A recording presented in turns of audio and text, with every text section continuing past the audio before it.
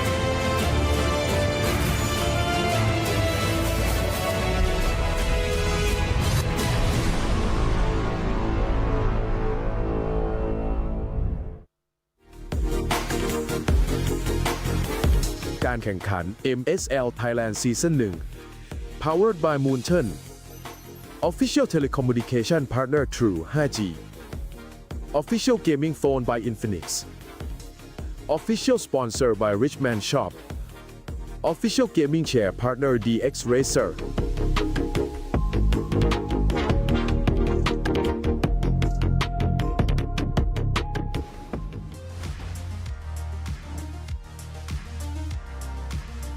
สวัสดีค่ะยินดีต้อนรับสู่ การแข่งขัน MSL Thailand Season 1 ค่ะ วันนี้นะคะก็อยู่กับมินนะคะรับบทเป็นพิธีกรคนดีคนเดิมค่ะสำหรับคนไหนนะคะที่อยากมารับชมนะคะความมันความสนุกนะคะสามารถมาที่หน้างานได้นะคะ Lido Connect ชั้น 2 หอ 3 ค่ะ นั่ง BTS นะคะมาลงสถานีสยามค่ะเดินทางง่ายมากๆเลยนะคะ และสำหรับใครนะคะที่ไม่สะดวกเดินทางค่ะสามารถชมได้ช่องทางออนไลน์นะคะทุกช่องทางเลยค่ะและแน่นอนว่าวันนี้นะคะเราก็ยังมีการแจกโคดี้เหมือนเดิมเลยนะคะสำหรับการแข่งขันของเรานะคะในตอนนี้เนี่ยก็คือมาถึงโค้งสุดท้ายแล้วนะคะก่อนเข้าเส้นชัยค่ะเราจะเริ่มเห็นแล้วนะคะว่าทีมไหนเนี่ยมี potential มากพอที่จะเข้าไปเล่นในรอบ play off นะคะสำหรับคู่แรกของเราในวันนี้นะคะนั่นก็คือทีมกระต่ายข้าง E Arena ค่ะเจอกับมังกรน้ำเงิน Hydra Esport ค่ะโอ้โหต้องบอกได้เลยนะคะว่าทั้ง2ทีมเนี่ยถือว่าเป็นคู่ตัดสินเลยนะคะมาดูกันว่าวันนี้เนี่ยชัยชนะจะเป็นของกระต่ายข้างหรือจะเป็นของมังกรน้ำเงินค่ะถ้าทุกคนพร้อมแล้วนะคะไปพบกับพี่แคสเตอร์ทั้ง3คนได้เลยค่ะ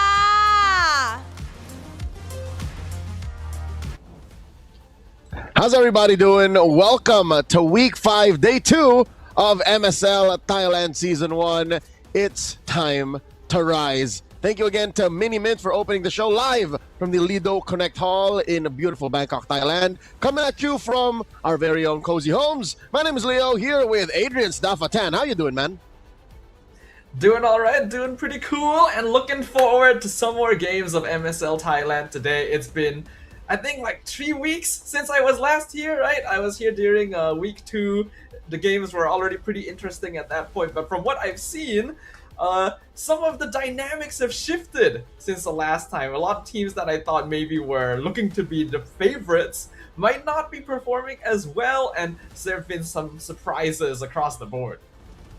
Some things have changed, some things have not, and I think that is what keeps MSL Thailand hot for a lot of people watching from the outside.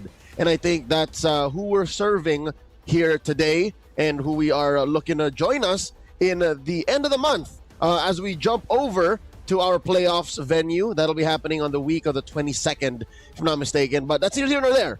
Today, we have 3 best of 3s coming your way. And sadly, one of them is between teams that cannot qualify for the playoffs. And then the other are between teams that are either middling or are still fighting for that secured slot.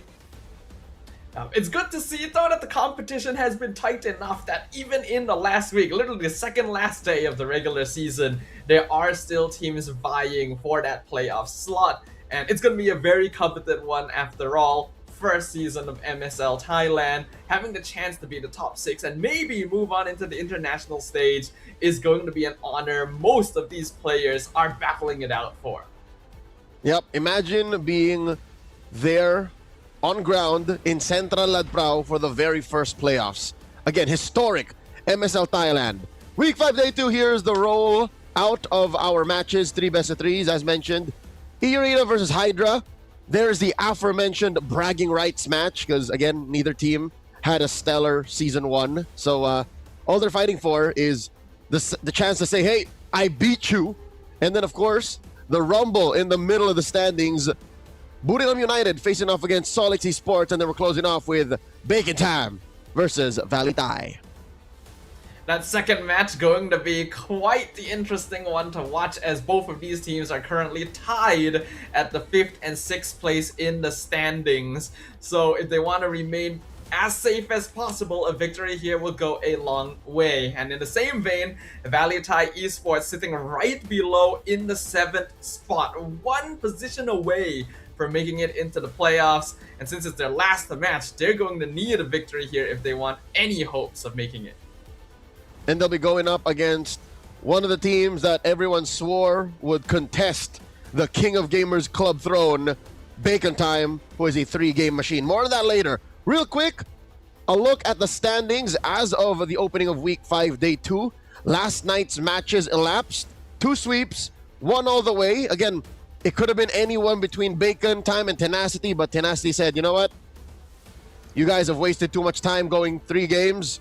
We'll take number 2. We have a better match win-loss ratio. And it's safe to say what, number 4 to 1 are secured. 5 and 6 still need to play out. Yeah, that 5th to 7th spot is going to be where all of the sparks are flying here at the end of the regular season. And today, once again, gonna be a very important day to determine it, with Buriram United and Solix both still having 2 games remaining, one of which is against each other. So hopefully we get to see them bring their A game. Everything that they've learned throughout the regular season needs to come together in this one conflict. So far, it's been a month and change of combat and competition. MSL Thailand has built a character for itself. Based on what you've seen, based on the matches you've called, Stafa, how would you describe the MSL Thailand metagame? It's an interesting question. I've only gotten the chance to cast here one day, and unfortunately I've been a bit busy to keep up with everything else, but from the little bit that I have seen, I'd say that the meta here in NMSL Thailand is in a developing state, where some teams are trying to figure out their own styles, other teams are trying to pick and choose from already well-known strategies that we've seen in other MPLs. I'll agree. And this is coming from the fact that we've accepted that it's a reset. This is against Season 1. And even a team like E-Arena, they are an invited squad. They were built with 2 imports, Wraith and Mijizi, from the Philippines. They should do well. Again, on screen now are Hydra Esports. They will be facing off against E-Arena.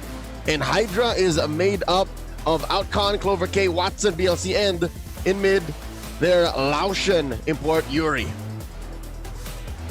This is going to be a battle purely for ego, purely for bragging rights. And we've got the head coaches walking up. We got Coach Dart and Coach Amzin, along with Head Marshal Cobb, to ensure that the match will go on with full competitive integrity and that everything will flow smoothly in the land of Dawn. That is the Thigh Chop Master Cobb. Nonchalant as always. He's here to enforce the rules of MSL Thailand, make sure both teams have a good, clean fight. E-Arena versus Hydra. Again, we're looking at Saturday, who is coming in mainly as a sub. We're used to seeing Mijizi, but it's Saturday playing today. And he's going up against Clover K. The stats skew slightly over to Hydra's jungler. Yeah, Clover K going to be having that slightly higher KDA ratio and a much higher teamfight participation overall, with Saturday slightly edging out in terms of GPM. Considering that it is going to be both of these teams' final matches in the season, and we already know that neither is going to have the opportunity to make it to the playoffs. I suppose if you have any players you want a chance to experience the stage, now is the time to do so. Stafa, indulge me. Why do you think E-Arena's taking the sweep? Just a gut feeling. Unfortunately, it's a little hard to say for certain because both these teams are currently occupying the bottom rankings of the charts. Both have only been able to take a singular victory throughout the entire season, and funnily enough, both were against Full Sense Esports. I went for the easy way out. I went for E-Arena simply because they had a clean sweep while Hydra scored 2-1. Same logic. I think that's where I'm coming from as well. And looking at their games, E-Arena seems to have a more diverse draft. They seem to rely less on comfort picks. And again, looking at the top 5 band heroes in MSL Thailand, if a lot of these go away, relying on your comfort picks is a dangerous thing to do. By being so expectant of, oh yeah, we're gonna get our hands on the Phobias, maybe we can get a Zushin. If you're E-Arena, you're a little more open. In their last match against ACT, which happened last week, looking at their 3-game draft, Adrian, you would assume they were playing on global ban. You would, wouldn't you? Because yeah, I'm looking at it now as well. The Hayabusa showed up in game 1, which isn't too unusual if all the junglers are gone, but then we saw the Leslie in game 2, and then the Eudora in game 3, which shows they're trying things, but not really having the most success with it. You might say that it's because of ACT. They also have a scatter approach to banning, but again, most pick heroes, if you see a Harith, pick it. If a Harley is out, pick it. And Phoveus, it's been big even in, you know, the big three regions. MPLPH sees a lot of first phase Phoveus bans. So here, it being open, I guess they're just like, if it's open, we pick it. We just pick it. Yeah, Phoveus in general is a very strong hero right now because not only does he match up well into many of the meta picks that are currently available, most of Phoveus's direct lane counters are not particularly viable either. So he just becomes very, very safe to open up with. Just by having him on your team, you basically deny your opponent Freya, Harith, Sora, all of these heroes that want to move around the map quickly and snowball. And because of that, even the big regions are paying respect to him. I recently just played one of the counters to Phoveus, Esmeralda. She's pretty useless right now. Unless you bully the opponent into submission and you beat them down to such a large advantage, that's the only way you're winning. Going into game one, we got Broken Walls. Again, random selection here. And we end up on a map where chases happen, weird angles of engagements begin, and I think this is a good way to start the series against two teams that have been struggling all season long. Yeah, I think Broken Walls as a map does enable some slightly different gameplay, especially with those early jungle rotations compared to usual. You gain a lot of power in bulkier, slower tank heroes like the Baxia, like the Fredrin, and also invades from Hilda and Khalid, which could promote slightly more aggressive early game movement. Coach Dart here, taking out the Marcel and the Zushin. What's left open? Again, the Phoveus, the Harith, that trade is still online. The Suyo, the Harley. Yeah, all very high contested picks. The Baxia also open, so noted to be a pretty strong jungle pick on Broken Walls. Funnily enough, I noticed that Guinevere doesn't seem to be very highly contested here in MSL. To be fair, even in the big three, Guinevere falls in the A+ or A- tier for most junglers, except if you're a specialist. I'm looking at M5 world champion Kyle as a Guinevere specialist. Everyone else kind of like, you know what I mean? Fair enough. It is a very high skill hero. You gotta know how to play it, and if you don't, then the utility of it does drop quite notably. Here we go. Opening pick. Do you go Suyo? Do you go Harley? That's the opener for a lot of draft. But nope, there it is. The aforementioned Gwyn. Okay. So Clover K. He's feeling Gwynny today. Well, it could still be a flex pick as well. One of the reasons why Guinevere is such a solid pick is because she can be played in multiple lanes. So it could be a roam, could even be an EXP if you're feeling a little bit risky about it. But E-Arena will go ahead and grab that Baxia and pair it up with the Kimmy too. Something tells me this is more of the Kimmy making the call here. It was banned by ACT Sports into Game 2 versus E-Arena last week.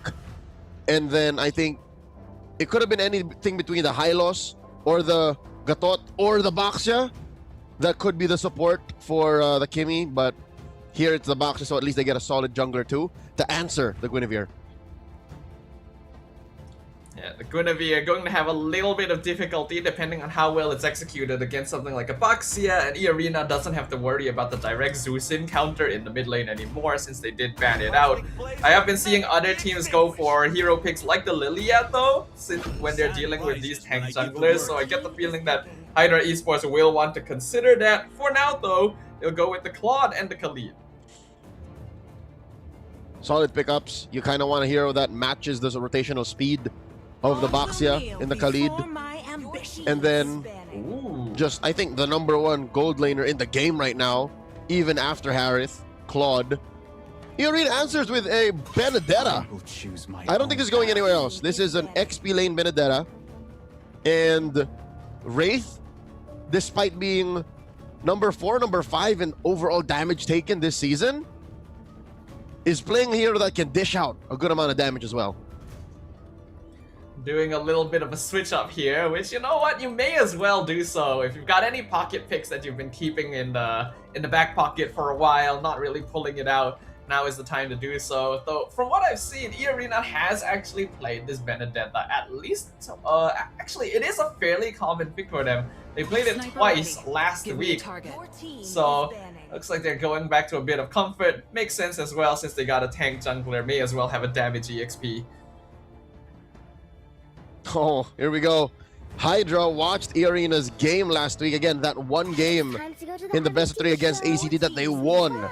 The Leslie gets banned out, which is, if you've been in tune with RG, like ranked games for the past, 2 years, or whenever Claude is a thing, Leslie is an answer. The amount of burst that Leslie does and the range she has denies Claude its main strength. So, good read here by Coach Aomzin. Getting rid of a pocket pick as well as a ranked game counter, as you pointed out, and then they'll also ban the Harley to finish things off. Kind of surprised he got this far, but Hydra banning that means that they're thinking the Baxia has the possibility of not going into the jungle, which is a curious thought process right there. They don't trust it. I wouldn't either. I wouldn't either, because that would be a great swerve if you go along the lines of a Hylos, and then the Baxia, or no, you go Baxia into the roam, and then Harley still in the jungle. That's just too fast. So they're going Yusenshin Gold. Huh. There is technically a flexibility to this. While it is less than ideal, you could actually still put Baxia roam in YSS jungle. And in this case, you could leave the draft pretty open, but then you would need some kind of fighter gold lane, which does feel a little bit strange. Hydra goes for the Zetian Blue, and then eArena finishes with the Sora. Okay. It looks like it is going to be that way. Oh. A roaming Baxia, a gold lane. Okay, Mijizi moved around. So where is Mijizi's going in the gold lane? It's a fighter Sora in the gold lane, and then a jungle Yusenshin. There it is. Alright, interesting. eArena doing something a little bit different for their final game here in MSL Thailand Season 1. As you pointed out, it is going to be that gold lane Sora. It's not the first time we've seen this. This has actually shown up internationally. Innocent comes to mind, all the way from M6. And could work, but hasn't really been that popular lately. I guess we'll find out what happens, because now this is a battle for ego, for pride, as both teams take to the land of Dawn. Snuffa. Oh my lord, wait, BLC, hey. Okay.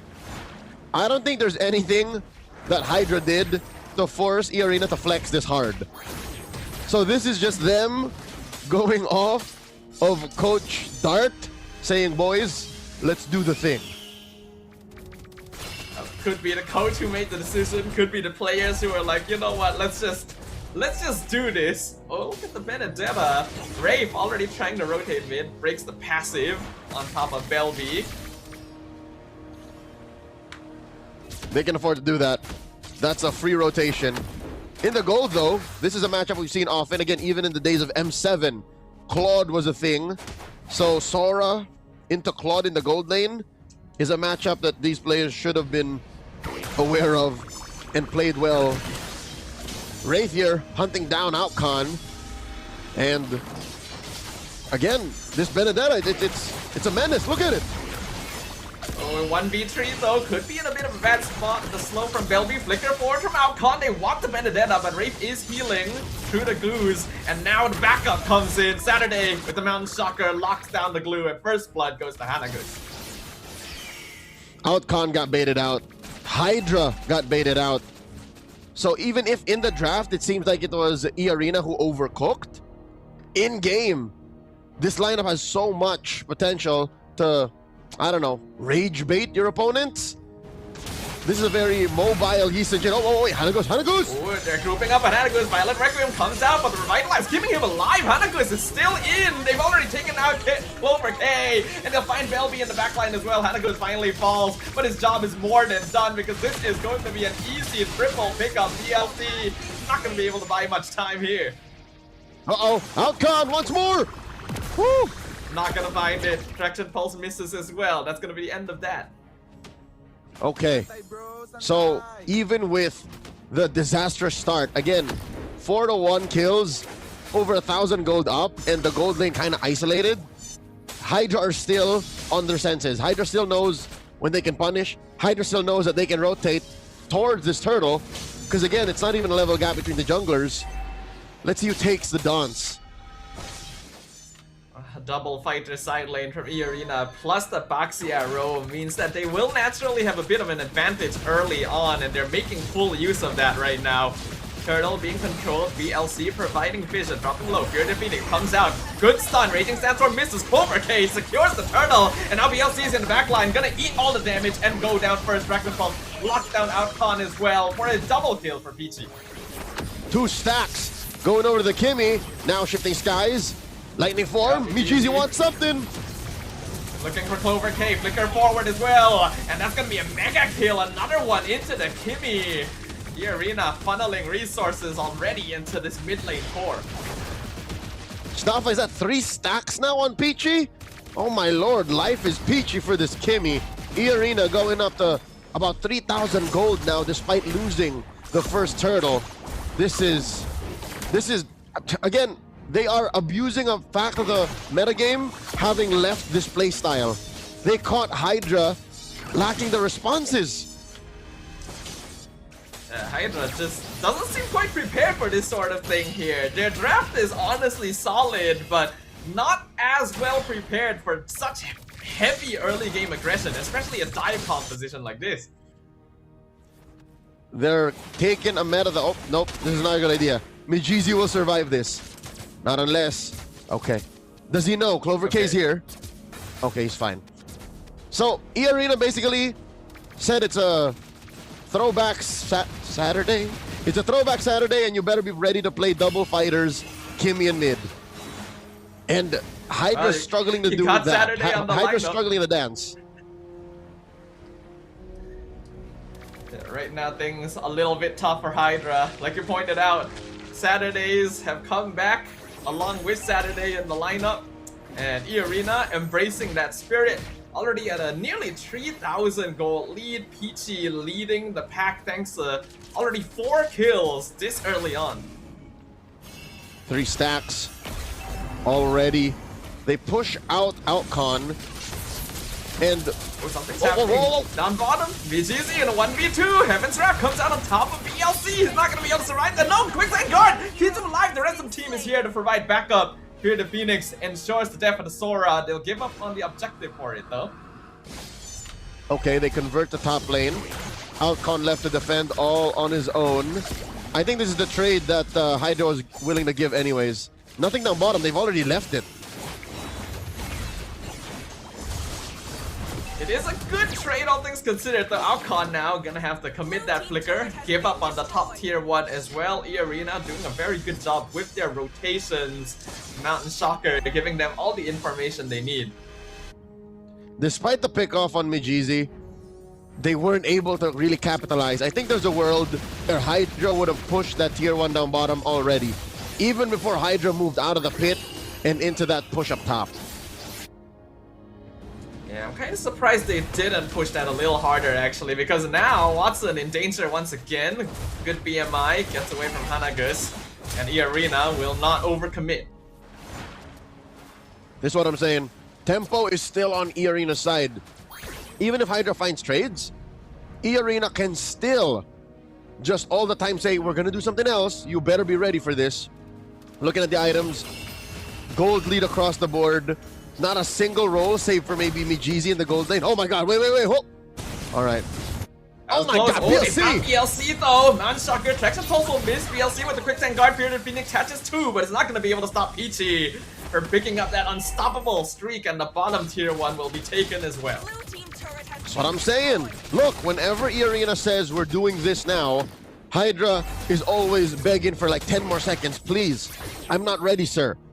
And they push it, they take down BLC, and now they're gonna go for the last turtle. Second turtle was an anomaly. But this time, oh, this is... E-Arena are forcing the late game early on. Yeah, I feel like Hydra really shouldn't try to contest this at all. They'll try to go in anyway, but the turtle's already secured, and now the grab gonna be launched. A good stun comes in, but shifting skies on VGC into backline. Violet Cream gonna capture him. Aura ends up being traded away, and the Blazing Duet keeps the rest of the arena away.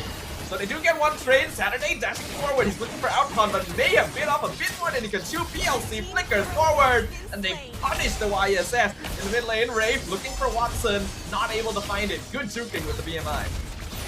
Uh-oh, Clover K. They back off. Okay, that's gonna be it, I think. No, BLC a little bit left behind here. Should be able to... Oh, Peachy with the flicker forward, but the quicksand guard once again healing up BLC, and Clover K comes in with the Violet Requiem, a shutdown on the Kimmy. Peachy may have miscalculated, and now it's all going sideways for the arena. Oh no. Miscom on how far they will take it after the turtle take. Miscom on where Saturday was gonna go and the rest of his team was gonna go. Peachy miscounted how much damage he can deal to BLC, and I could have sworn that Skypers are gonna proc maybe a second or half a second longer. Oh wait, nope, Wraith is fine. So this is all up to E-Arena to recover. Anagus is looking for Watson. They're actually missing everything. Watson sidestepping all the abilities they're throwing at them. Which means that Rafe has the back off. Anagus probably going to be left behind here a little bit. Revitalize keeps him alive for now though. So at the very least, E-Arena not punished. Impressive how even after that fumble, E-Arena gets 1,000 gold up still. And the map continues to shrink. So that's one of Hydra's main problems. I think Hydra needs to find more proactive plays, especially since I think Watson is almost ready. As soon as Watson builds that corrosion site, they should be able to pick off more fights. Even now with 2.5 items, Watson's Blazing Duet was pretty deadly. Even with the gold lead on E-Arena, the Claude alone is keeping up in farm, and we already know how strong Claude is under the current meta. Looks like Rafe is going to be doing some split pushing down bottom, so E-Arena wants to buy time on this Lord. Hydra holding on to it. Lord down to 40% HP. Hanago's coming from the back. Mount Shocker gives them vision. Shifting skies catches Watson in the backline, but Clover K still secured the Lord in exchange for his life. Will his team be able to win things out though? Saturday gonna be traded away. Watson gets found eventually. Peachy gonna be able to pick up that kill for himself. Rafe comes in from the flank, cuts off the Surge here, and it sets up the double kill for the Kimmy. And they find PLC. Nope, just a second too late, but has 3 kills for E-Arena. Just like that, Peachy has almost fully recovered the lost stacks on his Sky Piercer. And say what you will about how Hydra has been doing for the first 10 minutes of the game, but they at least know the strength of their jungler. The Guinevere comes in. Again, no one is as strong as a utility jungler in the pit when taking major objectives like this. And that was after a big Lord knock-up as well. So Hydra could have lost so much more. Instead, they just lost a little bit, and they took Saturday along with them. But this should still be at least a Lord that's defendable, and I think, yeah, if the map is read correctly, Lord's been taken care of. Yeah, they have a Claude, they have a Zetian on their side. Their late game shred is honestly pretty strong, so game is not over yet. And that last fight as well, pretty good synergy from Outcon and Belby, timing their abilities to make sure Saturday couldn't secure the Lord for free, just to keep themselves in the game a little longer. Whoop. Close call. I don't think they want to fight that one. I mean, if Outcon does get the mount, I don't see why he wouldn't maybe kind of force the issue. Because again, Saturday is a very vulnerable jungler. He just has one dash. Minion waves are being synced up slightly. Hydra able to clear the mid wave, but bottom wave is being dealt with by Ray. Maybe diving a bit too deep here. Pretty big comes out. Violet Requiem not really gonna hit as well, but the damage is building up. They're all funneling into Peachy. He's taking advantage of it. Clover K gonna be the casualty this time. No matter how good Hydra's front line is, there's still nothing compared to a Sky Piercer stacked Kimmy. So this is still an uphill battle. Hydra, they engage. Oh, beautiful engage right there from Hanagos. Rolls right into the glue, and Outcon really should not have been that far out of such low HP. Another Sky Piercer stack for Peachy, and that was the last external tower for Hydra. They force Outcon to take a nap. Patrick is just splayed out in front of his tier 3 in mid. So now Arena will be playing for the for the Lord. This could be the end of it. Again, even Outcon can't get any mounts anymore. Watson, I believe, should have his Trinity in, but it's clear that Arena have learned the range that Hydra is playing with. So he is on his way to a Malefic Gun, which I don't think will solve the issue. I don't think the Malefic Gun will fix it because Peachy is a threat, Miji's is a threat, Wraith is a threat, and he's playing with a Flicker. I don't blame him, but I think the Purify might have been a little safer. It's just, there's like 3 dudes trying to dive you.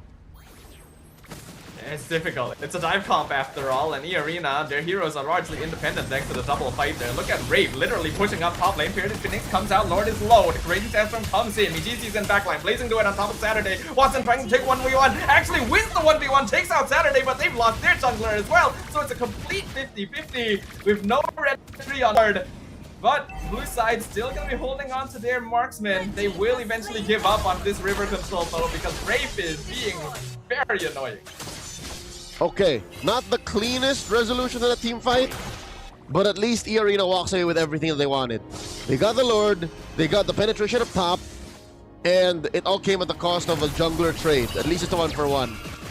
Would have played a little cleaner. Again, it looked like Saturday was waiting and was hesitant to actually commit the retribution, but here we are anyways. E-Arena could end it at this Lord, spawning about now. Yeah. Watson has managed to finish his Malefic Gun, so that is a fairly important item timing, but his team needs to be able to survive long enough for him to actually get the pickoffs. E-Arena, as long as they play this cleanly, this should be the end game. Orange going over to Peachy. Top lane is where the Lord is, so this is a good sync for E-Arena. Chubby Wave in the middle. Requiem. Requiem, they found one! Rave! One of the most important targets. That is first death of the game. Grab, gonna be able to find Hanagos as well. Revitalize comes out. Raging Sandstorm lands as well. But the damage not quite enough. Here's the tip. This guy! BJC! In the base, picks up trees, sets up the monster kill. Dismantles the backline. The Lord crashing in. Another minion wave follows. Mid tower will fall. E-Arena still 4-man strong. It's gonna be a 4v3 situation. Lord goes down, but Crystal is open. And E-Arena secures game number 1. Yes, they did pick off Wraith easy, but I think that was all according to plan. E-Arena baited out so many resources out of Hydra, and that's what led to the almost impossible defense. All they needed was Peachy, truth be told. As long as Peachy was around, and at least one person appeal, the end would have happened. Either way. Picking off the Benedetta was crucial there. Unfortunately, used too many resources to do so, and then kind of forgot about their positioning and got caught in a big shifting skies in the mid lane. We could see it right here, how exactly it happened. If not for that, there was still a chance of Hydra defending, but the moment those clouds connected, it was over. Now, after seeing that sequence again, it seemed like Watson wasn't spoken to. Because he was the only one who held onto his ult and said, guys, wait, there's a Lord. Maybe we should deal with that first. And looking at that clip again, after the Requiem, for Fury the Phoenix also came out after. And then a Raging Sandstorm. So within like 2 seconds, 3 ults just came crashing out just to take out one Benedetta. So the math does not check out for me. I think Hydra need to, if they want to take it to game 3, clear out their communications. Like, talk about it. What are we doing first, gentlemen? There's a minute left to defend. What do we do? I think that they could have done better here in game 1. Yeah, that base defense, like you pointed out, they used so many resources for the Benedetta, and it honestly is worth it to pick off Wraith because he had not died the entire game, and that way you can at least keep one lane alive. But there should have been a faster decision of it's time to back off once we've gotten that kill, and there was a bit of desperation where can we actually continue pushing this or not, and that cost them. Our MVP is, of course, Peachy. Again, the clear carry of E-Arena here in game number 1. An early Sky Piercer. And, a build that is how you would expect ranked game Kimmy's to go. To be fair, Kimmy has fallen off. She's no longer like the go-to mid laner now, so maybe this is just how the build has evolved eventually. It is a possibility, but yeah, I mean, Glowing Wand definitely makes sense, and then you want that Divine Glaive, Sky Piercer, since he's already farming so well anyway. Then the Demon Hunter Sword on top of that, probably to break through the tankier front line. I feel like it wasn't the most necessary, but Peachy so far ahead at that point that he can just go for really whatever he feels like is necessary. Again, died once, had his stack split then, but kept his eyes on the prize. He knew after that one death that he cannot die anymore. It was an all-in on this Kimmy. Again, the one member of the lineup that wasn't dive. So, again, a true tentpole lineup drafted by E-Arena. Well played. Again, they were in control of the game for a majority of it. I'd say, what, 95% of the game? They were the ones calling the shots. It's nice to see E-Arena bring back the terror of the double fighter side lane. There's a reason why this strategy dominated competitive for a good couple of months last year, because it's so strong at securing objectives, at taking early team fights and snowballing into the mid game. If you already have multiple Sky Piercer stacks on that mid lane core as well, it becomes so much easier. Man, must have been, how do we say, sweet? Bittersweet for Peachy to do this, because he once wore those colors. He was once black and blue, or in this case, white and blue. But yeah, no, he was once Hydra, and to play against him now, to be at the bottom of the standings doing this, it's more than just pride, it's more than just bragging rights, it's a reunion. And he's sniggering now, saying, look guys, I'm on the other side, but looks like we're one game away from taking the series. And you and I predicted this. You and I predicted a sweep.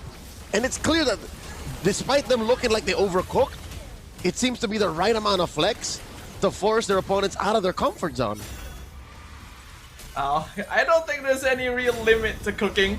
Sometimes you want just a simple meal, but nothing wrong with a fancy 5-course dinner happening right here from E-Arena. And it's nice to have this throwback. Like you mentioned as well, Peachy getting a bit of a window into the past here, looking at the team he used to be part of and now seeing their comparative success. So both teams are not making it to the playoffs regardless, so it is just another step in the journey. 15 minutes. There was but one stumble. Again, that stolen Lord by Clover K. E-Arena could have been cleaner, but they cooked. They showed us. So I'm excited. Stafa, what could game 2 bring? Will they bring us another different old school lineup, or are we gonna see? I don't wanna over expect, but what if? What if we switch it up? What if we do get a utility jungler, huh? What if Saturday? Does Saturday have a utility jungler? That would be nice. Well, we don't really know yet, right? He hasn't exactly had a chance to play on stage up until now, so it is a pretty good showing to start things off. The double fighter side lane in the first place is really enabled largely by having Yi Sun-shin in the jungle, because you do need some kind of farming core without a proper marksman. So if the Yi Sun-shin gets taken out for whatever reason, then it becomes less likely, but with the number of meta heroes you have to worry about, is it really worth spending one on the YSS, or would you be more concerned about the Benedetta? Because I think that was stopping them from being able to play the macro game too. These are questions that their opponents in ACT had to figure out. In game 2, game 3 against the Arena last week. What was that? Friday last week. Was that a Friday last week? 10th of May. No, Sunday last week. They had to ban the Benedetta in game 3. So yeah, Wraith on this very damage-centric, very agile XP laner could be the threat. I'd say do that. I say address that first before even the Lee Shin. And maybe respect the Sora. People are forgetting Sora. He was a very broken hero in the last World Championship, right? M7. I don't think they changed much of him. Sure, Valentina is a thing, but we didn't see Valentina at all in game 1. Yeah, Sora's presence in the game now is largely impeded purely by the existence of Valentina and Phoveus, right? So if Phoveus is banned out, and you know that the enemy team doesn't really have a Valentina player, or they've already shown their mid lane, then Sora becomes a much higher possibility, and we got to see it today in the gold lane as well. So the flexibility of the hero is still very, very high. It's just, if you're already gonna ban the Benedetta, then how many more slots can you afford to spend? I think that's a conversation that they gotta have with Coach Aomzin. Coach Aomzin has to be the one to say, we're afraid of this, we respect this, and then everything else just goes. So them playing very to the meta in game 1 may have been halfway there. And that's why, despite the whole overcooking of Arena, they served a better dish.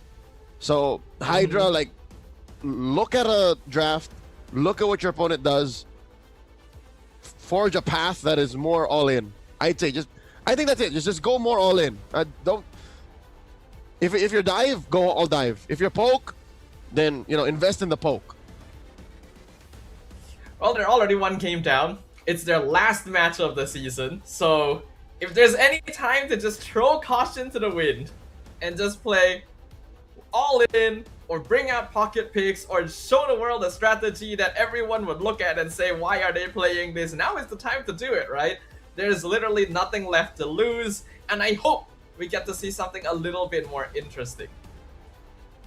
Yep. There's no half-seas. There's no going half-seas on this, Staffa. It's literally... Is it literally their last game this season? I believe so. For both teams, actually. I'm looking at the schedule. That's it. This is it.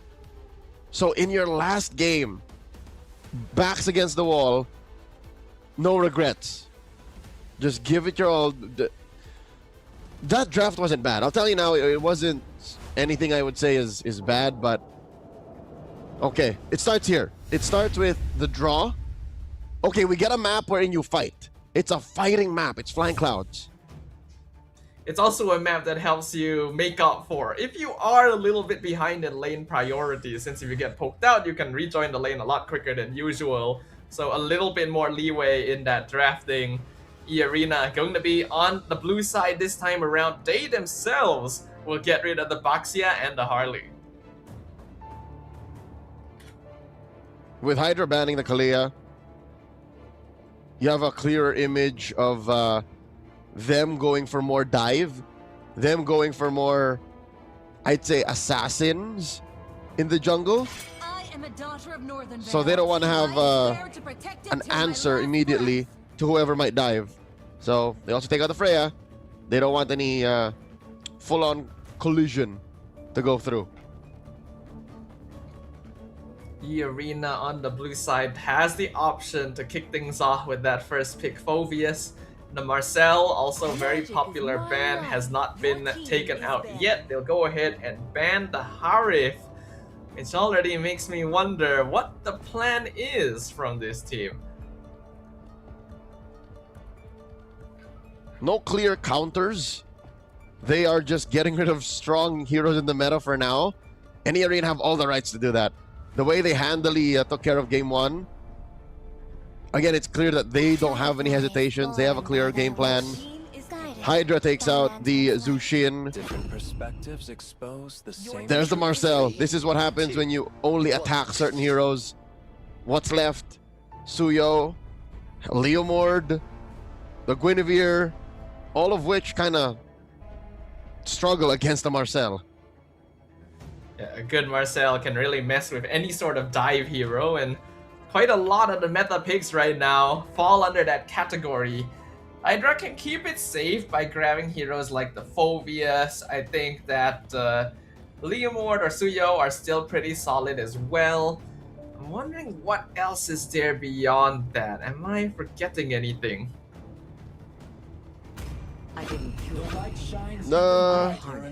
That's one, again, despite the struggle. You have the Leomord. They say, you know what? Matchup be damned. We'll just time out the golden hour. We'll even get one ourselves. And deny Wraith the Sora. Or Mijizi in this case. The Sora. And then you get the other half of that matchup. Leomord Suyo and Peachy's Kimmy. The Peachy played a mean game on the Kimmy in game number 1. However, this time around, they're not going to have quite as much setup as before. You already have the Marcel, who's going to be squishier overall than the Roman you had previously, which was the Baxia, of course. And then you also had Double Fighter's side lane helping you set up even from the early game. You no longer have that to play around, nor the Yi Sun Shin to open up the map for you. So we'll see if that affects how successful this pick is going to be. One more. Our cosmic blaze will never be They get the Claude steal again. I believe the #1 gold laner in the game right now. Anyori doesn't have one yet. But, again, they proved that in game 1. It's not about the matchup. It's not even about the singular strength of the hero in a vacuum. It's what the lineup does. And so far, Irina are cooking. They put Hydra up against the wall here. I think Hydra should take out... They know the mid laner. Carry? Get rid of Carry, get rid of Moskov. Those are the only gold laners that are coming to mind. Yeah, those would be the most direct answers. Harith is usually going to be able to do well, but it's already banned. I was under the impression that Hydra wouldn't need to ban Leslie this time around, since I think the setup for it is just not solid enough to be worth picking, but I guess they're just really concerned about Mijizi on that hero. It seems like a superstition at this point. It's like, nope, Claude should never face a Leslie. And this is our step towards at least forcing game 3. So there's the respect bans for both side laners. Wraith gets denied the Benedetta. And then the Phobius and Khalid go. Am I saying Arlott? Yeah, that's true. Arlott not so bad, but also kind of a risky ult to maybe give away to the Valentina. Now here's just a thought, right? We already saw Irina cook last game by showing the Baxia early and then flexing it into Rome. What are the chances that this is a Suyo EXP flex? I hope 0. I don't see a reason why in the jungle you would not put the Suyo. It's literally... I'd still think, if Claude is to the gold lane, Suyo is to the jungle. Coin flip between him and Harley. At least from where I come from, at least where I'm seeing it. So, I don't think it's a flex. I think we really are seeing the jungle Suyo. There's the Harley. There's the Ruby. And is this, oh my lord, another gold lane fighter? Is this Ruby? It is! Wow, that's a... Irina really giving us a throwback this match right here. First the Sora gold and now the Ruby gold. I would say in comparison, Ruby definitely does not feel as good in the gold lane compared to before, and I say this as a Ruby main myself. You might do okay early on against the Claude, but the mid game will really come down to how good that setup is. And a Ruby Arlott together provides a lot of crowd control, but is overall quite squishy. Hey, who cares if you're squishy? If you just kill them all eventually, right? If you take them out before they can even fight back. That's what Peachy's Kimmy is for. That's what the golden hour is for. It's an escape button. Hydra close up their draft with a... That's not a Hydra. That's a big dragon. A Yu Zhong, who's going to hunt down that Kimmy. I think it's a half measure. Staffel, correct me if I'm wrong. I think the Yu Zhong now feels like a half measure. It feels like a bandage over a bullet wound. I do have to agree with you a little bit. It's not actually a hero that will guarantee win lane against the Arlet as well. If Wraith plays well enough, he can actually outperform that Yuzong. So, Outcon going to need to do a little bit more work this time around. Is that actually a role swap actually happening on their side as well? We'll find out, because we are jumping into the Land of Dawn once again, game number 2. Potentially the final game of the season for both these teams. Here we go. Again, the question, is that Yu Zhong enough to stop Peachy from getting a back-to-back MVP? And is there a swap? Nope. I think they all went exactly where we thought they would, yeah? Okay, yeah. Yep. Confirmed. Looking at the state Clean. of the issue here. Side lane priority should honestly go to Oh, Blade Surge right into the 2K Lover once again, but looks like VLC gonna be able to respond with a Revitalize on Saturday, not having any more cooldowns left. First Blood to VLC, another flicker as well from Hanagus. That's uncharacteristic of a Suyo to overcommit like that. And I don't blame him. Again, in game 1, it was a Zitian. This time it's a Valentina. Oh my lord, Wraith! The shot energy close. almost takes him down. And looks like Belvy might be here to finish the job. Nope, not gonna risk it there, but not a great start for E-Arena. We know how important those first few levels are for any Suyo player, and they just underestimated how tanky BLC can be. It's a combination of BLC and Belby. That a chunky amount of meat on that Gatot Kacha with the Revitalize plus Valentina's early game damage is what did it for E-Arena, and now even Hanagus is struggling. I appreciate how Hydra is putting their foot down saying not so fast. Game 1, you got us, but this is a full reset. Hydra is first to the turtle. I would say Hydra definitely has the more solid composition this time around. Their early game is good, they've got enough front line. Hanagus is here to provide vision, but he knows they're not contesting that. They're actually trying to trade for top lane instead, but Watson can survive just fine. The fact that Peachy had to join up means the range issue between the Ruby and the Claude is really pushing it. Oh, wait, BLC! He's fine. That's close. They'll have to revitalize though, so even if it got a little more dangerous, probably would have been okay. It's like Outcon now also being outtraded by Wraith a little bit, but the Arlet has to be a bit more cautious. Here's the trade, one hit away! Star Residue heals him back up. Up top, they're not letting up on Watson. Again, Mijizi understands he's not going to be winning that anytime soon. So at best, they keep it at equilibrium, and then they play for the bigger objectives, which is, again, where one would argue the I'm offended would do much more. So till then, E-Arena has to wait for this cheese to come online, for this Kimmy to get stacks on what I would assume is the Sky Piercer. Did Peachy build it already? Whoa! Oh, Flicker! Final slash into the Traction Pulse! A great combo! One hit on Outcon, and Peachy will find it. Great duo gank from E-Arena. Okay, they're finally on the board. They keep that gold lead honest, and they are going to get some free hits on the shield. Will Mijizi survive the mirror? Because it's their turn. They want to get him. AOG, Phantom Steed, Blazing Duet, all the ultimates being committed at once. A 4-man collapse. Mijizi is not surviving that one, and Golden Hour a bit too late to save him. But it will prevent Hydra from getting any gold shield. Oh wow, E-Arena, the tempo still through the roof. Despite that pick off on Mijizi in the off lane, in the long lane, they still get the takedown tier 1 and then steal the purple. Blade Surge onto BLC. He has revitalized, so the Gatot will live for now. Traction Pulse misses too. The Arena not gonna find the pickup they wanted, but they will get first dibs on the turtle. Hydra a bit slow to respond. Rave gonna get dragged under the tower. Phantom Steed comes out. Clover wants to contest this. Black Dragon Form gonna be frozen, but the Golden Hour catches Peachy and Outcon. Turtle dropping low. Black must slash on tree from Rave. Clover goes down. Saturday secures the turtle. Does the Arena want to continue this? Nope, they got what they wanted. Hanagus left the fight so much earlier, but it was enough. That golden hour to delay the turtle take led to Clover K overcommitting.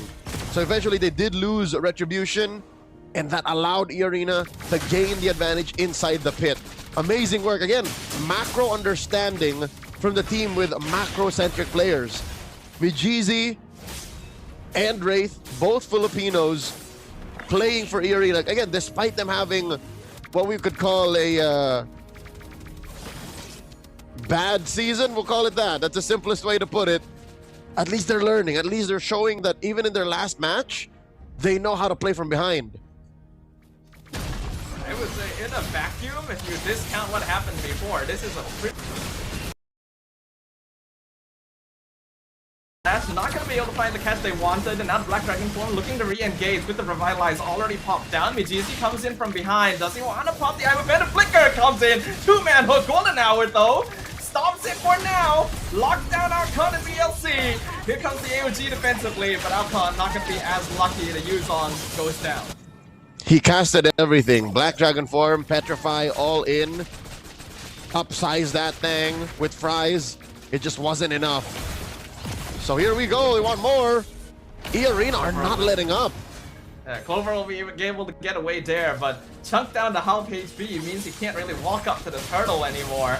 E-Arena's timings have been clean. Flicker backwards as well just to stop Clover. Phantom Steed is out, but he's already on 10%, and Mijizi finishes off the Leomord free turtle for Saturday. 2,000 gold up now. E-Arena push the tempo again ever faster, not letting Hydra breathe. Moves on to take this orange, starving Clover K even more. And oh my lord, final slash! Woo! Dre forces the BMI out, and Watson pops Blazing Duet as well. Saturday, oh, nice dodge. I'm surprised that didn't connect. Watson might get out for now, but Hanaga is gonna make him work for the escape. Goes for freeze, traction pulse. Belby dodges at the perfect time, but the tower will fall. Call it a technical knockout. They shaved off at least the flicker. E-Arena are in control. The first 5 minutes did not happen. The first 5 minutes have been nullified, and there's not even permanent damage on the map to make for it. Hydra have to play from behind now, and it's all on Watson. Once again, like game one, it's all on Watson. I mean, it's not uncommon for Claude players to have to shoulder the burden of their team, but you typically want that to happen a little later into the game.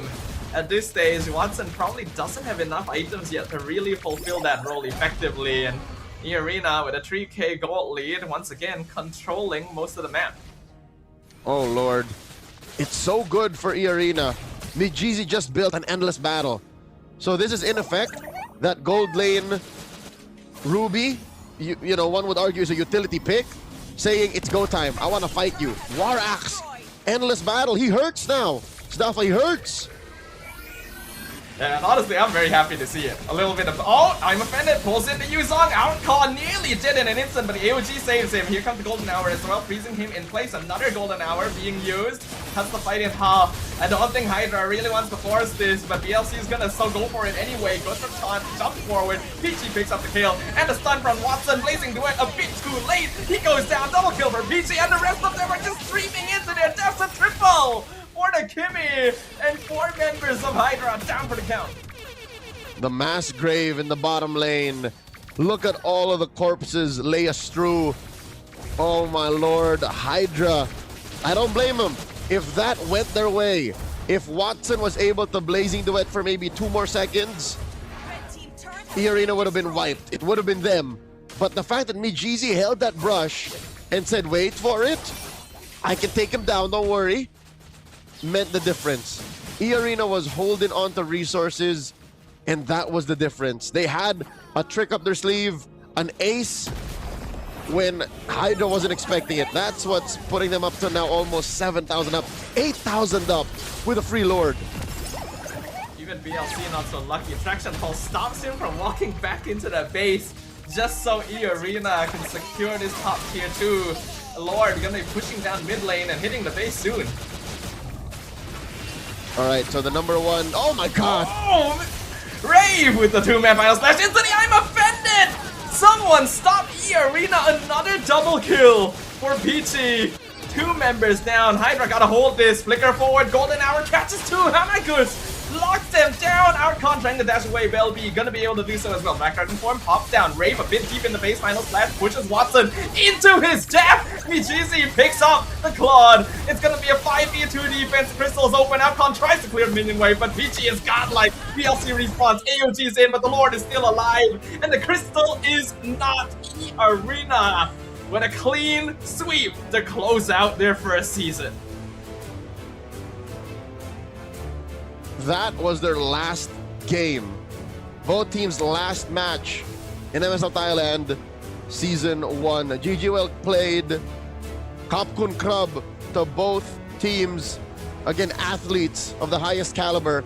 Despite struggling in this season, he still put it all on the line for all of the MLBB fans in Thailand and all around the world. GGWL played the Hydra. E-Arena takes the dub. And I hate to say it, but it's deja vu. It's almost the same game, Staffa. Almost literally the same game. Yeah, it feels like Hydra Esports is just not respecting the early game rotations and playing a little bit too slowly. They had a solid composition. They actually traded quite well in the first turtle, but after that, there was a dedication breakdown where in certain fights they dived way further than they needed to. I mean, they committed to dive heroes, and they were winning the first, what, 2 to 3 minutes? I get why they were forcing the issue. I understand where it's coming from. But to some extent, you gotta understand, wait, I have to not force anything and just wait for me to ค่ะตอน settle. นี้นะคะเราก็อยู่กับผู้ชนะนะคะทั้ง2คนนะคะจากทีม E-Arena ค่ะ ขอแสดงความยินดีด้วยนะคะ โอ้โหถึงแม้ว่าตอนนี้นะคะจะไม่มีผลเนาะต่อตารางคะแนนแล้ว แต่ก็บอกได้เลยว่าวันนี้ทีมทั้ง2ทีมนะคะแสดงสปิริตการเล่นได้ดีมากๆเลย เดี๋ยวก่อนอื่นนะคะให้แนะนำตัวก่อนละกันว่าชื่ออะไรเล่นตำแหน่งอะไรค่ะ สวัสดีครับฮานากัตนะครับจากทีมเอลิน่าตำแหน่งซัพพอร์ตครับ โอเคค่ะ สวัสดีครับซัตเตอร์เดย์ครับเล่นตำแหน่งป่าครับ โอเคค่ะเดี๋ยวสอบถามความรู้สึกกันหน่อยดีกว่าว่าวันนี้เนี่ยแบบความรู้สึกเป็นยังไงบ้างที่เราเนี่ยได้แต้มทิ้งทวนก่อนที่จะจบรอบเก็บคะแนนไป ก็ดีใจครับก็ทำเต็มที่ในทุกๆแมตช์ครับ ก็ดีใจเนาะอย่างน้อยวันนี้เราก็ได้แต้มเนาะทิ้งทวน ก็รู้สึกดีใจครับ แต่ว่ารู้อยู่แล้วว่าจะชนะ เพราะว่าวันนี้วันเสาร์ อ๋อ เพราะว่าเราชื่อ Saturday แล้วเราแข่งวันเสาร์เฮ้ยจริงๆเราไม่รีเควสก่อนนะถ้างั้นอ่ะพี่ผมขอแข่งทุกวันเสาร์ อย่างน้อยเราจะได้มีกำลังใจเนาะผ่านไปเป็นที่เรียบร้อยแล้วเนาะสำหรับการแข่ง MSL Thailand ของเราก็เป็นยังไงบ้างคะเรามีความรู้สึกประทับใจอะไรบ้างในการแข่งในครั้งนี้ค่ะทั้งหมดเลยที่แบบเราแข่งผ่านมาทั้งหมด เริ่มโยนไมค์กันแล้วตอนนี้ ก็รู้สึกดีครับสนุกครับ ก็แบบได้เจอหลายๆทีมพอเจอหลายทีมเราจะได้เก็บแบบไปเรียนรู้แผนของทีมอื่นๆไหมเอาเก็บไปไว้สำหรับการแข่งครั้งหน้าอะไรอย่างงี้ใช่ไหม ใช่ครับ ฮานากัสพร้อมยังคะต้องพร้อมแล้วล่ะ ก็สนุกเลยครับก็ขอบคุณกองเชียร์ทุกคนที่มาเชียร์ด้วยนะครับขอบคุณครับ ไหนๆเนาะคือเราเนี่ยเรียกได้ว่าเจอหมดทุกทีมแล้วเซียนเลยตอนนี้ คือรู้แผนของทุกทีมแล้วเดี๋ยวเจิมให้หน่อยคิดว่าทีมไหนน่าจะได้แชมป์ KOG ครับผมว่า KOG ตอนนี้โหดมาก เนาะก็แบบหัวตารางอะเนาะก็ KOG King of Gamer ฮานากัสอะคะแบบเผื่อมีทีมอื่นในใจ ผมบุรีรัมย์ครับผม บุรีรัมย์เนี่ยเขาแข่งต่อด้วยเดี๋ยวนั่งดูต่อเลยปะ เชียร์ ก่อนอื่นเลยก่อนที่จะให้นักแข่งไปพักนะคะ เดี๋ยวให้เขาพูดอะไรกับแฟนคลับเนาะที่คอยมาเชียร์เราทั้งหน้างานแล้วก็ทางออนไลน์ค่ะ สักนิดนึง ก็ขอบคุณทุกคนที่มาเชียร์นะครับ ผมก็ทำผลงานได้ไม่ดีแต่ก็ทำเต็มที่แล้วครับขอบคุณครับ โอเคเลยค่ะ ก็ขอบคุณแฟนคลับทุกคนที่มาเชียร์ครับแบบว่าเหมือนที่พี่ก้าบอกเลยถึงว่าผมจะทำผลงานได้ไม่ดีแต่ก็ขอบคุณที่ยังมาเชียร์อยู่ครับขอบคุณมากจริงๆครับ ดีแล้วเก่งแล้วเดี๋ยวเราไปพัฒนาเพิ่ม เพราะว่าเราเจอทุกทีมแล้วเดี๋ยวเราไปเก็บแผนเขาเนาะก็เดี๋ยวยังไงนะคะ ขอขอบคุณทีมอารีนาทั้ง2คนนะคะบอกได้เลยว่าสปิริตดีมากๆจริงๆ เดี๋ยวตอนนี้นะคะ ให้นักแข่งของเรานะคะ ไปพักก่อนเดี๋ยวกลับไปเจอกับพี่แคสเตอร์ทั้ง3คนได้เลยค่ะ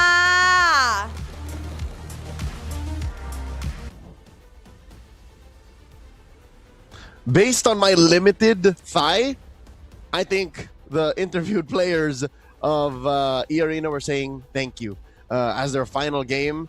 Thank you still to their fans. Thank you to those who supported them. And thank you to MSL Thailand as a whole for the maiden voyage, the run, the once-in-a-lifetime experience to be part of something like this. Honestly, watching E-Arena play here today does make me feel a little bit upset that they're not going to be making it to the playoffs, because this was pretty fun gameplay to watch, right? Pretty solid drafting, a bit of a throwback to the previous meta that we saw with the double fighter side lane, and it resulted in very bombastic gameplay that's honestly very entertaining to witness. Also, quick insights from our good friend Facepalm, who is live translating as we speak. Saturday, and Hanagus were asked, who do you think will win? MSL Thailand, the whole damn thing. Saturday says KOG, and then Hanagus says Buriram United. Let's award our MVP here. It's Wraith with a 2-0-9, who towards the later part of the game was literally just letting go of final slashes like it was out of style. His final slashes were game-ending.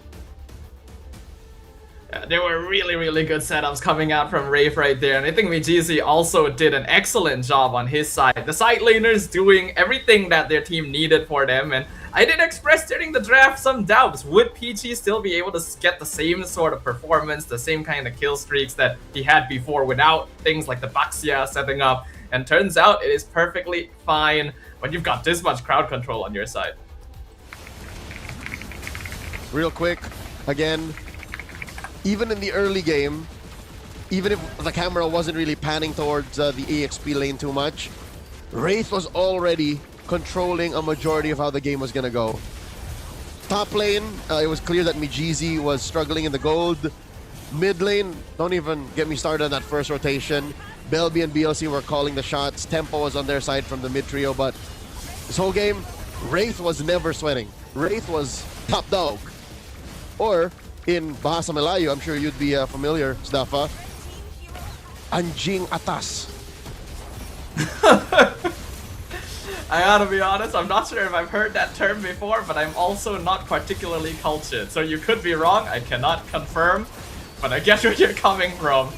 Very impressive gameplay coming in here. Once again, from the members of E-Arena, and it makes me wonder, like, hey, where was this kind of gameplay, these kinds of strategies throughout the rest of the season? Maybe you could help them eke out a win or two here or there, but it's a learning experience, and I'm glad that they were able to get a clean sweep here to finish things off. Yeah. Maybe it can be a challenge to the teams that Saturday and Hanagus were looking up to, you know? KOG, unbeatable. Buriram United, big name in Thai esports and sports in general. Maybe they could be, you know, the ones to follow through and say, okay, E-Arena, we see your game. We see how in 10 minutes you swept Hydra. We'll start to figure out how to play fighter gold lanes again. Who knows? I don't think that's impossible. Knowing Payen is #1 gold laner right now. I think he can. Yeah, I wouldn't be surprised if we start seeing this show up more from other teams here in MSL, because it is a very effective way of securing that early game, and we all know how quickly games can snowball nowadays. If you can win those first couple of minutes, it sets you up for success as the game progresses, and who knows, maybe this could be the first step, right? We might see other NPLs start readopting this old strategy. It's refreshing. I missed it. because in high tempo games, it's usually always fun. It's rarely a macro game, and it's always death ball. Like, team fights lead to the objective being taken. So consider me entertained. E-Arena, hats off to you. Hydra, back to the drawing board. It's just good old MLBB fun, right? A lot of us probably stuck with MLBB because of the fighting. We all like brawling, we all like death balls, so seeing it condensed into its purest form is always going to be a good time, and hopefully this is not just a learning experience from E-Arena about how they can improve next, but also Hydra to figure out what the flaws were this season around and come back stronger next time. And that is our first series of the day. Again, we've got 3 best of 3s coming your way. We're down to 2 more. Coming up next, we will be watching Buriram United going up against Solix Esports, and then to close off the night, Bacon Time, the 3-game machine going up against Valley Thai. We're going on a quick break. Once again, you're watching MSL Thailand Season 1. We'll be right back.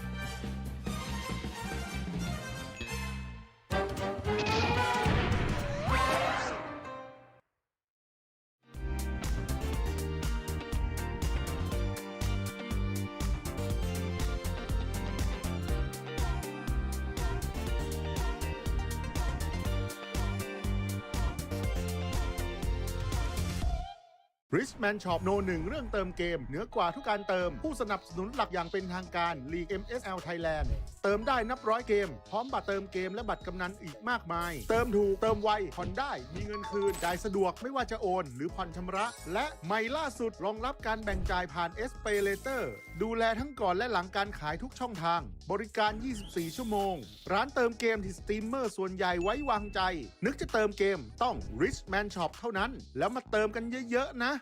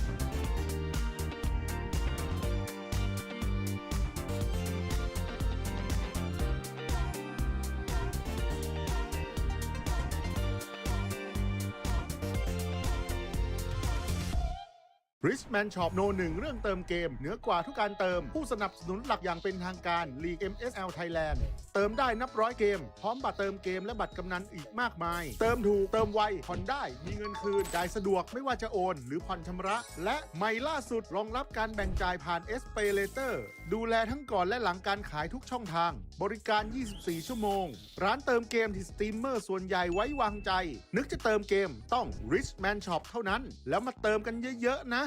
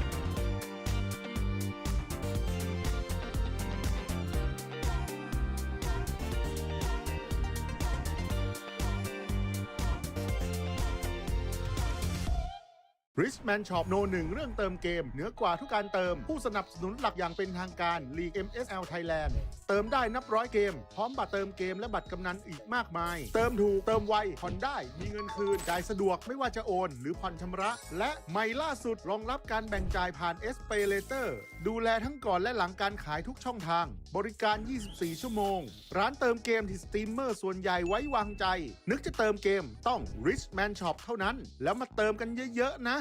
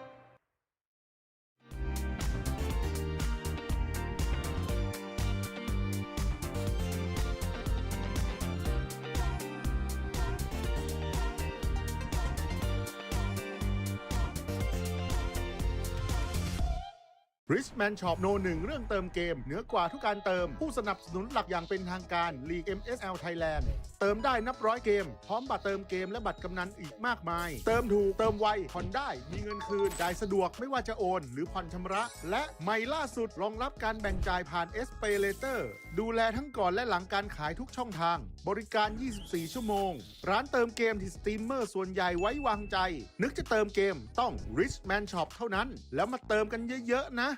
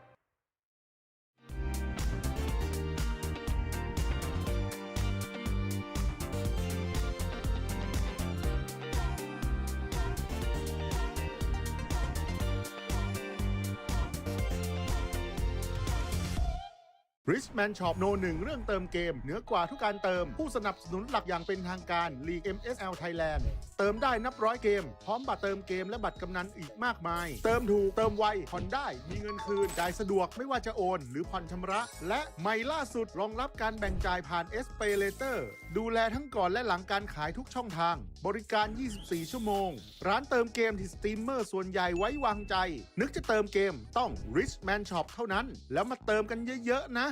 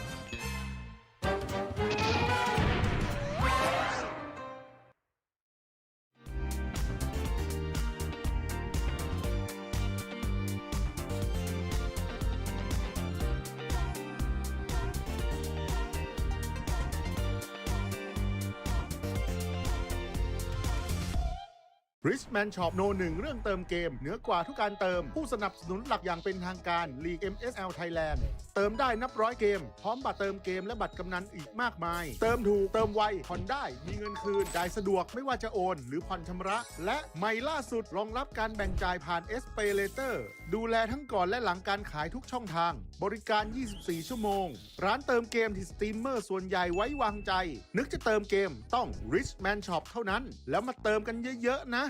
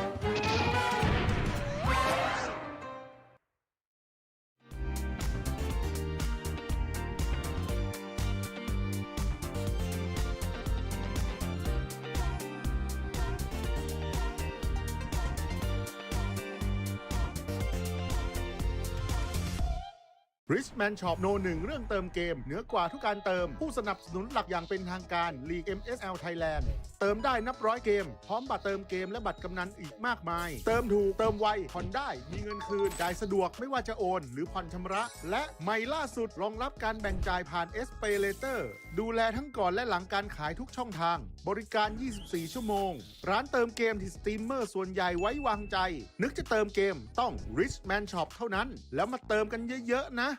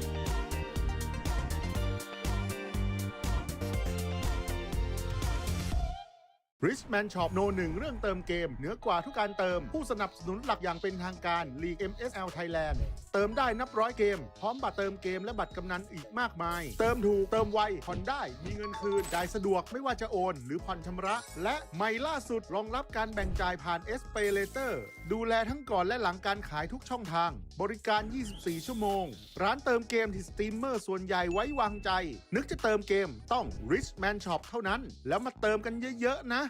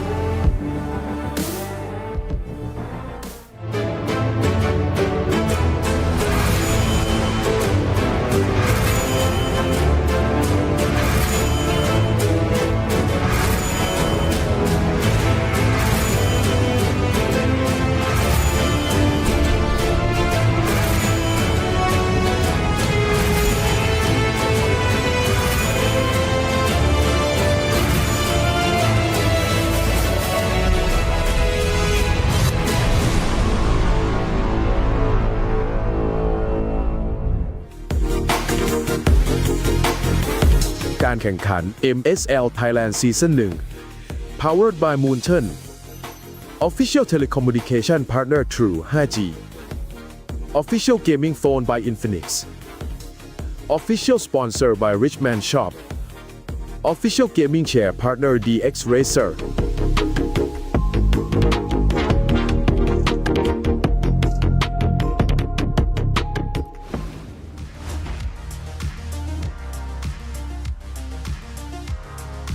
กลับมาเจอกับมิ้นท์แบบนี้นะคะ ก็แปลว่าความสนุกความมันในคู่ที่ 2 ของเราเนี่ยกำลังจะเริ่มขึ้นแล้วค่ะ บอกเลยนะคะว่าแมตช์ที่กำลังจะเริ่มเนี่ยเป็นอีก 2 ทีมนะคะที่กำลังลุ้นเข้ารอบเพย์ออฟค่ะ มั่นใจได้เลยว่าแมตช์นี้นะคะทั้ง 2 ทีมเนี่ยงัดออกมาทุกแผนแน่นอน ไม่มีใครยอมใครแน่นอนเลยนะคะในแมตช์นี้ทีมแรกนั่นก็คือทีมนักรบสายฟ้าบุรีรัมย์ยูไนเต็ดอีสปอร์ตค่ะวันนี้นะคะต้องมาเจอกับทีม30 บวกดีวะอย่างโซลิกอีสปอร์ตนะคะโอ้โหทีมนี้นะคะกำลังมาแรงเลยและตอนนี้นะคะมีผู้เล่นใหม่ที่กำลังเป็นขวัญใจของแฟนๆเลยอย่างพี่เสกนะคะจอยสั่งมานั่นเดี๋ยวมาดูกันนะคะว่าวันนี้พลังเบฟเนี่ยจะสามารถสยบความเก่าของพี่ๆโซลิกได้หรือเปล่าหรือว่าจะเป็นพี่เสกนะคะที่จะจูนติดตบหมดในวันนี้ได้ไหมนะคะตอนนี้นะคะทุกคนเตรียมตัวให้พร้อมเลยค่ะน้ำขนมนะคะอยู่หน้าจอรอได้เลยเพราะว่าแมตช์นี้บอกได้เลยว่า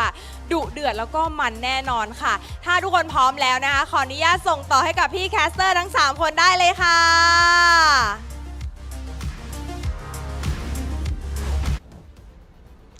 Kapkan Club. Again, thank you to Mini Mint. Welcome back. You're watching MSL Thailand Season 1. It's Week 5, Day 2. At your service, my name is Leo here, joined by Adrian Staffatan. Are you ready for this middle of the standings brawl between Solix and Buriram United? Ooh, I am so ready. I have been waiting for this one. I think a lot of us have been waiting for this one because this is the match that basically determines which of these two teams has a better chance of remaining in the playoffs, right? Right now in the standings, we already know Buriram United and Solix are 5th and 6th place, right? So you could say they're both safe, but if they want to be extra safe, a victory here will do them a lot of good. Yeah, I think reviewing the match schedule, I think it's safe to say they are staying where they are. They punched their ticket to the Ladprao Hall. It's just, yeah, placement. And if I understand correctly, Buriram has a better chance. Buriram might be able to actually pull through and place higher in the standings. While Solix, again, they've had one hell of a season. They've shuffled around, changed players here and there, rediscovered gameplay, and now with a mix of the Unks and newer players, I think this is their best form yet. Ooh, interesting, interesting. Buriram is one of the teams that I didn't get to see all that much back when I was casting MSL in Week 2, so I'm curious to see what they're capable of here. And as we look at the standings, like you mentioned, Leo, they do have a slightly higher game diff over Solix, and since they've still got 2 matches, including this one left, there is actually still a chance to claw their way up to even 3rd place. And again, later on, there's still a match that Valley Thai will be playing, so let's keep our eyes open for that. But this is it. We're down the last, less than 48 hours of the regular season of MSL Thailand and just breeze through. Here's a quick headline for Solix. Let's talk about Danny Carter. Their new acquisition joined their ranks mid-season, an assassin specialist. Plays the likes of a Joy, Mean on the Hayabusa. He's just that kind of player. I don't know, can you call him a Burmese Kyrie? Is that safe to say? Wow, that's quite the big title to claim, but considering how big of a switch-up Solix has had in the season thus far, you may not be too far off making that sort of statement. From what I can see of Solix's results, in the first 3 weeks, they literally only won 1 match. And then all of a sudden turned it around and won 3 matches straight in Week 4 alone. Yep, that's the mid-season shakeup again. Spectre, 007X, Remix coming in and out of the roster, and then now with the Burmese pickup that was locked in by Coach Kazin. Again, a Burmese coach. It just fits. Like, the Unks know how to play with this young man with great mechanics. Here you see me on a meta hero too, like a Harley.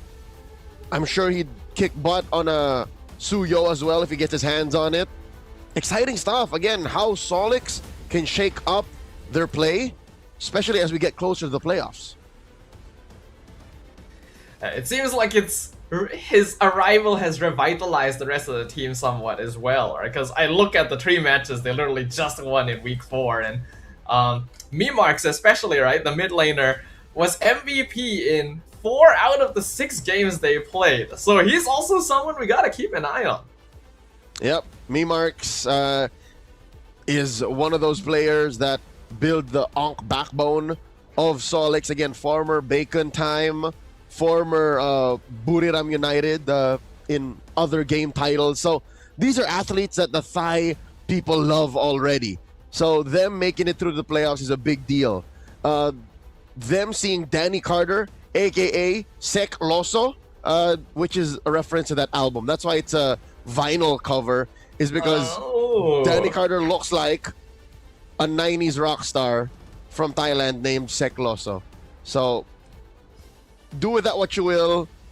I just know the inside jokes. Facepalm is feeding us the information. Thank you so much. But it helps us understand why this team is becoming what? A rising star? Or, you know, despite not being on the top of the food chain, people remember Solix. Yeah, I think just that impact alone makes a big difference, right? As even the name itself sounds like he could be a rock star, right? Danny Carter just feels like something you would see on the marquee when you walk by the street. And if we can continue to see that star power here, it should be quite interesting. But you did also say that Buriram United had better chances. Why is that? Just the numbers. It proves that Buriram, as again you mentioned, you saw in the standings, they have a better match win ratio, and they're facing off against a team like Solix that, I don't know, just like Bacon Time, they like to take it the distance. I don't know if it's a warm-up situation or they just download their opponents. Is that a thing? Do you see that often? Download teams? I do have a recollection of download teams. There's one in particular that I recall, and I believe was Team Lilgun all the way back in the M5 wildcards. That was an interesting time. But of course, gotta acknowledge our coaches, Trick Kotista and Coach Zin, walking up on stage right now. Fist bumps across the board. It is time to get things started with our second match of the day. Hunk Sherry here, an anchor for his team. Plays mean, sustained XP laners, facing off against Buriram United. They have ทุกคะแนน won เริ่มส่งผลโดยตรงต่อเส้นทางสู่เพลย์ออฟบุรีรัมย์ยูไนเต็ดอีสปอร์ตคือทีมที่ไม่มีพื้นที่ให้พลาดอีกต่อไปเพราะพวกเขาจำเป็นต้องคว้าชัยชนะในทุกแมตช์ที่เหลืออยู่เพื่อการันตีพื้นที่ของตัวเองให้ได้ก็บุรีรัมย์ต้องการแต้มอีกนะครับเพื่อจะเล่นกับโซลิกโอ้แล้วคะแนนสูสีกันด้วยเท่ากันเลยตรงนี้ทั้งคู่และบุรีรัมย์เงื่อนไขคือต้องชนะ2จาก3แมตช์ที่เกิดขึ้นถูกต้องและหนึ่งในเกมสำคัญที่สุดคือการเจอกับโซลิกทีมที่กำลังอยู่ภายใต้แรงกดดันไม่ต่างกันทำให้ความผิดพลาดเพียงครั้งเดียวอาจเปลี่ยนสถานการณ์ทั้งหมดทันทีนี่จึงไม่ใช่แค่เกมของชัยชนะแต่มันคือเกมของการตัดแต้มเพื่อสร้างพื้นที่ปลอดภัยให้ตัวเองบนเส้นทางสู่เพลย์ออฟเพราะในช่วงเวลาที่ทุกทีมกำลังไล่ล่าพื้นที่เดียวกันไม่มีใครอยากเป็นฝ่ายเสียเปรียบก่อนเข้าสู่รอบสุดท้าย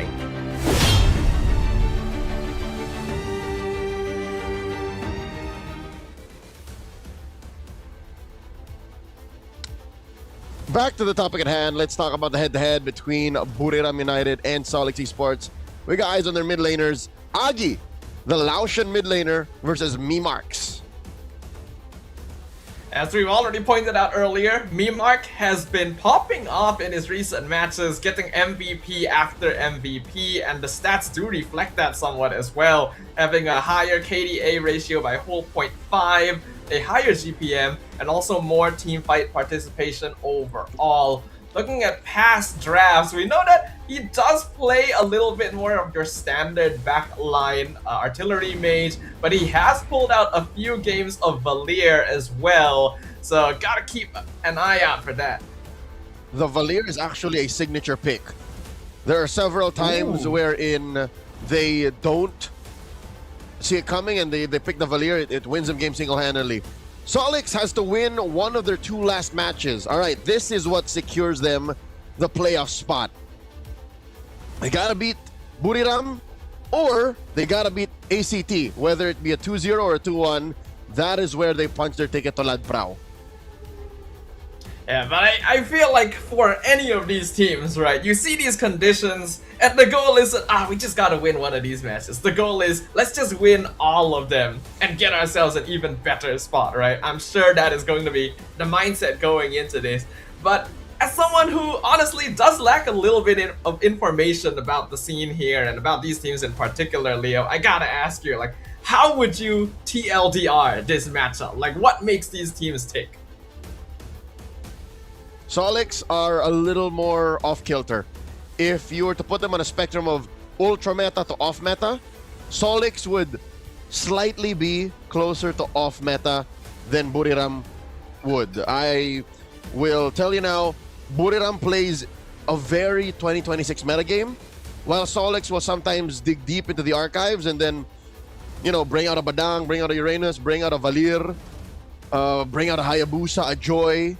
So they're more likely to whip out these pocket picks and comfort picks to get the job done. While Buriram, on the other hand, with Coach Trek Artista at the lead again, he's never left the Thai nor Mekong region spotlight for the past, 2 years.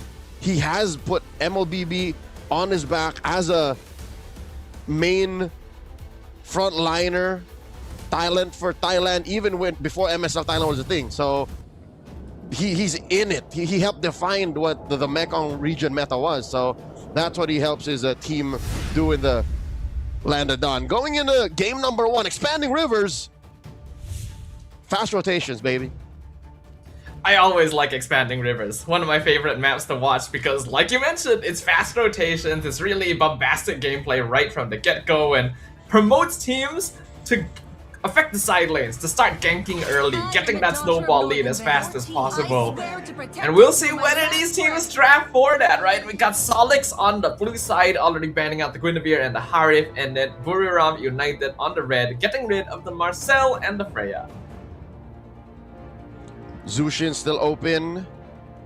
Harley, Suyo still open. Valentina, there's the Phovius. Big names in the current metagame.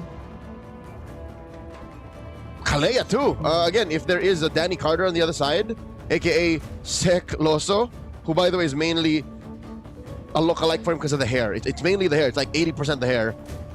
Kalea would be good. He's an assassin specialist. You know, blunt that blade. I have no idea who the person that's being referenced looks like, but I look at that hair and I think, yeah, that's a rock star right there. I gotta agree with the crowd. So we'll see if that rockstar energy helps here. Now that the Zeusin has been banned out, we do have a good number of options open. Phovius was taken off the board, but you do still have pretty safe picks in the jungle, in the mid lane. It's just what they decide to bring out. Harley would be my top pick, but yeah, there he is. Opening up with a strong assassin in the jungle, the most meta of all of Danny Carter's picks. I just don't know why he doesn't like the Suyo as much. Because maybe Suyo is kind of a farming jungler too, so it's kind of slow for the man. Buriram answers with a Khalid and a Claude. Okay, again, very 2026 heroes. Yeah, very safe, right? Claude will scale into the late game. Khalid, one of the better roamers in the meta right now, regardless of what happens. And you don't have a Zeusin to worry about as well. So if Solix doesn't draft a strong enough mid-duo, then the Khalid could potentially invade into the jungle. And that's something Solix needs to avoid. Should they pick up a gold laner of their own now? Or will Memarks get his pick? You know what? I take Memarks. Play in blue 4-5. Your hero pool is big enough that you can threaten Buriram anyways from there. Maybe pick Ankh. Pick something for Sherry. Allow me to lead the charge. There it is. Sherry special. No flexing that Hilda to Uranus. The Uranus is what allowed Solix to claim a very easy 2-0 sweep against Full Sense at the start of week 4. Played both games, did very well in both cases. Oh, the Leomord now gonna be filling up the first phase for Buriram United. As you mentioned, pretty standard on the red side. Everything engulfed in flames. Now they ban out these specialty heroes, the Valir. Mid is, I expect mid to get tight here. Eve still open. Farsa still open. Valentina still open. I think that for the side of Buriram, Lilia is gonna be a pretty strong pick. Good against Uranus and Hilda, and Black Shoes is kind of a counter to Deadly Magic. I imagine that's something Buriram will want to look into, especially with the first pick, second phase.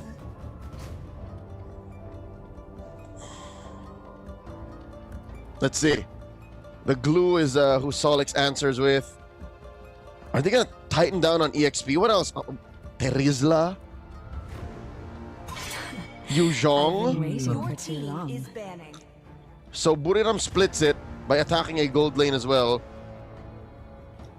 So Coach Recartista respects the fact that no Leslie will come through. So he's not protecting his Claude like that.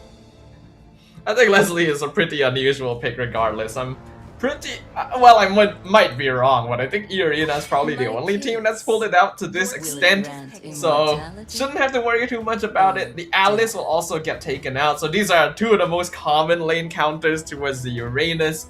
Other options are open, like the Yuzong, like the Arlet even, but maybe a little less efficient overall. It's up to what Buriram decides to do with this. Continuum, I am the constant that breaks the tide. Okay. Red 4 comes through the Arlet, so you know what's happening in the EXP lane. Solix has to close up strong with a gold laner and a mid laner. Interestingly enough, cores. Solix need a little bit more damage. I'm not comfortable with the just beating on the Harley.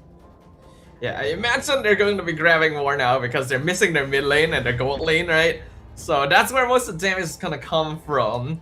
When it comes down to the gold lane with carry gone, next best thing is probably going to be Muskov if we're going off of meta, or Granger, I suppose, if they feel confident enough. As for the mid lane pickup, there's still plenty open for me marks. Eve is one of the safer options just to take it away from the Arlet combo too. They go for a Vexana. Oh. What? Excuse me. Well, they that's played it different. once. It showed up in MSL Thailand once. But you know what? I'm not gonna hate it because there's not much dive. There's so much that Buriram has to commit from the front to find me marks in the back. Especially they have to go through that Eternal Guard too. And then of course the Bruno, which is like a rising B tier pick now. Solid burst if you get some farm on him. Yeah, Bruno is a rising pick, very good early game against a farming hero like Claude, but I am a little confused about the Vexana. Yes, there's not that much dive they have to worry about, but then if that's the case, wouldn't Eve be a more universal pickup? The equilibrium, which I was made for.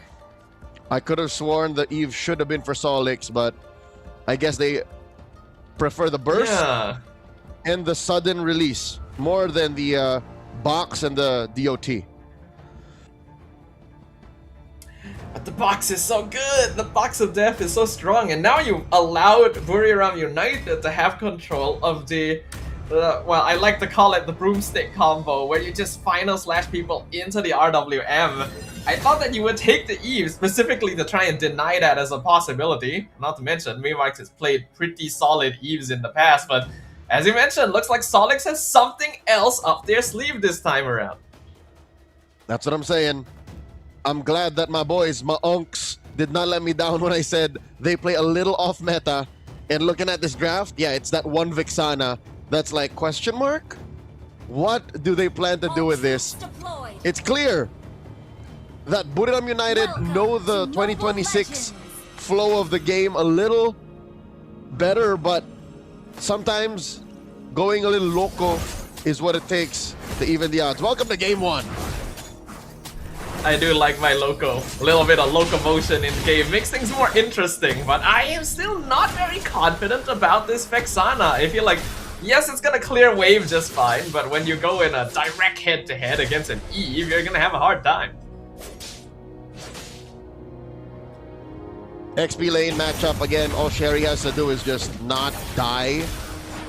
The Arlott applies so much pressure, so Narakorn has all of the tempo in the world. And in mid, this is why I worry about me marks. They're outranged. Because MZ can just jump in, and then they have all the flickers in the world to try and re-engage. That's, I think, who wins the early. Whoever forced the opponent to use flicker first is who gets the early game dub. Okay, I've been thinking about it, and now I'm starting to maybe have an idea of why the Vexana is picked up here as a bit of an anti-dive measure. Cause you have that Terrify, that point and click Terrify basically that can stop a Leomord running at you, and you also have a knockup that cancels Quicksand Guard. But they're skill shots. You have to kind of anticipate when and where they're gonna be a second from now. So that's what Mimarks is working with. Buriram waiting to cross the bridge. Oh, but the deadly magic! They didn't know Danny Carter was in the bush! Quicksand Guard will heal MC up just enough, and now Moss is gonna have to flicker away from Lois. Turtles up, and Buriram are first to the scene. All Solix can do is scout out, and I think Buriram are gonna take all of the time in the world. They know they have tempo. They'll get the purple first onto Lois. XP wise, Danny Carter isn't that too far behind. Gold lane though, first time peeking in. Xiao's balls are hurting. As we expected, Claude gonna have a bit of trouble early game. Oh, never mind, spoke too soon. Caster Curse strikes again. First blood to Izzy, and Moss also gets caught in the river. Should be a free turtle for Buriram. Sherry has to be careful here. They won't dive him. Turtle goes over. The Buriram United, and Danny Carter at least keeps himself safe. The deaths are on heroes who can afford it. Well, Moss and Xiao, at least Xiao, all he has to do is continue farming again. So there goes the early game snowball of a Bruno that can threaten early pushes. My question is, why aren't they rotating towards Xiao as much? It seems like mid is, oh my god, Marks. Good flicker from Mimarks. Is he still chasing though with the Blazing Duet? Mimarks will be able to get away. Sherry now coming in on the opposite side, but the Solix doesn't have very good team fight setup, and you can see that Buriram are the ones aggressing every single time. And here's what I'm saying. Why don't they send more bodies up to help Xiao? If mid in the first 2 minutes has been proven to be a hot zone, just tell me, Marks, hunker down, man. Hide behind the turret. Let's help Xiao. Oh, now Moss. Danny Carter comes in. Oh, Deadly Magic on Aki, but the flicker cancels it out straight away. RWM locked down 2. Moss on 5% HP. That will live for now. We see a very increased pressure from Buriram United. They know they're in control. It's this pressure from Buriram and Solix's refusal to acknowledge it that's making this lead so much more bigger. Staffa, almost 2,000 now, still at 0 and 2. Second turtle still about to spawn. Where do they get that gold? It's just basically from movements across the map here, it feels like. I think Solix is being a little bit too respectful at this point, and it's understandable considering how behind they are currently, but they really do need to start making something happen. Though Mimar's gonna get jumped on by MZ. One hit away to Vexana. Not gonna have anything left in the tank. A free kill for Buriram. Moss could not protect him. What do you expect the Hilda to do? Neither could Sherry. He's literally just a walking piece of meat. Oh, say goodbye to this second turtle. This is gonna be a tough take even for Danny Carter, who isn't even anywhere close.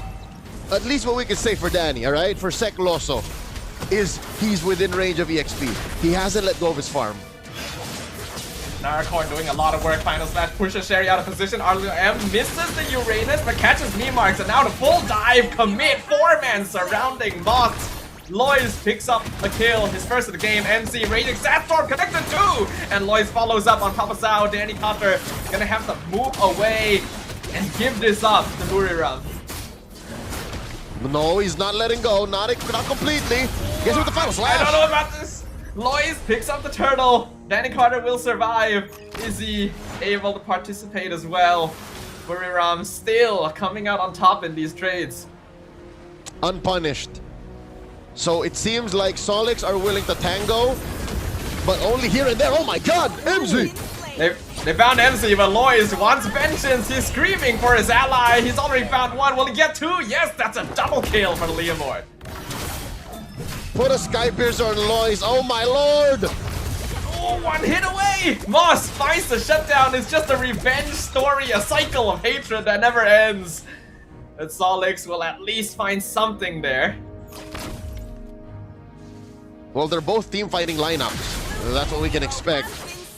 It's just who capitalizes and who slips up at the wrong time. And it looks like Solix are only really finding cracks.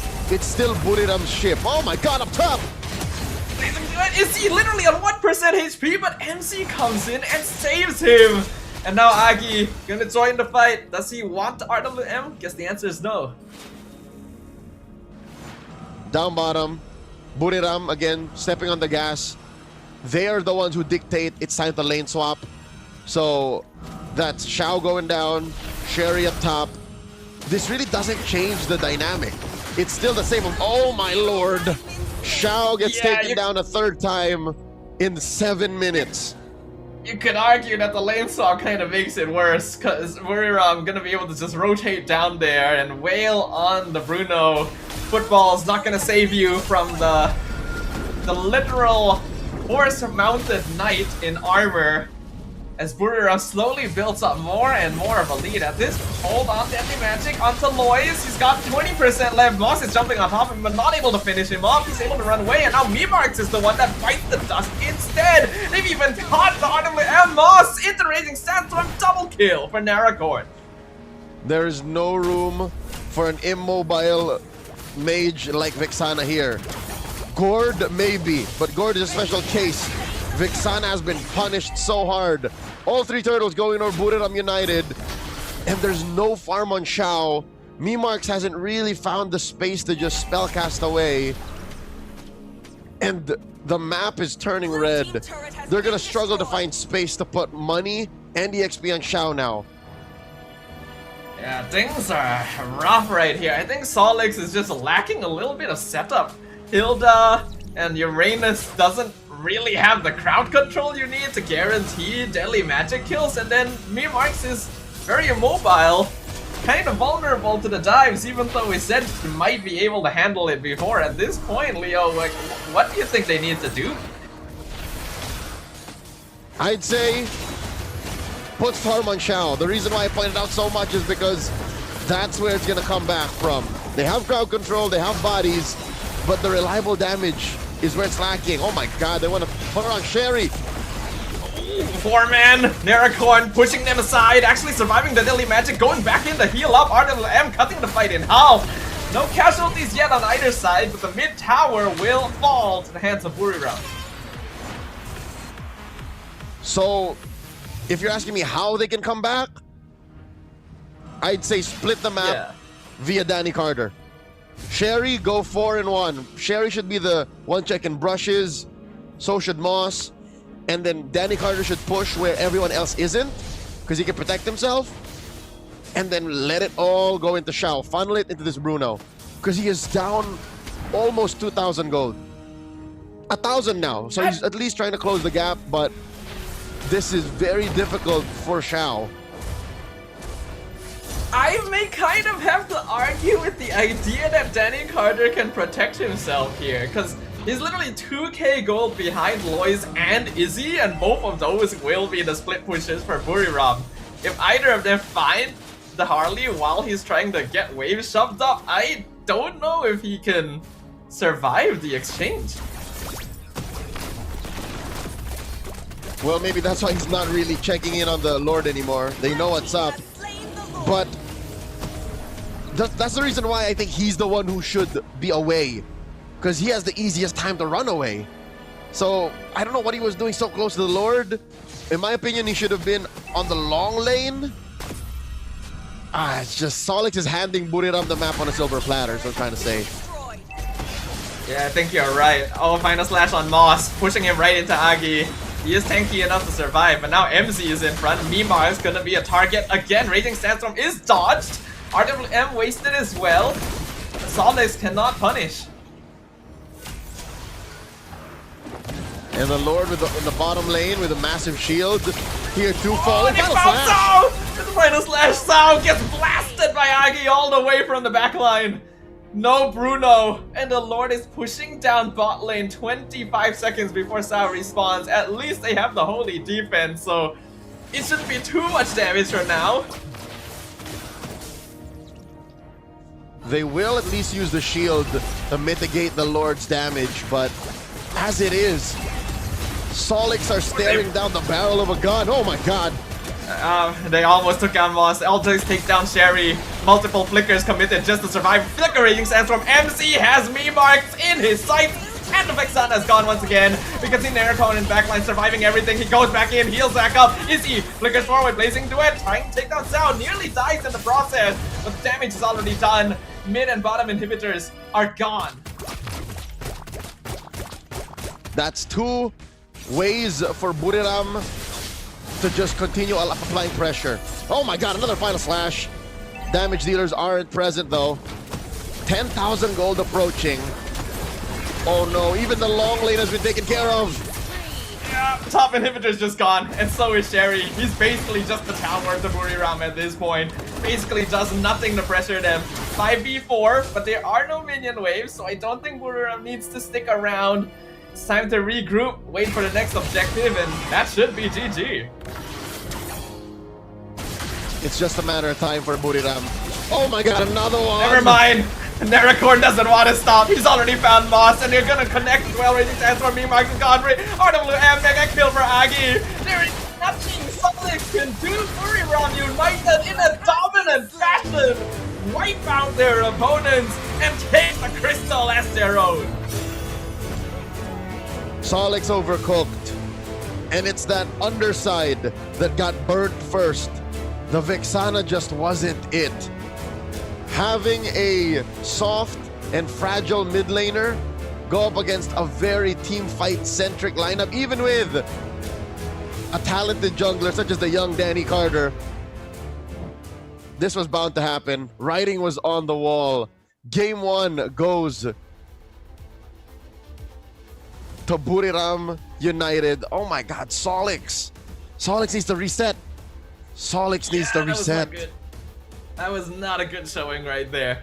I really feel like they should have gotten the Eve instead of the Vexana. It would have made a lot more sense and one less problem to deal with on the opposite side. But I also feel like there were just some flaws with the way that this draft happened. Harley is a really good snowball assassin, and you're not really giving him anyone to play off of, right? You don't have the single target lockdown, you don't have a mage that can melt or burst from afar. You're just expecting Danny Carter to figure it out. Yep, I agree. I think Coach Kazin could have done better to draw lines that connect these heroes into a play style that interacts well with the opponent. Like, there was very little they were doing to mess with what Buriram United was presenting, and that's why Buriram United just walked away with everything. Just we want turtle, okay. We want this lane, okay. We want your buff, okay. It was hard. AoE, crowd control. Yeah, exactly. It was just too many issues with no solutions. So I just gotta reset. Blank slate. He literally just needs something like a Cho or a Kalea, and then the Harley can get free kills all over the place, start snowballing. I'm pretty sure the reason Danny Carter didn't go to gold lane is because it's a Claude, right? If you Deadly Magic, he just BMIs out, and you don't have any way of keeping him in place. But then what is he meant to do, right? You don't have mid lane prio either, and Neracorn is just going ham on this Arlet. He was giving out final slashes like it was going out of style. Looking at his items, his emblems, his cooldowns were normal. He wasn't getting like 40% cooldown, so it was just literally, okay, final slash off of cooldown, let me hit someone. And that just speaks of how immobile Solix's lineup was. That he could tee up final slashes without spending his own flicker. He was literally just walking up, vengeance final slash. Walking up, vengeance final slash. It was effortless for Narakorn. Correct me if I'm wrong, but I believe it was Solix themselves who banned the Phoveus on blue side, right? They banned Harif and Phoveus together. Yep, and then 2 and 3, blue 2 and 3. Yeah, and then you pick Uranus. If you're gonna pick Uranus, I see no real reason to ban that, and if you are going to ban that, then you gotta keep an eye out for Arlit. I can't say we didn't see this coming. Was it not? Maybe that was last game. Things are bleeding over. But we did call the Arlit. And that into, again, the honest front line of Solix. And again, you question the Uranus. I don't think the Uranus was what they needed. It's Sherry's comfort, yes, but it did very little. Yeah, I don't even particularly mind the Uranus. I can see how, okay, Sherry's job in this game would just be sandbag the lane, be distracting, buy time, but that means that your Roman mid need to be setter heroes, right? They need to have crowd control that can help Danny Carter snowball, and, well, that's not what they were. Both of them were off the mark. Again, if it was the Hilda, it shouldn't have been the Vixana. If it was the Vixana, maybe it should have been the Hylos or something like a Gatot. You know, someone who can hold their ground and again be a setter. So it just wasn't lining up for Solix. It was clearly a misaligned draft that went off the mark completely. Blinded by Buriram's flashy play. So hopefully game 2, they get to reset. When was the last time? Neither team came from game 3s. The last matches they played were both sweeps and they both won. So this is going to be a challenge for the reset.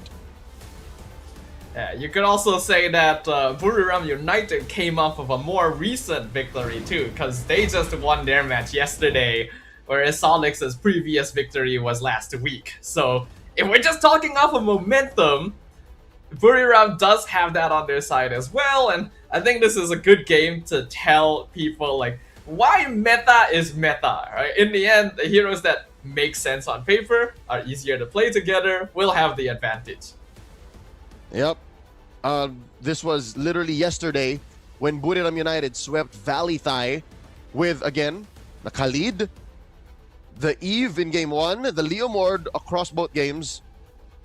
And I'm hoping, the Eve, yeah, as mentioned, game 1. And I'm hoping Solix don't let off on the Harith. This is dangerous ground to let the Harith through. So you gotta respect what Easy brings in. Easy is a dangerous Harith user. Keep that up. Just don't let it through. Nor the Phoveus. I gotta ask you, Leo, do you think that the Phoveus and Harith... Because, like, normally you wouldn't ban Phoveus and Harith together, especially in Phase 1. Do you think that this is a response to Buriram specifically? Because, like you pointed out, they won 2 games with Harith before this. Phoveus is a fairly common choice for them. Is it just because they were a little too respectful on that?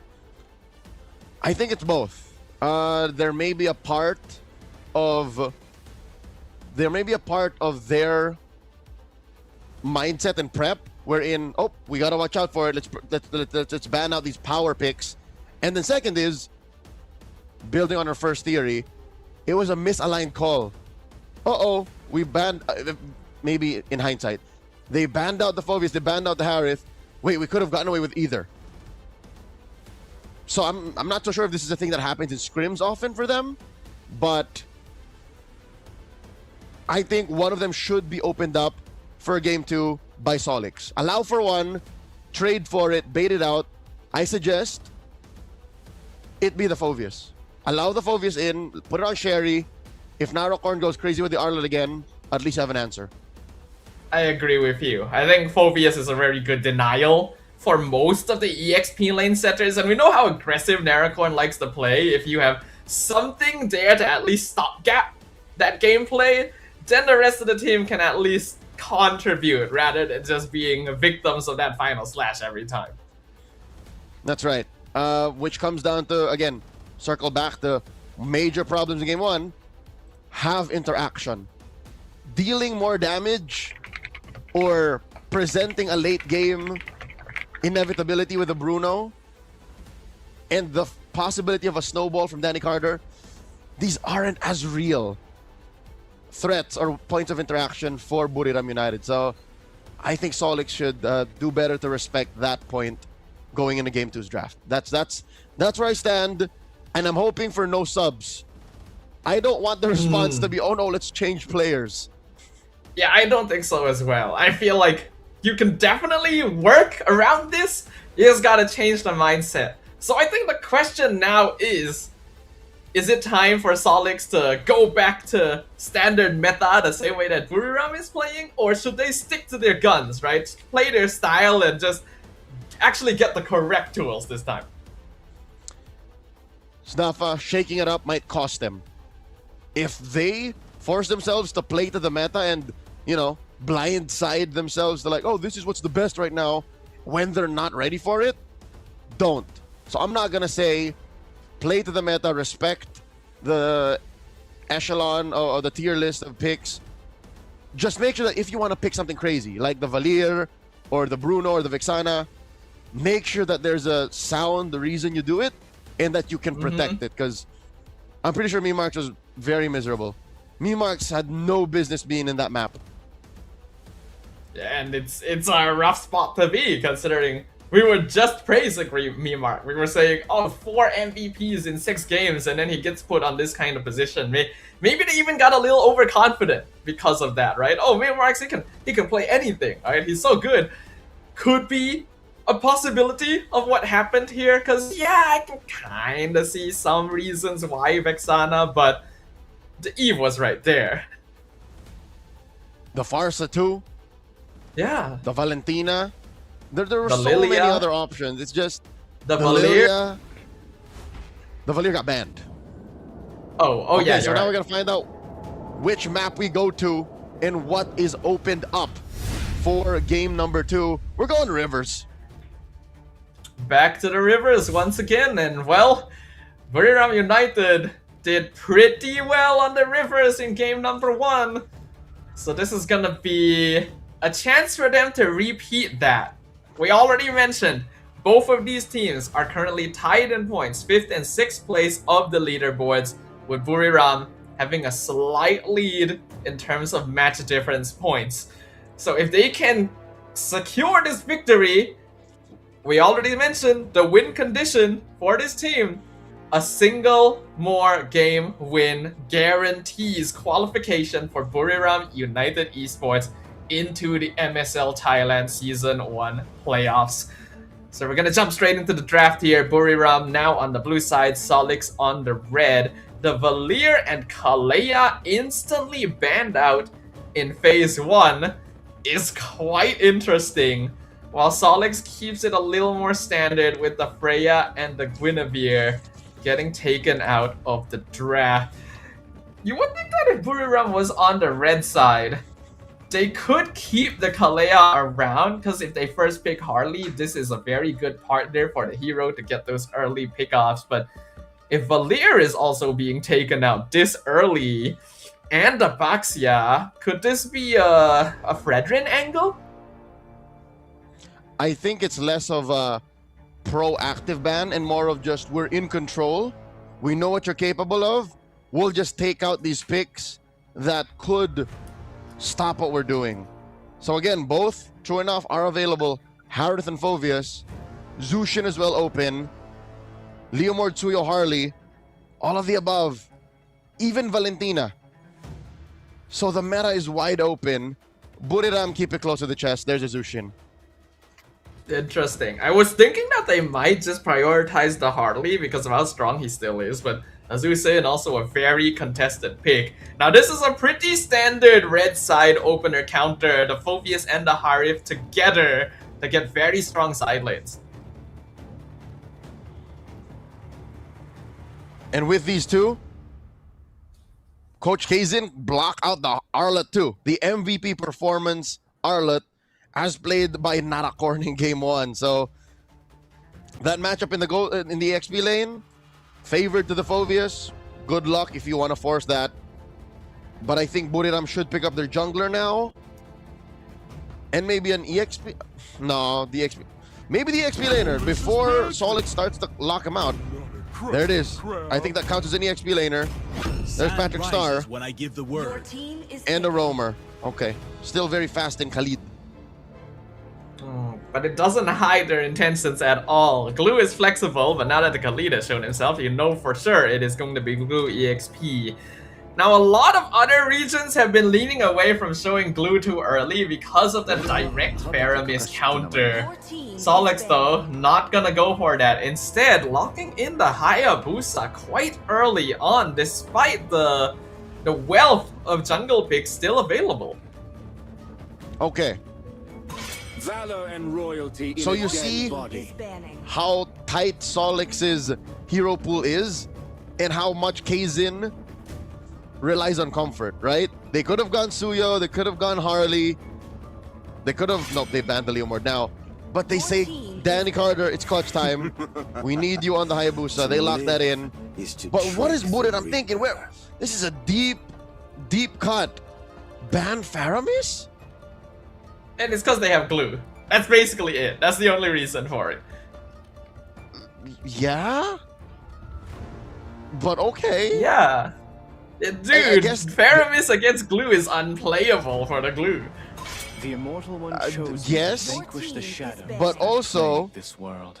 Are they that sure that Memarks is crazy enough to go, yeah, let me bring back the Faramis because we want to beat that Glue?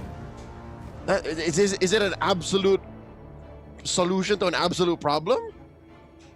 Okay, in my opinion, if you have the option to play Faramis against Glue and you don't, you are actively throwing. That is my thought on the matter. That sounds like a very ranked game approach to it. We've seen many hero demand turn answers be fixed through gameplay, but alas, here we are. The Eve banned out. Buriram United don't want to get zoned out. Don't want to get outranged. Will Solix pick up the Farsa? Is range going to be the answer, or the Valentina maybe? Or you know what? Maybe I'm asking the wrong questions. Because maybe Memarks has something else in the pocket. Power of Pegasus! Your team It's gonna be the Badang first. This is one of their signature picks, one of their fallbacks, so they are sticking to that, and not a bad answer into the Khalid. But now here's a bit of a funny thought. And now that the Glue is on the other side, and the Faramis is banned, Vexana is not terrible.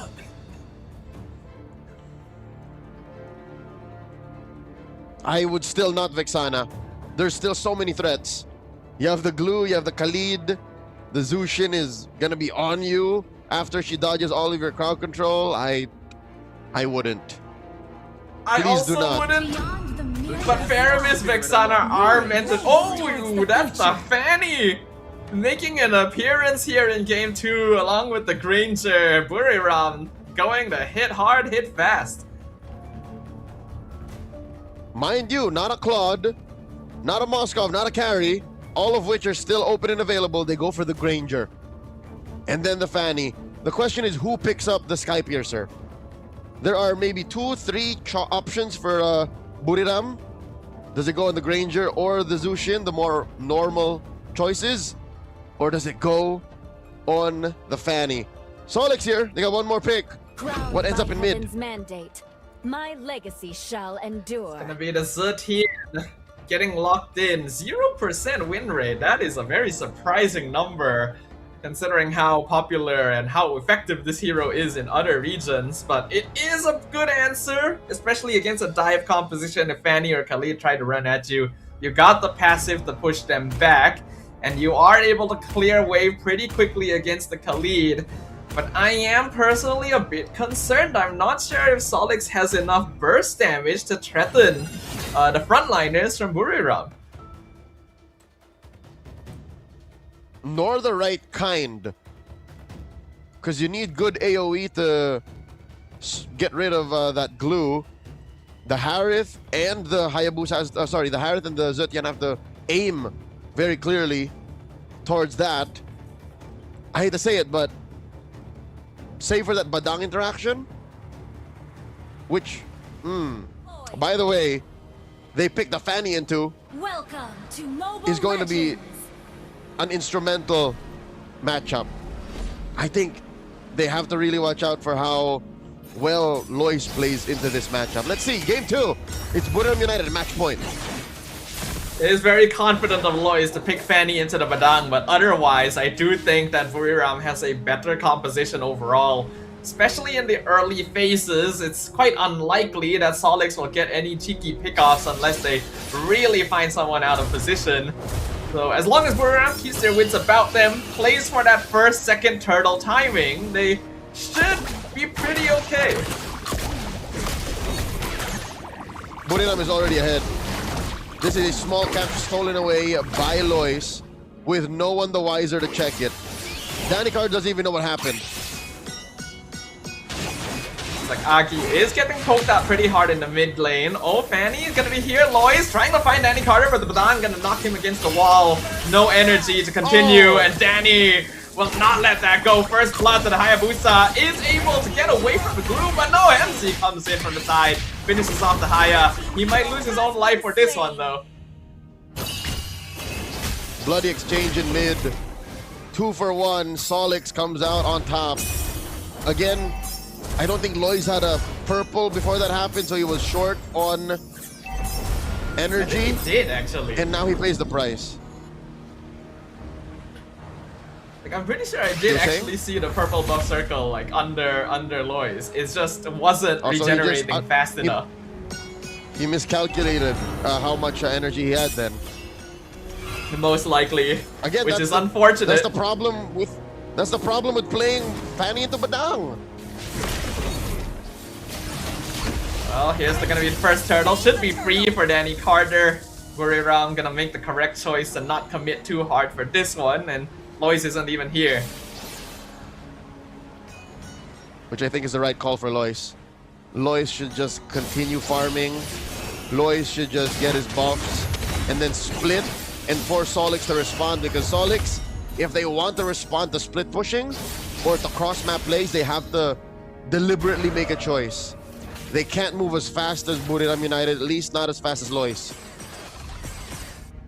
So Buriram needs to take advantage of this. Remember, this is also expanding rivers as well, so faster rotations are going to be promoted, and Buriram can move around very quickly with this Fanny and Khalid. Solix gonna have to rely on Moss to open up the map for them, and while Badang is very good at setting up against Fanny, not very good at chasing.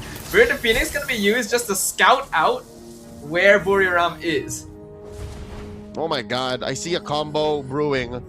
We don't see it very often because Badang hasn't really broken into bona fide meta status, but Fury of the Phoenix plus Fist Break.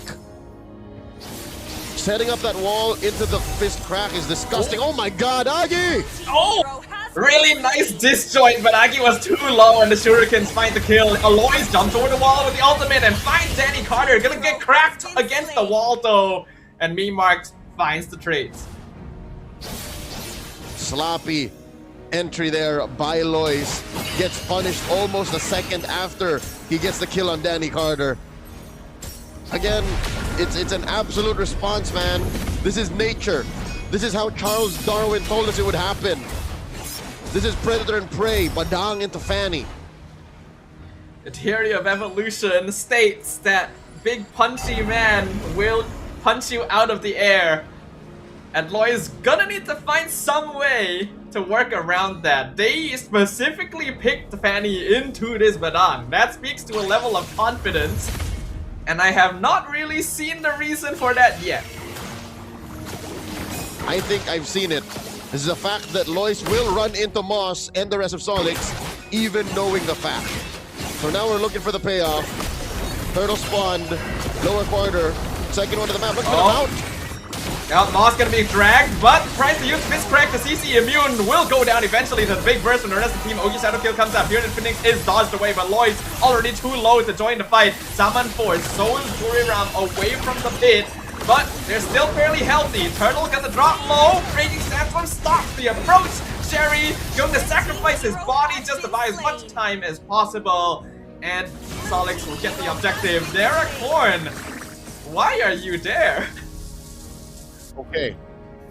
Hear me out. I think I see the picture. I think I understand what Buriram are trying to do. As long as Moss is not part of the fight, half the battle has been won. But wait, oh my god, easy! Ooh, that was close. Managed to disjoint the Ogi Shadow Kill, and MZ being there made sure he could get out. But look at Lois. As long as Moss is chasing him, he's not gonna get the play for free. And the opposite is true. Again, as I mentioned, if Buriram can get rid of Moss, half the battle is won, and then they can find the winning angle from there.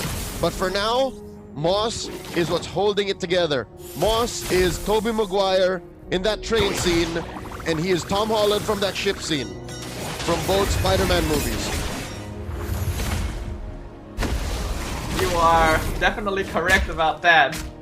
Though Lois could also arguably be Spider-Man from flying around the map. So I guess we'll have to see who is the better cosplayer in this sense. Bizcrack already used From kind of early on. And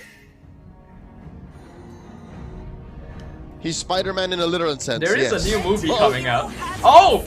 Well, one Spider-Man found the other, and it's the flying Spider-Man. Danny Carter goes down.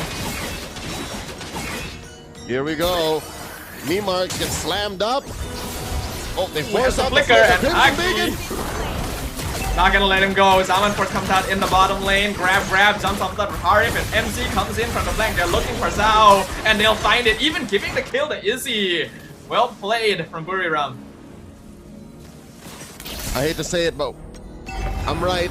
As long as Moss, in one way or another, is out of the fight, then Buriram is ready to go. No fist crack, let's do it. No wall, you see it committed clearly. With it on cooldown, you commit. You go all in. And with that, Buriram have gained control of the map. Oh my god, they're pushing 2 towers and threatening the turtle. Here's the fist crack, defending combo used on Aki, and the Zucid explodes in an instant. Flicker backwards from Sherry. Narracoin comes in from the side. Izzy is here from all the way on the other side of the map. Memarks will be the first victim. Death Sonata to the face. It's gonna be a 1-for-1 trade. Both mid laners down. As long as Moss isn't at full strength, Buriram is willing to roll the dice. MZ here wants to take down Moss. They respond. And Raging Sandstorm whiffed, and that cost him. MZ will get taken out by Zhao with the Summon Force. So Sonic's gonna have a slight advantage for the next turtle. Oh my god. Lois. Oh, he actually ended up dragging Sherry into the tower. That was not planned from the Mobius for sure. Oki Shadow Kill comes through. Crimson Beacon keeps Agi alive. Narracoin comes in from the side, gets the stun, and that'll end the engagement. Okay, so for folks wondering how that happened, Infernal Pursuit dashes you towards tracing and homing to your opponent. That's what caused Sherry to go under the turret, take too much damage and die. That is literally what happened. We rarely see it, but here, that tracking ult cost him his life. Surprisingly, not even the first time I've seen it in recent history. Danny Carter looking for the Fanny. Oki Shadow Kill committed, but Lois able to fly away in time. So no Haya ult for a short bit. As someone who has played Phobius recently, sometimes when you see that Infernal Pursuit off of cooldown and you just want to press it and smack people, you couldn't even be blamed. Like, that's your ult. That's what you do. And you assume that I'll get enough shields. I will kill them before they kill me. But there was a turret there. So too late. Actually, I don't think that was Infernal Pursuit. I think that was his passive, actually. Because Infernal Pursuit would like jump from above. I'm pretty sure that was the passive tracking. might have been a combination of both, which is what put him all the more in harm's way. True, true. Oh, Moss finds one with the fist crack. Oh, is he gonna be able to survive? Bearded Phoenix comes out. Zaman Force dropped in the middle of the river. Has to zone out Buriram. But Zhao doesn't have his ultimate now. So this could be a chance for Buriram to do something with it. MZ gonna return the favor. Fist crack comes out. Khalid gets locked down, but Moss gets traded away. MZ gonna be... Actually, wait, MZ's still alive. He healed with the quick time guard, and now Izzy picks up the double kill. Jerry goes down. Loy shreds through me marks. Danny Carter on top of Izzy, but the Oki Shadow kill isn't enough damage. 3 kills in an instant for Buriram and nothing lost. Impressive damage juggling by Buriram United. They had all of the reasons to get wiped out. Danny Carter almost perfectly had everyone lined up for a shadow kill. MZ should have died. Izzy should have died. But instead, it's a free 3 for none. No one falls and they go straight for the Lord. A look again at that team fight. Impressive juggling by Buriram. That was just a really good call as well. They saw the Zaman Force had been used. They knew that Moss would have to use Fist Crack on the first person he sees. So just commit, right? Go in, dive, punish Solix when you know their cooldowns are up, and Buriram United now building up a very solid lead with the Lord pushing up top lane. 5 minutes ago, Buriram weren't even playing Solix. They were playing Moss. The same is true now. As long as they keep the Badang in check and Lois doesn't get caught out, nor Izzy, then all is well. Where is the Sky Piercer, by the way? Is that an Izzy? I think it is. And it makes sense, considering how well the Granger has been doing. They don't really need it on anyone else anymore. 4-0 already on Izzy. The tower is slowly dropping one by one since Solix has to spend resources taking it out in the top lane. Lois, his presence alone forces the back. Bearded Phoenix comes out, MC drops low. They lift up Mob, they execute him. Mega kill for Lois. And yep, it's not on Lois, and he's still calling the shots. A very respectable arsenal on this Fanny, building that brute force breastplate to be able to get in and out. Okay, confirmed, it's on Izzy, and he's on what, 2 or 3 stacks now. He just finished his Blade of Despair as well. We already saw how much damage those Death Sonatas were doing. Solix gonna need to find some way to stop this momentum, because if not, this is going to be a clean sweep situation. Looks like you were right, Leo. The goal for Buriram here is just take Moss out of the fight, and all of a sudden, there's nothing they have to worry about. And you know what? The opposite is true. If Solix can find a way to get Moss to catch a core, Lois, Izzy, this all turns around. The nightmare ends. They don't even have to bother with Narakorn, don't bother with Agi, don't bother with MZ. Those are all just distractions. Get Moss onto one of the softies, and they go to game 3. But that's so much easier said than done, because even Danny Carter, who has proven to be very good on assassins, struggles to get the job done. He hasn't had a kill in what, 5 minutes? It's like, what kind of conditions have to be met for Moss to find a core? He's not exactly good at diving backline. He can only really punch the first person he sees, and that's usually going to be MZ or Narakorn. Unless Izzy's or Lois puts themselves out of position on purpose. Uh-oh. Okay. Oh, Fist Crack. Are they gonna use it? No, they're trying to save it. MZ gonna be able to walk away here. Lois in the tri-brush. Fist Crack comes out. Doesn't manage to lock the Fanny down. Zhao gonna be taken out. Unstoppable streak for Lois. The crawl comes out again. Oki Shadow kill. And somehow they find him. Shut down onto the Fanny. But the biggest problem is still alive. Izzy is unstoppable. Still a positive trade, despite not having a retribution. I think Buriram United, just through sheer pressure and firepower, are disincentivizing Solix from taking the Lord. Oh, you got the mount too. Yeah, the grab onto Moss. This is the guy they want to pick up. Fist Crack defensively won't save you. Without the Badang, Buriram has control of the map once again. To answer the question, just going roundabout, Moss should not be the first to engage. Moss should not be impatient. Because that's what happened there, right? They saw MZ and they fell for it and they said, guys, it's the only way. We have to do it now. It's our only chance. I'd say use Meme Marks' ult. Fury the Phoenix, line him up, strike him down, but there has to be a two-step process. It has to be check range, Fury the Phoenix, flicker, break and craft. Easier said than done. Buriram is not going to stand there just waiting for it to happen, but you can't chase them. The map doesn't belong to you. You're down on items. Don't chase. Definitely not. I think you are right. Moss needs to find some way into the flank. They should let Sherry frontline and open up the map so that maybe the Badan can find the Granger, because at this point, that's actually the bigger threat. Even picking off Lois isn't going to win the fight for you. Now that the Lord is pushing down bottom though, the waves are synced up. Solic's gonna take a lot of damage here without proper defensive play. This bottom inhibitor is guaranteed dead. MZ just has to walk behind it to make sure that Solix doesn't stop them. Lois comes through the top lane as well. But Solix might be able to get away with just those losses. Yeah, here's the heartbreaking fact. Is that inhibitor fell in the long lane. Staffa, they have to constantly deal with that. That will slowly push as they try to even contest. It looks like they're still gonna have to deal with more though. The Death Sonata poking them from afar. They are doing a good job of clearing the minion wave for now. Lois just trying to be annoying. Danny Carter jumps forward. Ogi Shadow kill, forces the Winter Crown on the Granger. Salmon Force comes out as well, but is he able to flicker away? Swap for the Immortality as well. Fizzcrack can be used, but on Naracorn, that's not really the target they wanted. But they are able to chase for around their base. Impressive juggle onto Izzy. Buy and sell Winter Crown into Immortality within split seconds. He knew how much Solix needs him dead. Looking at the items now, his Immortality did not proc, so that is at least a good amount of farm on him. Not selling his Rapid Boots just yet, so at least he'll still be able to move around and put himself where he needs to be.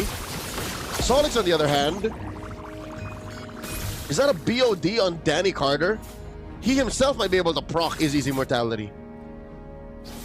Yeah, honestly, you saw it right there. It was a pretty good call by Danny Carter. The Ogi Shadow kill nearly took out Izzy by himself. If he's able to recreate those circumstances, then perhaps Moss doesn't need to be the one in charge of finding the Granger. But again, easier said than done. We are still looking at a 7,000 net worth lead. Oh wait, no, they found MC in the bush. He didn't succeed in the ambush, and now it's a little bit of a mess. Moss gonna use the Fizzcrack, unfortunately on the Zeus in. Lois still looking for an angle of entry. Not able to find it. MC had the flicker out. So Solix avoids disaster there. No semblance of a formation there. No front to back, no poke, no dive. It was literally almost a man-to-man team fight there. A skirmish of all skirmishes. And that actually cost Buriram. They're the ones who actually spent their flickers for that. Yeah, I think they weren't expecting Solix to walk backwards. They wanted a little bit more time to actually get the ambush set up properly, but then MZ was spotted too soon, so it became a bit chaotic in the jungle there. Fortunately, the map is on their side, so that little blunder will not be as hardly punished. And MZ moves so much faster than anyone from Solix. He can clear this wave down bottom, put out equilibrium, and then still join the Lord fight. I like what Moss is doing. This is the right thing to do. Moss should hide in brushes and threaten whoever engages, but I don't understand why he keeps showing himself. I think Solix has a tendency to just take these front to backs in a very standard way. They want Moss to be in the front line so that he can start engagements, but they really should consider freeing him up to go for the flanks instead. With Lois just pushing bot lane constantly as well, it's gonna be quite unlikely for Solix to challenge this. They will try to regroup to do so though. Sherry and Danny Carter gonna be spotted. Conceal comes out and instantly Buriram resets the Lord. Fizzcrack gonna be committed into the Fury of Phoenix, and they find Izzy! Immortality gone! Winter Crown gonna be swapped over. The Granger is gonna try and survive. He actually flickers out! Izzy's alive! He's doing the damage in the back line on 10% HP, but Danny Carter finds him! The shutdown for the Hayabusa! Solix have found their opportunity to take out MC. It's going to be a double kill for Danny Carter. Loy's looking for a trade in the backline. He doesn't have enough energy. The rest of his team trying to survive as long as possible. Neracorn, so tanky. But they've already found their quarry. The Granger falls for the first time this game. As impressive as that 3-item juggle was, Izzy still bit the dust. Again, late entry from Danny Carter. It's this killer instinct that this assassin jungler specialist has that makes him such an asset for Solix. The fact that all that already happened and Danny Carter still had the shadow kill to take down Izzy was what made the difference. So this is not a free lord for Buriram, and they have to work harder for it. Solix made them work hard for it. Solix split that gold lead in half, maybe even down to a third. It's just 2,000 up for Buriram now. Honestly, the game is even now. I kind of wish we got to see an instant replay because I don't really know how Izzy got caught by Moss of all people there. We were literally saying how difficult it is for the Badang to find the Granger, and yet somehow gets caught in the river in front of his entire team. That has to have been a mistake in movement. Oh, looks like they're gonna try and come in on Moss again, but he is pretty tanky at this point. Here comes Izzy with the Death Sonata. Loy still waiting for a chance, trying to bait out Moss, but he's keeping his wits about him. So far, Lord still standing. Neither team willing to fully commit. Again, as long as this continues, Buriram still has the upper hand.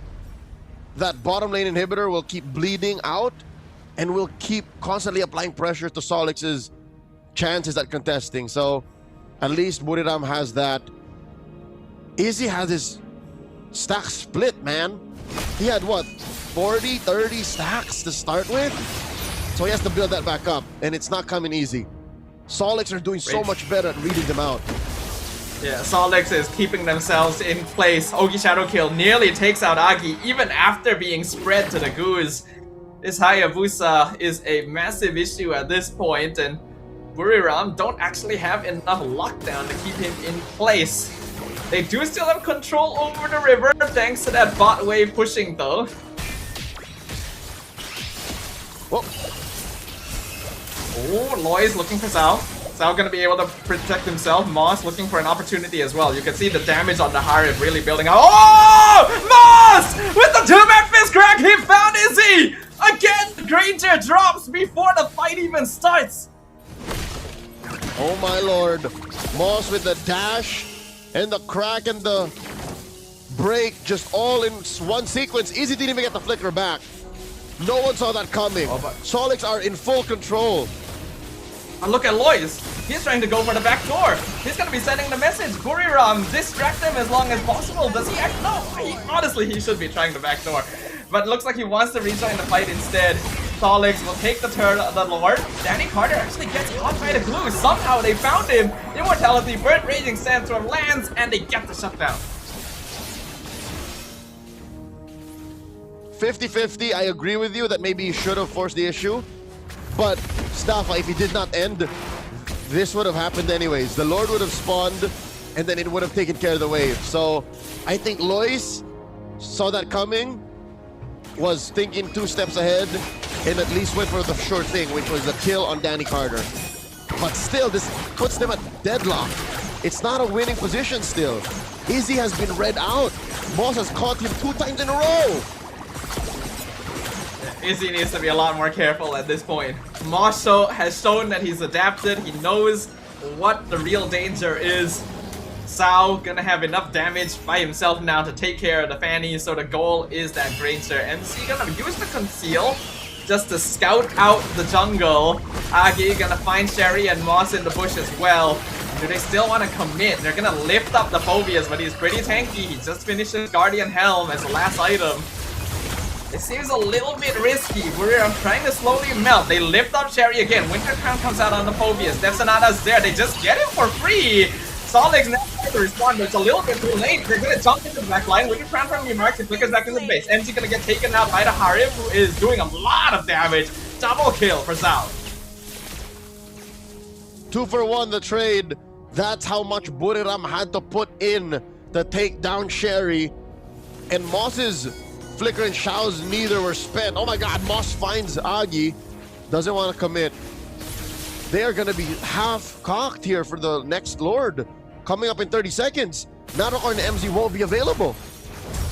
Yeah, this could be an endgame angle if they play this right. Both frontliners are dead, and we know how hard it hits late game. Lois at this point not able to do too much. They get the lift on Moss, they get the fist crack into the Fanny. Immortality burnt on both Badang and Fanny. And Winter Crown trade. Lois trying to escape, but not gonna be able to do so. Another member of Buriram down for 60 seconds. Moss stonks are through the roof. Moss was the reason why Lois committed himself and said, you know what? I will waste my immortality. I will juggle a Winter Crown to try and get the kill on Moss without even a guarantee for it. And Moss gets away. That's what hurts. Moss gets away, so this is dangerous. Buriram have thrown away the lead. And here's the thing. Their wave clear sucks compared to Solix. So this is going to be a hard Lord to defend. They're still gonna try and fight it. We see Danny Carter fighting MC in the back, and the Hayabusa actually hurts. Even a Khalid can't sustain long enough against him. Lord dropping low. Both jumpers. Are they gonna try and 50-50 this one? Who's gonna get it? The Lord gets knocked up. Danny Carter secures it. Lois was still dead after all. Gonna be free for Solix. So much better for Solix. 4v5. Not to mention how Izzy is now scared of what Moss could do. I think silver lining. Moss had to spend his flicker to ensure the Lord went over to their side. So that's a minute and a half that all of Buriram are on the map, but they have to deal with the Lord without the fear of Moss's flicker. It's gonna be a 5v5 base defense. The game is completely turned around. A 180 now in favor of Solix, looking to bring us to a game number 3. Lord gonna be shoving down mid lane. That inhibitor is barely alive, so it should fall easily. MZ already being poked out slightly. Buriram not very good at melting this. They only have a Granger to work with, and he's not exactly the best hero for dealing with such a tanky Lord at this stage. Narakorn gonna try and tank as much as he can, but he had to flicker out of that wall. Lord is now on top of the crystal. The end game is open. They're trying to defend as much as possible, but Cherry is doing work. Izzy still melting the Lord away. Solix taking it slow, disciplined. They're looking for the target. Aggie gonna be able to Crimson Beacon out of the wall. Bearded Phoenix comes out as well. A good defense from Buriram. The Lord goes down. Solix though, do they still want to force it? Xiao, he's looking for the base. Aggie goes down. Oki Shadow Kill, doing good enough damage to get Ladprao and Xiao in the back line. They've cleared up the minions. Izzy 1v1 against Cherry. They find Xiao. Immortality goes down. Lois in the back line executes V-Marks. The trade though, Xiao's still alive thanks to Winter Crown. Destinata picks up one kill, but the Immortality keeps Cherry alive. Davenport comes out to win. The crystal is so low. They just need one hit and they will find it. Solix brings us to a full series. Shao too can't believe what went down. The fact that their ticket to the playoffs could be one game win away. Coach in, you see him wipe the sweat off his brow. Impressive work. Buriram United in disbelief. That was our game to lose. We were up 8,000 gold. What the hell happened? I'll tell you what happened. Moss happened. Moss the boss kept everyone in check. He caused so much trouble for Buriram United. This was just straight up hero plays from Boss. Proper adaptations, realizing that hey, they're gonna be looking for me every time. It's time to shift the approach. But also impressive performances from Danny Carter and Zhao. Making sure they're able to farm up. The Hayabusa especially getting those initial shreds onto important members was what allowed Solix to turn this around. I think that Izzy made one mistake too many. If he just didn't get caught out like that, this should have been their game. I'd like to think it's less Izzy's problem. It was less Izzy's fault and more of Solix just putting them in a position wherein it was too much to respond to. Questionable decisions from Lois, especially towards that end game wherein, oh, let me commit myself, we want to kill Moss. Or, I don't know, late game situations like this, especially in 2 core setups wherein it's all Lois or all Izzy. One might argue it's more all Izzy. When you break them down like this, when you cut them right at the, I don't know, it was fragile, honestly. If you get rid of one of these 2 points, it's over. Buriram just should have known this coming, and it was all on Moss the boss, man. He said, nah, not gonna happen. Not so fast. The Padang remains a signature pick, and he has once again demonstrated to the world why it is such a reliable fallback here. Buriram United tried to challenge it directly. They picked up the Fanny into one of its direct counters and honestly did a good job of playing around him initially, right? The initial plan was good. Just move so fast that you don't let Moss grow. But man, he found the angle. And you know what they say about Moss? It is persistent. They say that? I don't know. I'm making things up. I don't know very many mathematicians. Anyways, again, a look at this game. Halfway through, you could still say it was definitely Buriram United's game. Look at how hard they were pushing Solix back. But as soon as Moss found his mojo again, and as soon as Danny Carter just, I don't know, got his, Blade of Despair, and as soon as he started to get Izzy's number, that's it. It was over. The moment Izzy started dying over and over again in these fights was when you knew Buriram United could no longer handle things, and this catch as well.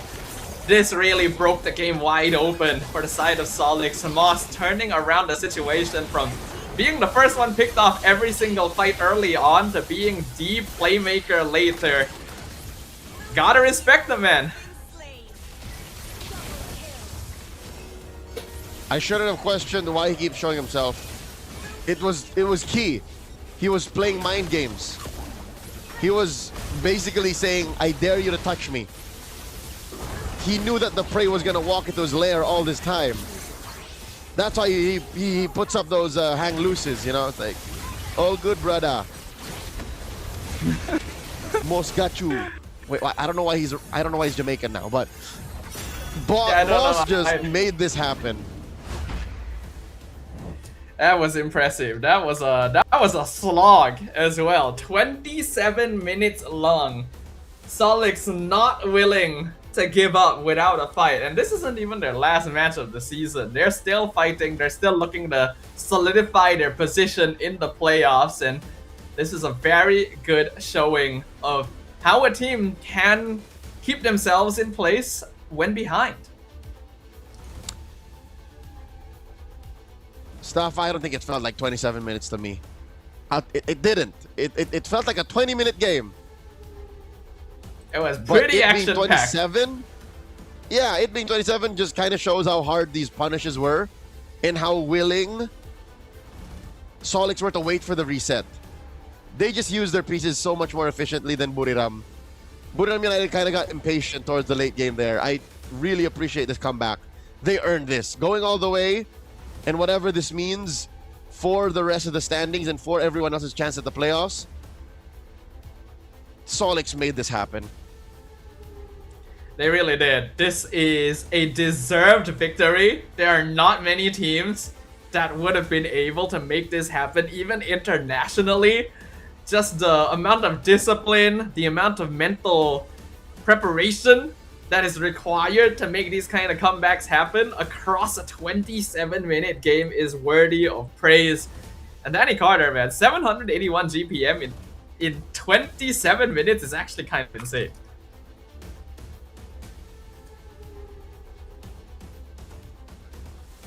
And the fact that he kept a decent farm on Danny Carter, that's what the key. He kept up with the pressure that Lois was putting on, especially when he was able to breathe. So good on you, Solix. Very entertaining. We're going all the way. One more game. how is Buriram dealing with this? Buriram United has to gather themselves. This is less of the reset and more of just mentally saying, we're not done. We can do better. I think this is the moment where you acknowledge that, okay, we may have ego challenged that a bit too hard with the Fanny into the Badang, and then the cherry on top, the Hayabusa at the end. Normally should have been easy to deal with, but once he has his farm, is one of the assassins that handles Fanny fairly well, and Danny Carter played it to perfection. We got a series on our hands, Leo. Went all the way. Do you remember what your prediction was? I think it was 2-1 Solix. Let me revisit mine. This is week 5, day 2. I said 2-0 Solix, so I was wrong to begin with. Oh, I'd be very shocked if my predictions somehow end up being correct, considering that I really have not been keeping up that actively with MSL. So perhaps there's something at work here. But Solix now has a chance to maybe make that happen. Truth be told, sometimes the way these teams play, you don't really have to know what happened the last week or follow a long thread, because sometimes they try things within the day or within the week that only make sense to them. Like here now, how the Fanny was picked just willingly into the Badang, which should act as a warning. As confident you are, you have to respect that's just nature. Sometimes corrects things, and this is nature at work. The Badang was too much of a threat for Buriram United to deal with. ดีค่ะตอนนี้นะคะเราก็อยู่กันที่ Lido Connect นะคะชั้น2ฮ3ค่ะสำหรับใครนะคะที่อยากมาชมความสนุกกันแบบสดๆอย่างนี้นะคะสามารถมาได้เลยนะคะ Lido Connect ชั้น2ฮ3ค่ะเดินทางสะดวกมากๆเลยค่ะตอนนี้นะคะโอ้โหเกมกำลังดุเดือดมากบอกเลยบอกไปตั้งแต่แรกแล้วเนาะว่าแมตช์นี้เนี่ย2ทีมนี้เขาต้องงัดทุกแผนออกมาแล้วเพราะว่าแต้มนี้เป็นแต้มสำคัญนะคะในการเข้าไปสู่รอบเพลย์ออฟของทั้ง2ทีมนะคะเพราะฉะนั้นเดี๋ยวเราพักความดุเดือดความมันสักแป๊บหนึ่งมาถามความรู้สึกแฟนคลับในงานกันดีกว่าว่าตอนนี้เนี่ยเกมมัน 1-1 นะคะเขารู้สึกอะไรยังไงกันบ้างเดี๋ยวให้แฟนคลับแนะนำตัวก่อนเลยดีกว่าค่ะก็ชื่อพาวค่ะวันนี้มาเชียร์บุรีรัมย์ค่ะโอเคค่ะด้านนี้ได้เลยค่ะชื่ออิงค่ะมาเชียร์โซลิดค่ะอันนี้เชียร์บุรีรัมย์มีเชียร์ใครในทีมเป็นพิเศษไหมคะแบบพิเศษคนไหนอะไรเงี้ยก็จริงๆเชียร์ทุกคนค่ะแต่ว่าอาจจะชอบการเล่นของลอยกับนารากรเป็นพิเศษนิดนึงฝั่งนี้ล่ะคะเชียร์ใครเป็นพิเศษไหมเชียร์พี่เชค่ะโลนยูเลค่ะฉายามีฉายาแปลว่านี้แฟนคลับตัวจริงใช่ค่ะหรือว่าแฟนตัวจริงไม่ใช่ค่ะไม่ใช่เขามีพลังเบฟมาเหมือนกันเฮ้ย2ทีมนี้มีแต่ทีมที่มีพลังเบฟนะโอ้โหเพราะฉะนั้นวันนี้งัดออกมาทุกอย่างเลยโอเคแล้วตอนนี้คือสถานการณ์มัน 1-1 เราคิดว่ายังไงทีมเราเนี่ยจะเอาชนะได้ไหมในรอบถัดไปแน่นอนอยู่แล้วค่ะถึงจะหายใจไม่ค่อยทั่วท้องแต่ว่าแน่นอน 2-1 ค่ะหายใจไม่ทั่วท้องนี่นักแข่งหรือว่าแฟนคลับคะน่าจะต้องเราอยู่แล้วนักแข่งเขาชิวๆอยู่แล้วค่ะนักแข่งชิวๆด้านนี้แหละค่ะสถานการณ์ตอนนี้คิดว่ารอบแท็กไปเราจะเอาแต้มมาได้ไหมเอาได้ค่ะชนะชัวร์มั่นใจโอ้โหแฟนนอกจากนักแข่งมั่นใจแล้วตอนนี้แฟนคลับก็มั่นใจในตัวนักแข่งมากเลยโอ้โหอันนี้มาดูที่นี่กี่ครั้งแล้วคะก็จริงๆเกมนี้เกมที่4เป็นวันที่3ค่ะ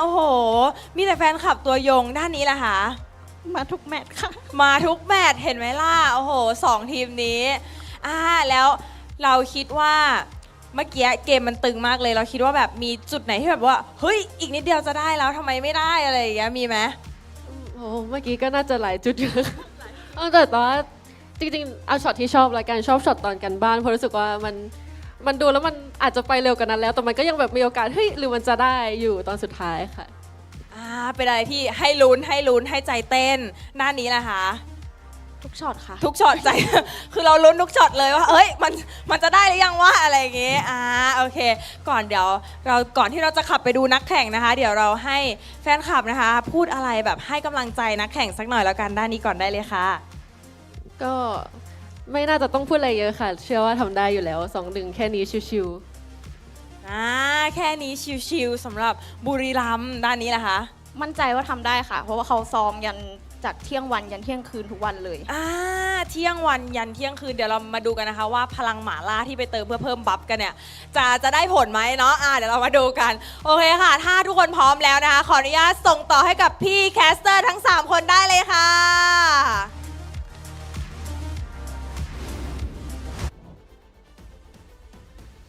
I wish I spoke more Thai. Welcome back. I believe those two were representatives of fan bases for Solix and Buriram United. Let's snap back to reality. My name is Leo, this is Dafa, and we're going to witness the concluding game for the series. Again, this is Solix trying to punch their ticket to the playoffs, but Buriram United stands in their way, going through the reset of all resets, because I think this is a bigger hurdle to have almost closed the game and then lost because of what? 2 major decisions that could have been fixed. From a completely gameplay perspective, I think we can still agree that Buriram United has the edge. They won game 1 very handedly. They should have won game 2 pretty handedly. They just were a little bit countered by the hero picks, especially once the item scaling kicked in. If they stick to their guns and draft properly without needing to directly challenge their opponents, they should still have that edge. But I think the real challenge for them here is going to be that mental state. Can they reset from this situation, considering that it is a pretty big hit to lose a game like that? One might say, instead of looking at Solix as their main enemy or their biggest opponent, Buriram might be looking at themselves. Buriram United might actually have to go through them and to, unknot these blockages in their thought process to actually get the job done. Because, game 2 was theirs. It's just late game decision making, the fact that the road to the 2-0 could have been much easier if the aforementioned ego check wasn't there. So, all this said, Buriram need to get out of their head. Like, that's it. Buriram United just play a clean game, put Solix in their place, ban the Valier if you must, and then take us home. Yeah, they just gotta reflect upon what happened there, learn from the mistakes, and move forward with it. But at the same time, Game 2 has proven we cannot count out Solix, right? While they didn't have the best early game overall, they locked in, they found their groove, they found the answers to Buriram towards those later phases. Will that directly translate into a different style of play? Will it be cleaner? Will it actually be a more Solix-oriented game this time around? Doubt it. Every single game we played, played, you don't think so? Every game we played, save for the early game dominance of Moss on the Badang, it was Buriram United. So that means their game is just more fundamentally sound. So I think if ever this was Solix's series, if they were going to win Game 3, and again, if tonight they punch their ticket to the playoffs instead of tomorrow versus ACT, they have to make Buriram make a mistake. Buriram United have to lose it again. They have to slip up, is what I'm trying to say. Well, it's not impossible for that to happen, considering that there has to have been a bit of an effect psychologically to that loss. We're gonna be on flying clouds for game number 3, so a shift up from the expanding rivers now, and we will see what kind of adjustments will pop out of both these teams as Buriram that returns to the blue side, once again banning the If ever there were mistakes to be made, this map is the perfect map to either repair them or make them keep a coming. Flying clouds allow for you to die and then come back, respawn, fight again. Or allow for you to make the mistake of thinking you should fight and then you keep going. So that's what these teams are playing on. Exactly. The Hayabusa actually gonna be banned out now Buriram United showing plenty of respect to Danny Carter, but choosing to ban Hayabusa in the first phase means you are letting go of quite a few power picks. As of right now, the Zusin's still open, the Harley, the Harith, all of that still quite viable.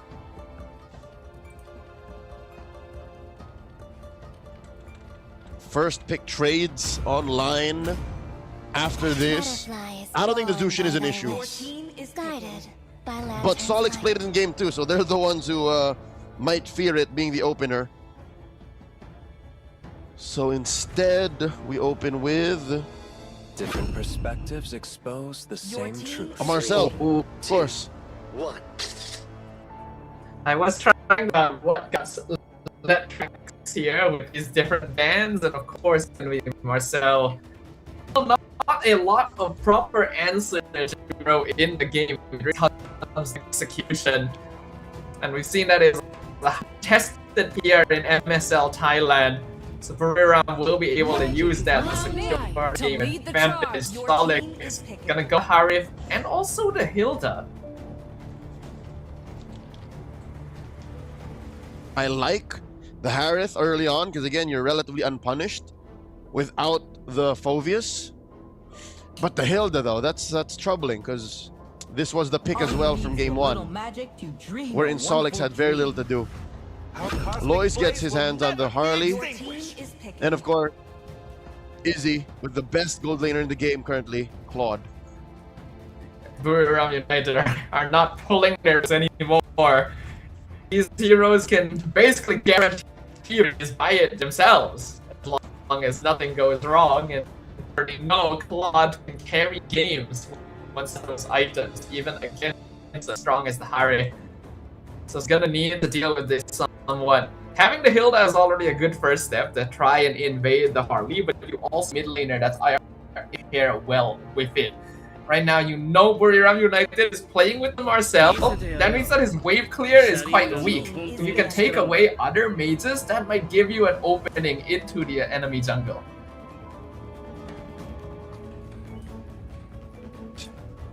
Has to be used up well by Danny Carter, who finally picks up a meta jungler. A hero that will take up some time to farm, but at least snowballs when he does get it going. There's his Suyo. Solix can now start attacking open lanes. How's about the EXP lane? I didn't cure the pain. Instead, for the first time in the series, the Valentina gets banned. What are they thinking? Why the Valentina ban? Are they thinking of a Sora in the EXP? That would be the most obvious pick, right? You see the Valentina banned out, instantly your mind will go to, this should be a Sora, right? There is also the possibility of things like the Arlet, because now you're just going to be looking at the big ultimates. Eve also may be something they're considering. Denying them the pleasure of, I get it. There's a Zitian. Both teams are just attacking the mid lane now. They're both just denying each other good engagements through mid. And by the way, that Zetian was also very instrumental in game 2. Setting up the whole Badang combo via the Fury of the Phoenix. And again, more attacks to mid. The Farsa. If Buriram don't ban the Eve, then I don't know. What else do they expect to get on the way out? Oh wow! Well read, Coach Trek Artista. Well read. So what is going to be next? Multiple of the more meta mid laners are gone. The next best things will be Eve or Lilia, if we go by pure meta. Lilia's not too bad against Harley since the Black Shoes can help you deal with deadly magic, but I feel like Eve is a little better currently, unless they're expecting Buriram to go for tanky heroes. And yeah, looks like Eve is gonna be the choice of Solix. It's what was let through. The Sora had to be banned out. I get it. But what do they get for themselves? No Farsa, no Valentina, no Zetian. Lilia's a little too short-ranged for me. Gord! How's about you, Gord? Slap a Gord onto Agi. A Gord would not be too bad. I'm trying to think if there's any other options. Gord is there, Valir is banned, Lunox I guess, maybe, but no, it is the Gord! Gonna be making his second appearance in MSL regular season along with the Arlet, taking it away just in case Solix is considering it. And that means Narakorn will get to recreate his performance, a very scary Arlet player on Buriram. Yep, MVP from game 1. How does Solix respond? We don't know where this Hilda is going. Is it a roamer or an EXP laner Hilda? Most likely a roamer. What's open? The Hylos, the Gatot. I would rather Gatot Kacha. I don't want Hylos. Hylos is too honest. You're investing too much in your box. I would Hylos. But that's just me. Maybe Khalid. Khalid is open too. Oh, this is Patrick. Oh, that sounds like a Glee. Okay. And you know what? The choice right here. Glue EXP lane most likely not gonna be able to win out that match since Glue is still one of the tankiest heroes in the game. Oh wait, no. Looks like it is Moss on the Glue instead. So they're trying to win out that mid lane prio. Glue E versus Marcel Glue. Marcel Gord should definitely lean towards Solix. Okay. Confirmed. There's a switch up. I mean, if you want to make that EXP lane impact the early game already, Hilda is the right choice. Because you clear the wave, cut it, and then run back to mid, then get back to your lane. You can't do that with a Phoveus. Or rather, you can't do that with a Glue. So you plant Glue in the middle, and then Bob's your uncle. Let's go to game 3. Here's a decider for this match. Will Solix punch her ticket to the playoffs, or will they have to play against ACT tomorrow to find out? Looks like MZ already starting things off exactly how you would want a Marcel to run into the jungle against Danny Carter. Though it has to be a bit careful. We all know how much damage early level Suyo can output, and Marcel isn't exactly the tankiest hero in the world. So as long as Buriram United doesn't give up too much on the early game, they should be able to start scaling with Lois on the Harley. EXP lane again, as deadly as a Arlot is, you're looking at a Hilda. She just undoes the damage you output with those early vengeances by walking into a bush, so at least Solix has that in check. In the gold lane though, I expect Izzy to be bullied hard. That's a skill check. That's literally a mechanics matchup between the Harith and the Claude. I still remember back in the day when Harith was like D lane counter to Claude, but nowadays it's actually a lot more even. In fact, I would argue that Claude actually wins out the lane a little bit more thanks to all the healing he gets off the fighter emblem. And we can already see that happening in the gold lane. So gonna need to make sure he doesn't fall too behind here, but as long as nothing affects the lane, he should be alright.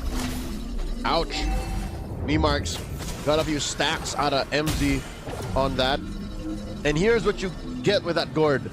If Agi throws out these projectiles very well, Solix's entry point is almost undone. They have to do a lot of work or spend flickers to get in.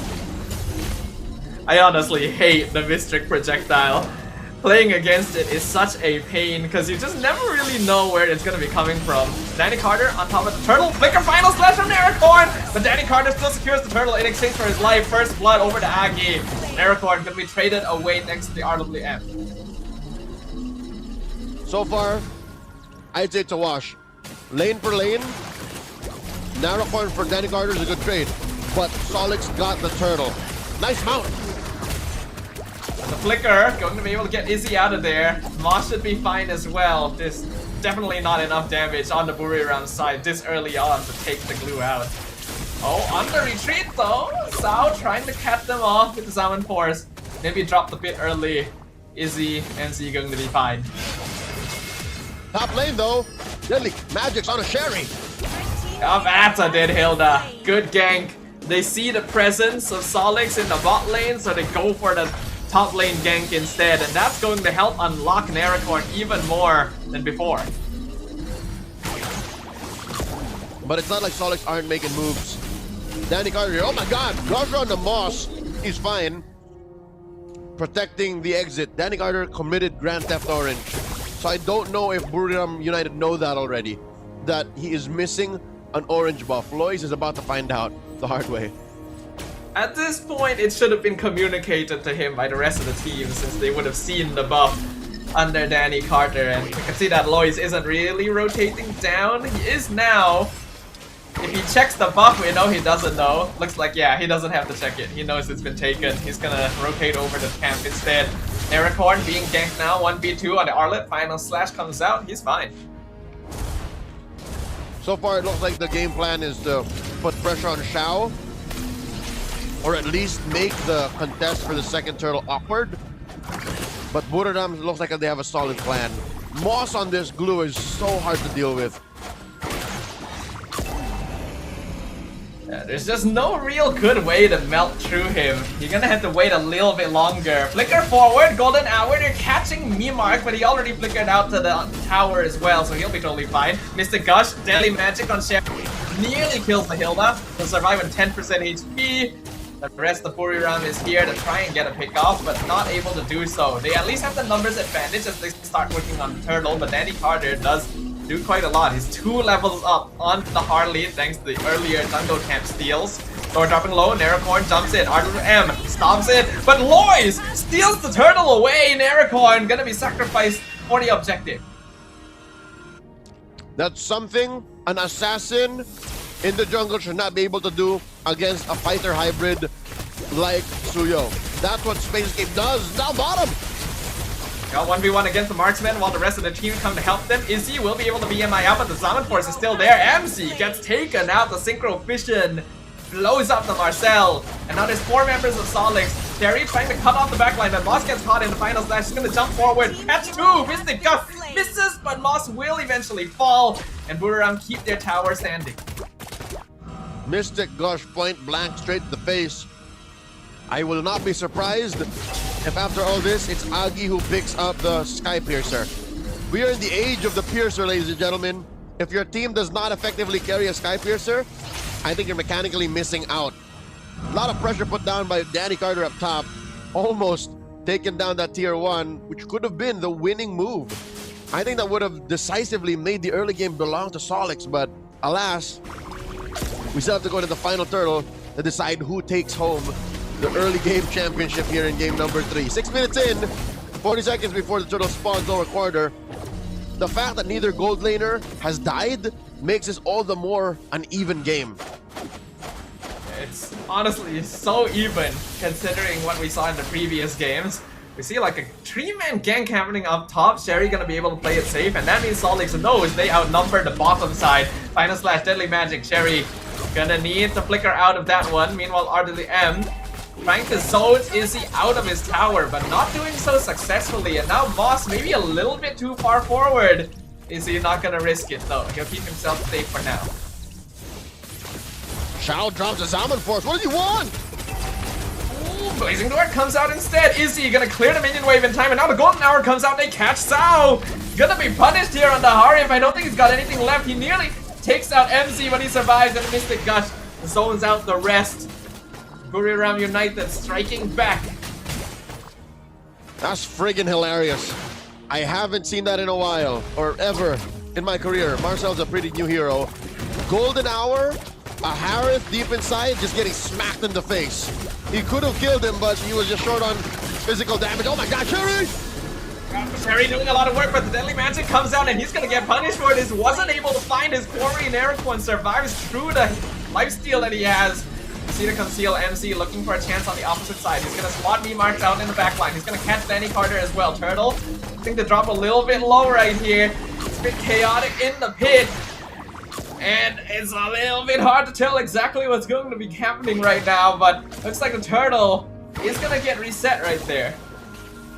As mentioned, brother, deadlock. Neither team are willing to concede, saying you have the early game. So neither of us are taking this final turtle. It might even evolve. They catch one on the Moss. Deadly Magic's on him. Danny Carter wants it. Final Slash goes in once again on Moss, but the glue is just so tanky. It's absorbing everything. Golden Hour comes out, freezes Memark and the turtle, but doesn't do enough. Danny Carter will secure the objective, though it should took a while. So Solix are able to at least squeeze that out of the engagement, but it cost them. Buriram are still holding on to a small lead, and of course the map belonging to them. But for how long? Oh my god! They find Moss! They found Moss, finally! I think the glue is dead this time. Killing spree for the Harley, and they find the projectile on Memark into the gush. MC comes from behind, finishes off even. Now the Blazing Wave ties the towers out with the Summon Force, trying to take a 1v4, but the odds are stacked. 3 kills in the bot lane for Buriram. You can have all of the objectives, but if they do not convert well, then this happens. Buriram are up 1,000 gold despite losing that top lane, despite losing that turtle. Sherry! Oh, deadly magic! And they pump everything into the Hilda. Sherry explodes like a balloon. Looks like he is going for a slightly more damaging build as well. Just finished Blade of Emphases. That explains why he's a little squishier than you'd expect. So far, Buriram are calling the shots. Even if Solix are getting some trades on the way out, if this continues, Izzy was gonna be a monster late game. It's not even a gush used to kill, it's a gush used to deter Solix's forward momentum. They have to find a way to stop the farm of Izzy. Oh my lord. They found Danny Carter alone in the bush. 10% HP. I'm kind of surprised they didn't go in to finish him off there, but probably didn't have the cooldowns. Instead, Sherry is gonna be the one forced to flicker away, as Buriram now officially in the driver's seat for this game number 3.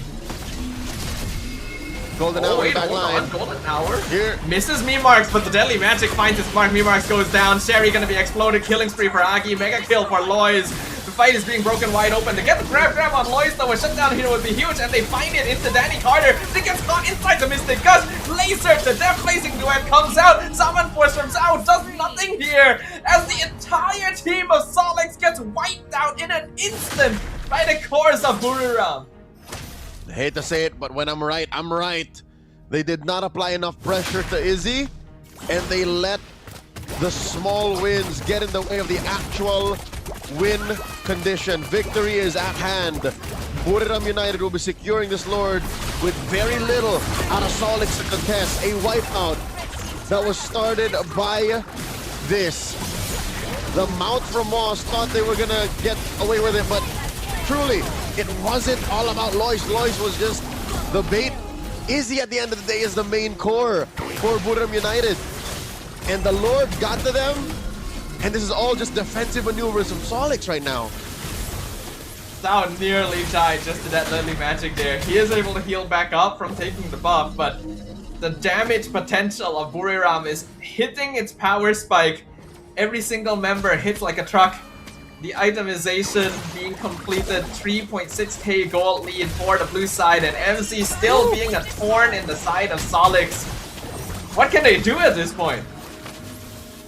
Oh my lord. Protect Xiao. Oh, he does get the flicker. Oh, MC. Hour comes out. MC survives.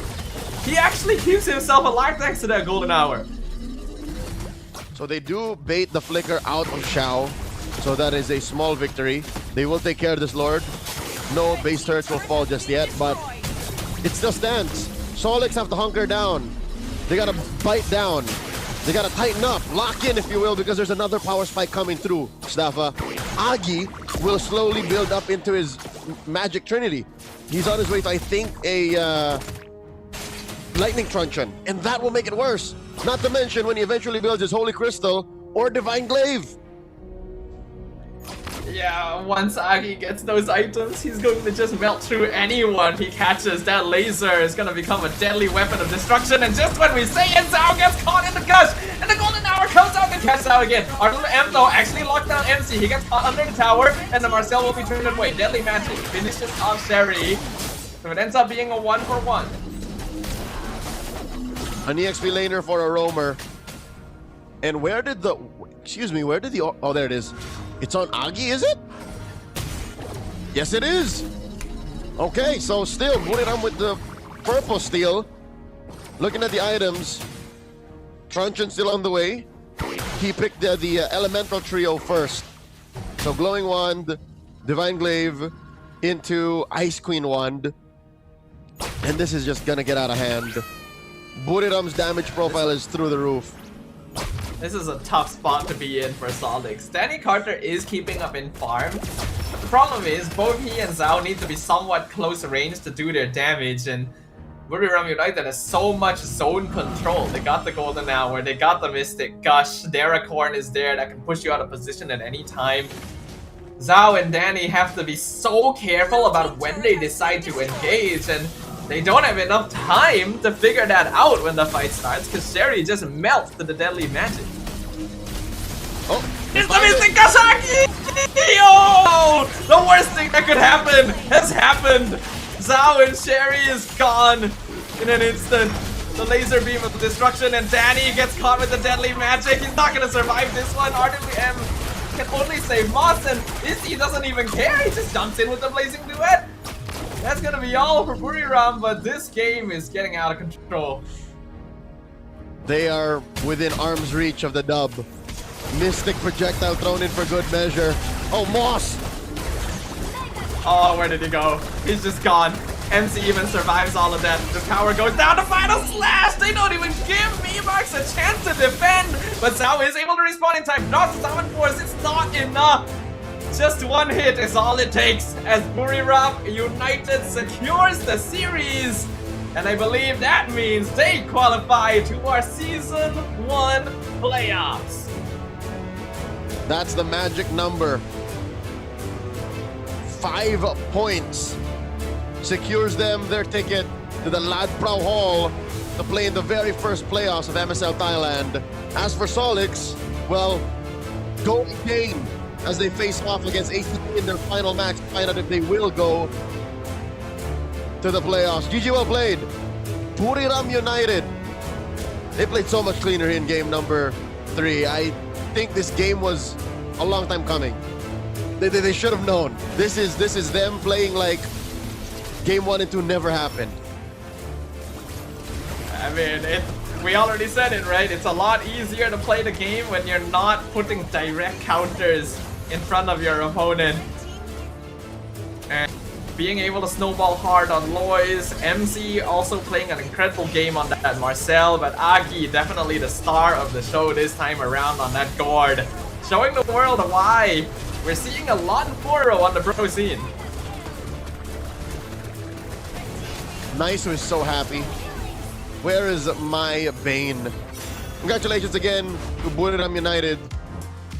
ตอนนี้นะคะเราก็อยู่กับผู้ชนะนะคะทั้ง2คนจากบุรีรัมย์ยูไนเต็ดอีสปอร์ตค่ะนักรบสายฟ้านะคะเกือบหลับแต่กลับมาได้อีกแล้วโอ้โหแสดงความยินดีด้วยนะคะก่อนอื่นเลยค่ะแนะนำตัวก่อนเลยค่ะสวัสดีครับลอยจากบุรีรัมย์ครับเล่นจังเกิลครับนรากรจากบุรีรัมย์ครับตำแหน่ง EP ครับโอเคค่ะให้ดูเขินๆ มันดีใจใช่ไหมชนะเป็นยังไงบ้างคะแบบพอใจกับผลงานของเราแล้วก็ทีมของเราไหมคะวันนี้พอใจครับเพราะว่าวันนี้เราเล่นกันสนุกครับแล้วก็ทำได้ดีเนาะพอใจไหมพอใจครับแค่นั้นเลยอ๋อโอเคเนี่ยแล้วคือตอนนี้เราเข้ารอบ Pay Off แล้วได้มีคิดแผนไว้เจอใครในรอบ Pay Off ไหมแบบแผนเพิ่มเติมแผนนี้ต้องเป็นหน้าที่ของโค้ชครับเป็น เรารอซ้อมอย่างเดียวใช่ไหมใช่ครับผมอันนี้คือตัวพูดตัวเห็นด้วยซัพพอร์ตโอเคแต่ว่าพรุ่งนี้เนี่ยเรายังต้องเจอ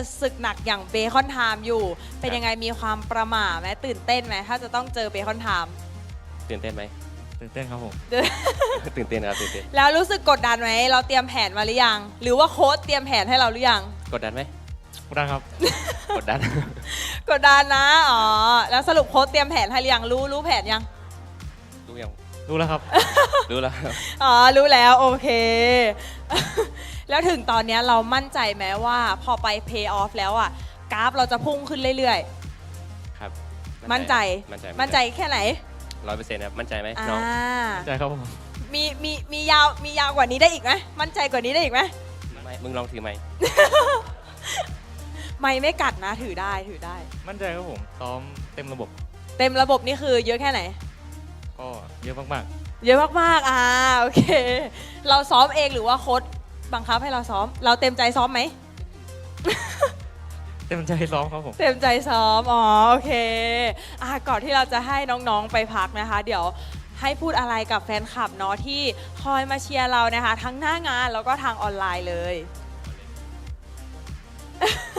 มีการแย่งไมค์กันเกิด ขอบ ขึ้ คุ น ณที่มาดูทางออฟไลน์และออนไลน์นะครับ ขอให้ทุกคนกลับบ้านโดยสวัสดิภาพนะครับ เดินทางปลอดภัยแล้วก็สู้ๆนะครับทุกคน คนอื่นเดินทางปลอดภัยส่วนเราจะกลับกับแฟนเนาะ ครับ ขอบคุณทุกคนที่มาเชียร์ด้วยนะครับผม พวกเราจะทำมาเต็มที่ครับผม มองกล้องหน่อยไหมโอเค เดี๋ยวเราให้นักแข่งของเรานะคะ ไปพักกันก่อน ตอนนี้ก็ไปพบกับพี่แคสเซอร์ทั้ง 3 คนได้เลยค่ะ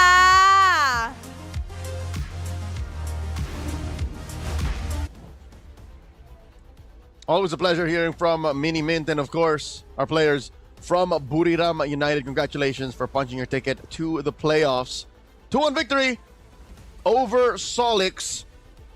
I think we will see through the highlights and, of course, a quick rundown of the post-game stats again of how they did that. But much like in Game 2, there's so much going against Solix that the draft almost instantly spelled victory for Buriram.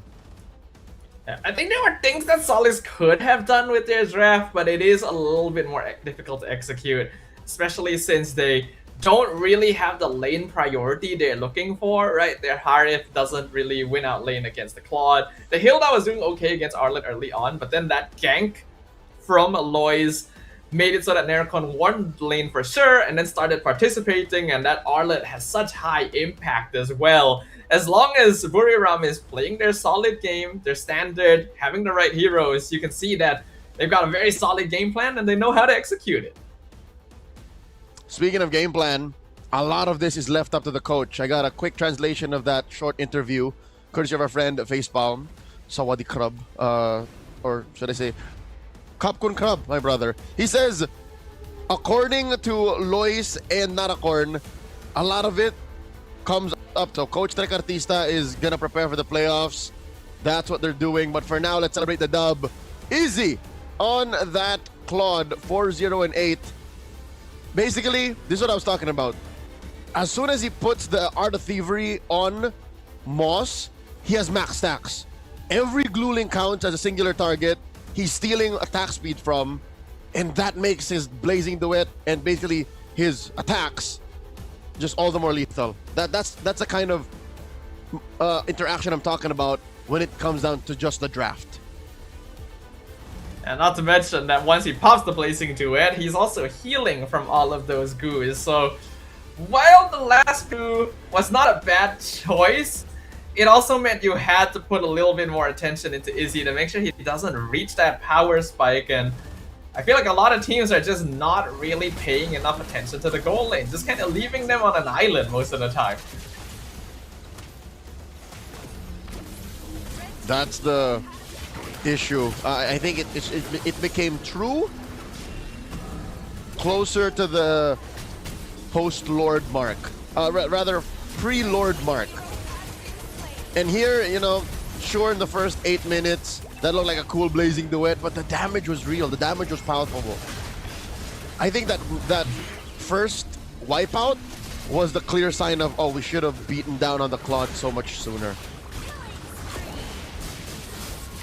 Yeah, but I also can't blame them too for it because, again, there's a lack of lane priority overall where they're not really able to move around the map freely, and I think we did express some about this Hilda pickup in the first phase from Solix, and I would think that it was one of the factors that cost them this time around because they really do all that much this game, especially after that first gank. The power spike is hard and there's so much control you have to pay attention to. Yeah, on paper, his intent, the thought that counts, was there. It's just in practice, it really did very little. Usually you wanted to kind of threaten the Harley or even the Claude, like kill it before it even deals damage, but Sherry was dealing with too much. That frontline damage that Agi on the Gord was dealing was nullifying everything that he put on the table. So 20-6, ended under 15. This was all Buriram, man. As soon as Buriram found that post-turtle dominance, the game was over. This Hilda pick makes the draft a bit too honest from Solix, because at that point you already know, like, there's no one that can really threaten the backline directly. There is a Harley that's running around, there's a Claude that's teleporting around. You think that Gord is immobile, he should be someone you can catch easily, but when Hilda and Glue have to get through the Marcel and the Arlet to do that first, then there's no one that can really stop Aki from just standing there and blasting you with his laser beam of doom. And then those projectiles as well, scouting out angles, giving you vision, helps a lot. This is what we mean about having heroes that can actually set up for that Harley deadly magic too. And that's why the Gord combo was so easy to call out. Might not be as big in MSL Thailand just yet, but it only really happened as a breakthrough pick in the past 2 weeks. So now it's for sure a meta choice, and it should be a threat going into the playoffs at the end of the month. So that is our rich man, of course, bordering 800 gold per minute is Izzy. And then all the damage from that Gord coming from Agi. Moss was just... Man, if in game 2 he was the boss, today he was just Moss, man. The way you say that is like his IGN is a bad thing, which no, like literally, he's just like he is just underneath moss. surfaces. It's just like growing on humid surfaces and trying to survive, but then people come by and say like, I don't want that moss there, and you take it out with some deadly magic. That definitely happens in real life.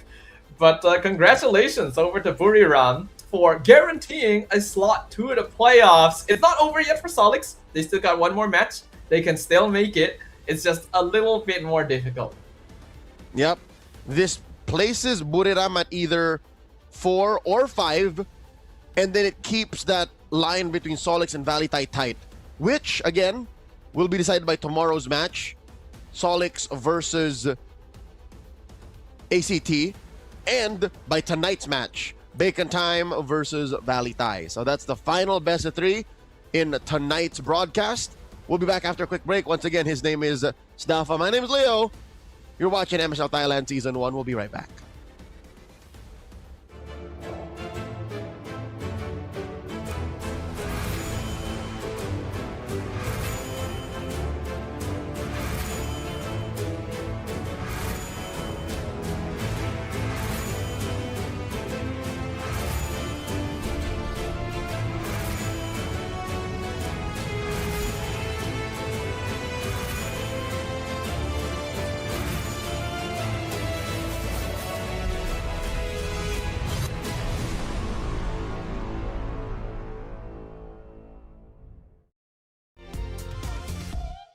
Richman Shop โน 1 เรื่องเติมเกมเหนือกว่าทุกการเติมผู้สนับสนุนหลักอย่างเป็นทางการ League MSL Thailand เติมได้นับร้อยเกมพร้อมบัตรเติมเกมและบัตรกำนันอีกมากมายเติมถูกเติมไวผ่อนได้มีเงินคืนจ่ายสะดวกไม่ว่าจะโอนหรือผ่อนชำระและใหม่ล่าสุดรองรับการแบ่งจ่ายผ่าน SPayLater ดูแลทั้งก่อนและหลังการขายทุกช่องทางบริการ 24 ชั่วโมงร้านเติมเกมที่สตรีมเมอร์ส่วนใหญ่ไว้วางใจนึกจะเติมเกมต้อง Richman Shop เท่านั้นแล้วมาเติมกันเยอะๆนะ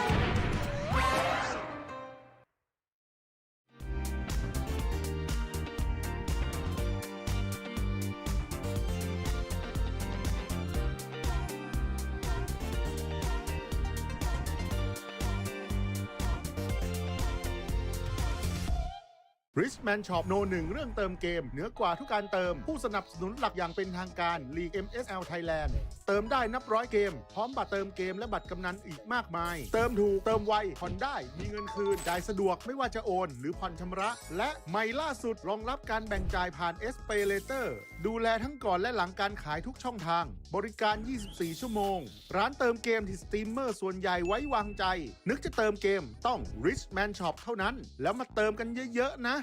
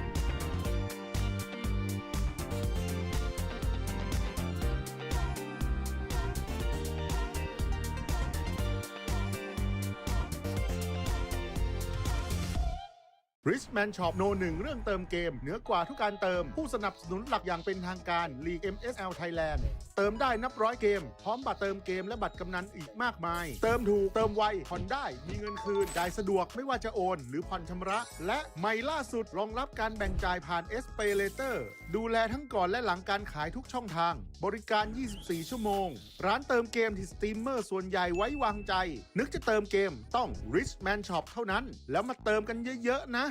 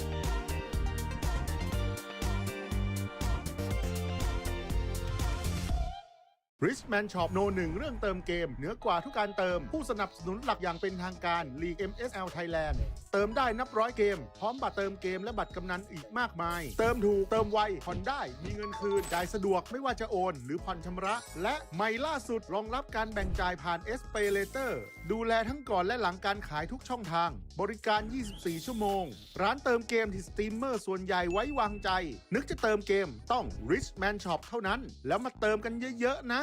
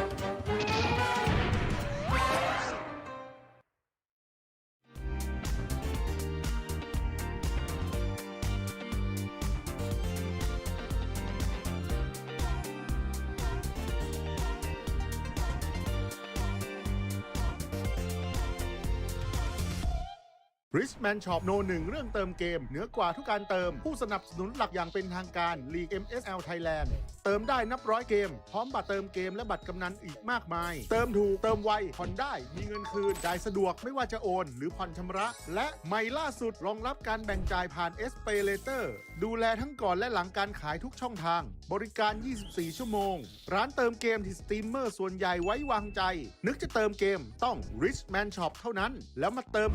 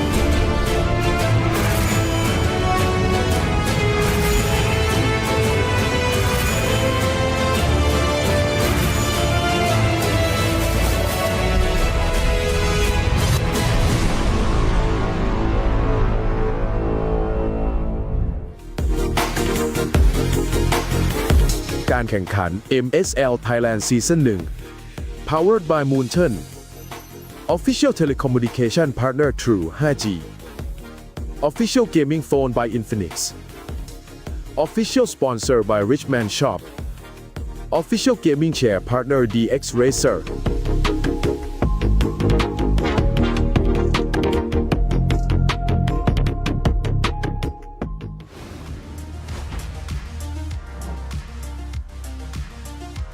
เอาละค่ะตอนนี้นะคะก็คือมาถึงคู่สุดท้ายในการแข่งขันของวันนี้แล้วนะคะคู่ที่แล้วเนี่ยว่าเดือดแล้วเดี๋ยวคู่นี้ก็น่าจะเดือดอีกสักหนึ่งรอบนะคะเพราะว่าแมตช์นี้นะคะเป็นแมตช์สุดท้ายแล้วค่ะของทั้ง2ทีมในรอบเก็บคะแนนนะคะเป็นการเจอกันนะคะระหว่างทีมเบคอนไทม์นะคะเจอกับยักษ์แดงวลีไทย e-sport ค่ะเกมนี้เนี่ยก็คือเป็นเกมสำคัญนะคะของวลีไทยเป็นเกมทิ้งท้ายแล้วนะคะของวลีไทยแล้วจะต้องมาเจอกับเบคอนไทม์โอ้โหเป็นทีมที่ฟอร์มเนี่ยแข็งขึ้นมาเรื่อยๆเลยก็บอกได้เลยว่ารอบนี้เนี่ยก็คงไม่ง่ายนะคะเกมทิ้งทวนของวลีไทยในรอบนี้เนี่ยตอนนี้นะคะใครที่ไปหาน้ำหาขนมหรือว่าไปพักเข้าห้องน้ำนะคะตอนนี้ต้องรีบกลับมาเฝ้าหน้าจอนะคะและสำหรับใครค่ะที่อยากมาดูความมันแบบสดๆหน้างานนะคะสามารถมาตอนนี้ได้นะคะที่ Lido Connect ชั้น2 ฮ3 ค่ะเดินทางสะดวกมากๆเลยนะคะ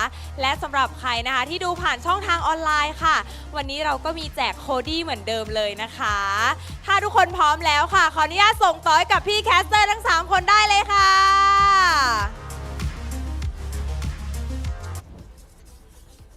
Welcome back. You're watching MSL Thailand Season 1.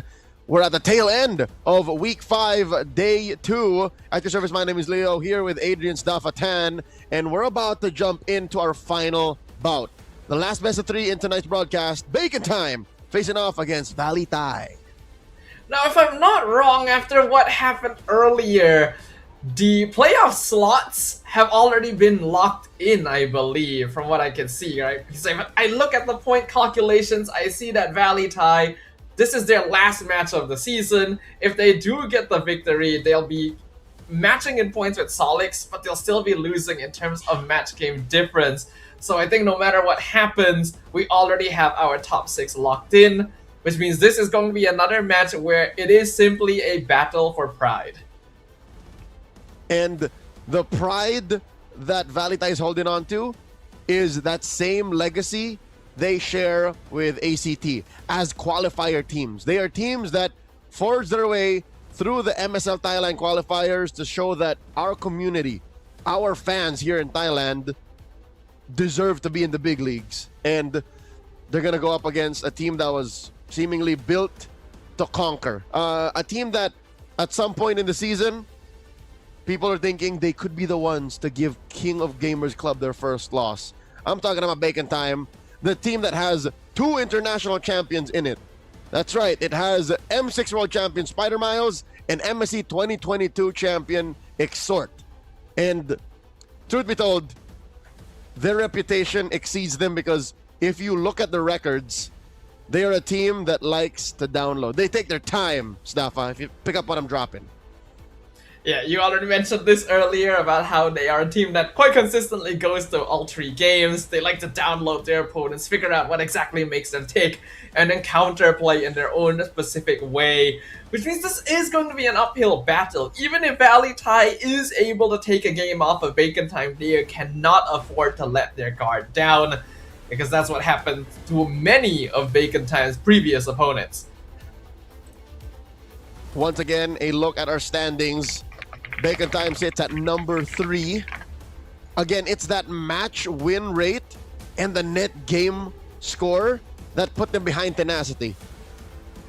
But that being said, they are a far cry from VLTH's record, who is at 3 points, 3 to 5, as mentioned. Even if they do win here, they go to 4, tied with Solix. They just lose those tiebreakers. Here we have the headline for the matchup. The real enemy. Who is the real enemy? Could you really say that these are the true enemies right now for the side of VLTH Esports? As you've already highlighted, Bacon Time, one of the more popular lineups in MSL Thailand, thanks to the star power that they're hosting with multiple international championships, import players, and their overall success throughout the MSL Season 1. VLTH Esports started off the season fairly strong actually and surprised a lot of people with impressive gameplay for a rookie team, for a qualifier team, but unfortunately weren't able to keep that stride going, and now they find themselves in a position where they'll have to face off against Bacon Time with no chance of even making the playoffs. You know what? More than the rumble in the lower half of the standings, or, you know, the middle of the standings, such as we watched between Buriram United and Solix, this one is all the more palpable. I understand the tension here a little more clearly because it's David versus Goliath. And it being David versus Goliath, I hate that you and I both know game 1 is going to go to VLTH, you think so? 100%? Again, this is a challenge to Bacon Time. We are in the tail end of the season. Can they play a clean game? That's my question. Coach Noel, do you have it to clean up house? Could this be that one of 3 series you actually sweep in the season? Alright, let me pose the question to you then, Leo. What do you think is it that causes Bacon Time to lose the game 1 so consistently, and what do they need to do to not lose that game 1? If I'm not mistaken, there was an interview or a video package that was explaining, I think it was it Guns or B-Boss? I'm pretty sure it was one of their Thai members. It was not Exhort nor Spider Miles that said, some way, somehow, we always just need time to warm up.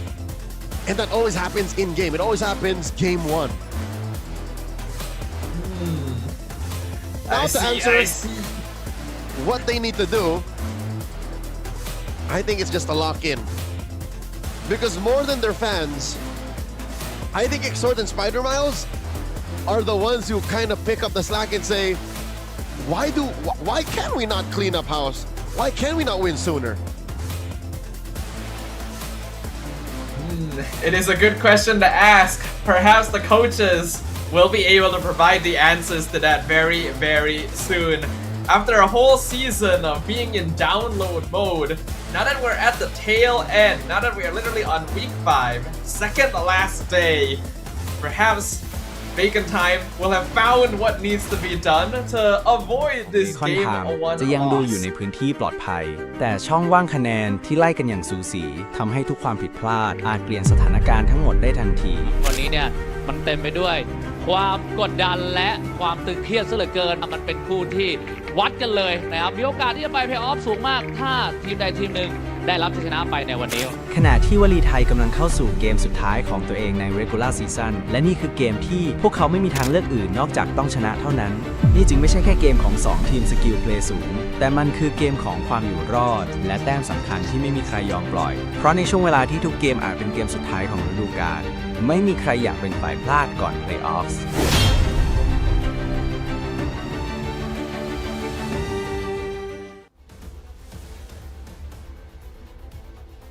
All right, into the bout we go, head-to-head between Bacon Time and Valley Thai. Let's take a peek at the EXP lane, Kang and Nicholas. Again, even with the whole downloading situation, it makes sense why Kang's stats are higher. Yeah, by quite a wide margin as well, right? GPM is not too far apart, teamfight participation is not too far apart, but more than double the overall KDA ratio of Nicholas is a pretty impressive achievement. Now, as you pointed out, this is likely because Valley Thai has not exactly had the most stellar of seasons. Nicholas basically has to pick up the slack, has to be the damage sponge, probably doesn't have the best KDA ratio because of all the losses that Valley Thai has taken in comparison to Bacon Time, who can figure out their opponents and reverse sweep their way to victory. This time around, will we see the same dynamics, or will we finally get to see something a little bit different from our bacon-flavored faves? Okay, I got confirmation, Staffa. It was Guns. I remember now, it was Guns who say that they need time to settle into the game. But also B-Boss, who says they don't mind losing game 1 first. But again, it makes sense. I'm pretty sure the Filipino players are just like, all right, gentlemen, whatever it takes. Because it's this habit, I'll call it a habit, this pattern that kind of put him here at number 3. Without that, I think they could definitely be number 2, maybe even number 1. That is true, that is true. While it would be nice to see this team perform cleaner, you cannot deny with the results, right? As long as you get the results you wanted, they're already secured a spot into the playoffs. This is basically just an exhibition match for them. Then you can't really argue with the process. But once you get into the playoffs, that dynamic shifts. And I imagine you want to try and make sure that your gameplay is cleaner. It doesn't take quite as long for you to come online, and this could be the first step to doing that. There are no download games in the playoffs. I doubt that that will ever be a thing. So this being more than just an exhibition match, I hope, yeah, this being more than just an exhibition match, I hope this acts more as practice to playing clean. Because you can't do this in Ladprao, man. Maybe in Lido Connect, you can get away with it and still qualify, but in Ladprao, I think it has to be as clean as it can be game 1. Speaking of, let's go into a map for game 1, random draw. We've seen a lot of clouds, a lot of rivers today, and now we're going to grass. Ooh, time to touch some grass, ladies and gentlemen. Pretty dangerous map, especially for the teams that know how to set up these ambushes and play around vision. We know that Bacon Time has players with a lot of experience even on the international stage, so they will be able to make full use of this, but will Valley Thai as a qualifier team be able to meet those same expectations? They've gone through a lot ever since they joined MSL Season 1, and I think they've proven that they are worthy contenders. Can they close out the season with one last W? Valley Thai on the play. Uranus and Zushin bite it. Bacon Time take out the Marcel and the Hilda. Still open is the Phovius and the Harith trade. Harley and Suyo as well. Valentina, again, always a game changer whenever she's open in the draft. Gotta watch out for that. Uh-oh. Guinevere also. It's the Hello Kitty folder, man. That's a Was that Hello Kitty? Or was that Melody? It's Sanrio, whatever. It's Close enough. That's Coach It's Micasa's pink thing, and it's man. Sanrio. That means it's Hello Kitty. Honestly, a lot of people would probably agree with you. More people would than they wouldn't. It's a pink folder, is what it is. But pink can be used for other mascots too, Leo. There's pink mascots. Well, Bacon Time's pink, so there must be something there- going on between. It's on branding, right? That's the branding. You gotta keep it pink. That's how you keep the identity going. He's fighting them though. Coach Mikasa is valid. Regardless, Boxer here coming through. Don't know if it's gonna be a flex. Katinaru might have it in him to pick this up again. Still very strong hero, Baxia. Still, I think, #1 banned in the Philippines. Bacon Time, they can answer with, I don't know if you would Harley, Leomord, or Suyo into this. They're all hard matchups into the Baxia. Yeah, Baxia just provides you a very strong early game matchup into most junglers, so you might want to lean into something that has a little bit more mid to late game utility, in which case then, yeah, Harley, still one of the better options. There is also the Guinevere, hasn't been picked up yet. They go for the Khalid first, which is perfectly fine, as well as the Fovea, so Bacon Time keeping it pretty standard to start. Okay, for all of the sticklers who want to get it right, it's not Hello Kitty, it's not Sanrio, it's not just some pink folder, it's Rhythm, okay? It's My Melody's little brother. Moving on. Is it? I didn't even know that character existed, but okay, well, that's actually news. Is that? There's some is that not guidance just here. Melody? That looks Nope, just like nope. Melody. It's My Melody's little brother. Okay, so back to the action. It's Phoveus and Khalid. Very good picks for Bacon Time. Fast tempo. This is a very How does important Valley Pie conversation answer? to be having. Get Claude. Yes. I don't want to step on people's toes. Instead of getting Claude, they pick heroes that can be countered by Claude and counters Claude in Yu Zhong and Eve. There's a little pocket ecosystem being drafted here. I mean, these are fairly... I mean, Eve is a very solid hero. I'm not sure if Yu Zhong into Phoveus is going to be the most ideal. It is a bit of a skill matchup, but you could have still gone into Glue or Alice if you wanted a direct counter. And by doing this, Valley Tai is being very honest with their first phase. This is straight up a team fight composition. They want to play front to back, go for the backline dive with the Yu Zhong, and that means Bacon Time is all the information they need.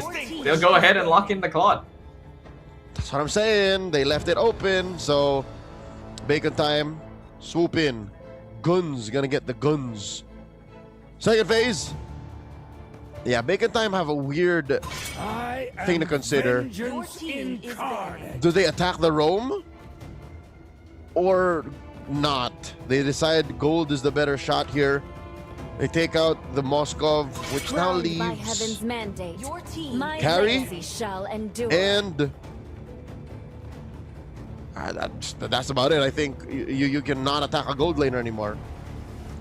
Yeah, I mean, some teams are still playing Obsidia, and like we it. have seen Clint as a way to win lane early against Claude, which I think is not impossible here, since Carry would have some difficulty against Phoveus later on. But if you do want to just have proper scaling, then Carry is the best bet. Yeah, Carry is the last S tier or like in meta pick. Everyone else is kind of a pocket. So now they take out the Hylos again. Listen to good old Leo here. Don't attack additional gold laners. Ban out the Hylos. One more mid laner for Valley Tai, Valentina, or Farsa, one or the other. I think you ban... Oh no, they banned the Suyo instead. So trying to attack jungle side just a little bit. With Suyo gone, you basically have to go into Harley or Leomord. I guess Nolan is also there, but doesn't feel as good. I wouldn't Harley Gord though. Still no mid laner. So you can do that too, Harley Gord, but there's a Yu Zhong on the other side. It's just as bad as Sora. Someone to dive you, someone to ruin that formation. But I don't mind Harley. Maybe Harley. I actually feel like Guinevere is still pretty solid. One of the few heroes that can actually counter Eve in the RWM. You just jump in, get the knockup on her since she's gonna be standing still. Not a terrible matchup against Debaxia too, but they'll start with the Valier making an appearance. Okay. Makes sense that they pick up the Valier because you can kind of push away the Yu Zhong, push away the Baxia when they get in range. And between the Eve and the Valier, I've seen it happen more than once now. It's more of a 50-50. It's not an outrange for the Eve. So I'm not against it. They want to keep their jungle options open. You can see here, Kyo very vocal about the choices that they're making. It's his hero, essentially. What else do they need? What else do they want? It's hard to carry. What? Excuse me? It's hard to carry, but I don't think a Layla is warranted. Kyo, you madman! Look at that you smile. red little devil! You Look at sly that little grin devil. on his face. He knows what he's done. What is this? The Layla of all Okay, you know things? what? You know what? Shot Jame on the Cho, sure, Cho Jame, but why the Layla, dog? Okay, the Akai comes out mainly maybe as a response to try and wait. I don't know. Wait, why the Akai? Even that is a question. You could have Harley then blew up that Layla.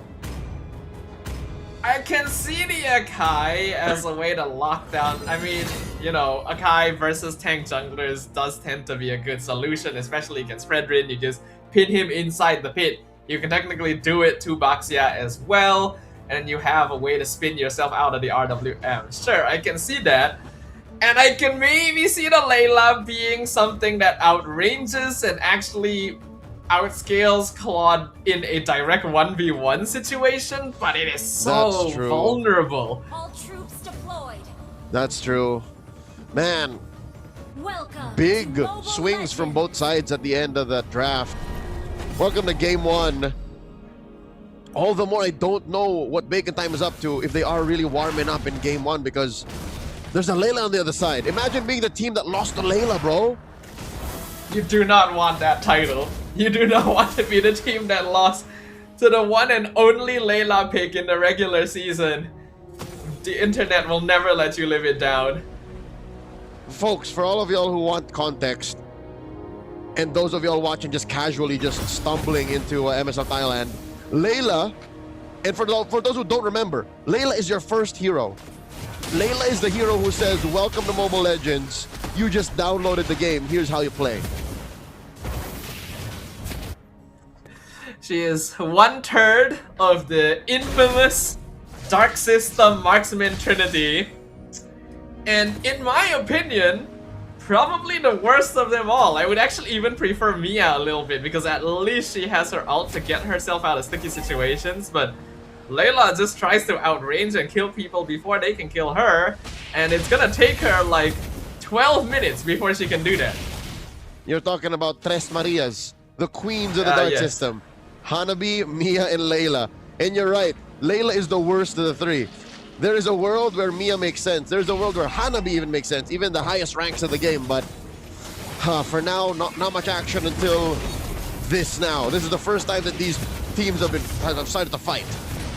Katinaru gonna collide in on boss, but I don't think that was very necessary since nothing's really going to happen here for now. First turtle will spawn, both teams will regroup. Oh, and what's unfortunate is, I think Katinaru committed the puissance. Oh, he did. That's not ideal. I really don't know why Cathinaru decided to try and engage on that. It didn't seem like his team was ready to actually do so, but he doesn't have ult now. Boss on top of the turtle. RWM comes out, and everything's committed. Heavy spin to push everyone away from the turtle. Boss will secure it easily, and Cathinaru is being chased down by Kankan. Finished off. First one to the Phobius. Nicholas gets 2-man petrified, but flickers get them out of that situation, and now Kankan is going to be whacked on him as well. The double kill for the Phobius. And true enough, 12 minutes might be the time for VLTH, for Layla, for Kyo, because neither gold laner wanted to join that fight. And I think Gunj could have afforded to. He has the BMI, he can just cross the river, but I guess he'd rather keep Kyo honest. So they live in an island. The gold laners, the marksmen, they live in an island. And true enough, KO wants to hunker down and farm. He picked up Windtalker. He's just gonna start wailing away at waves, man. That's all he's gonna do. Yeah, don't expect to see KO in any fights until that 12-minute mark. Unless we see a kick, though the Purify is there. So Guns is fine here. But KO really should just not join fights. There's no reason for him to, unless it is 100% guaranteed win.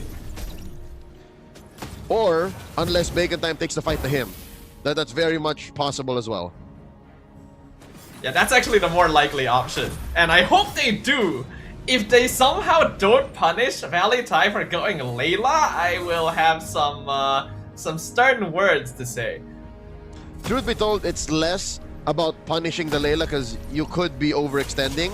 I think it's more of they don't take advantage of the relative quiet that the Layla provides. Because, you know, that's basically a 4v5 situation up until the Layla's ready. So, you know, make moves, take turtles, take turrets, shrink the map. Oh my god, 1v1! Yep, Gun's gonna go in with the Blazing Duet and poke KO down low. But for KO, as long as he doesn't die, he's actually fine with this. He's just gonna stay under tower and farm waves, and his team is gonna need to have to play around the fact that they will be outnumbered in most objective trades. Oh, they're looking to take down Nicholas.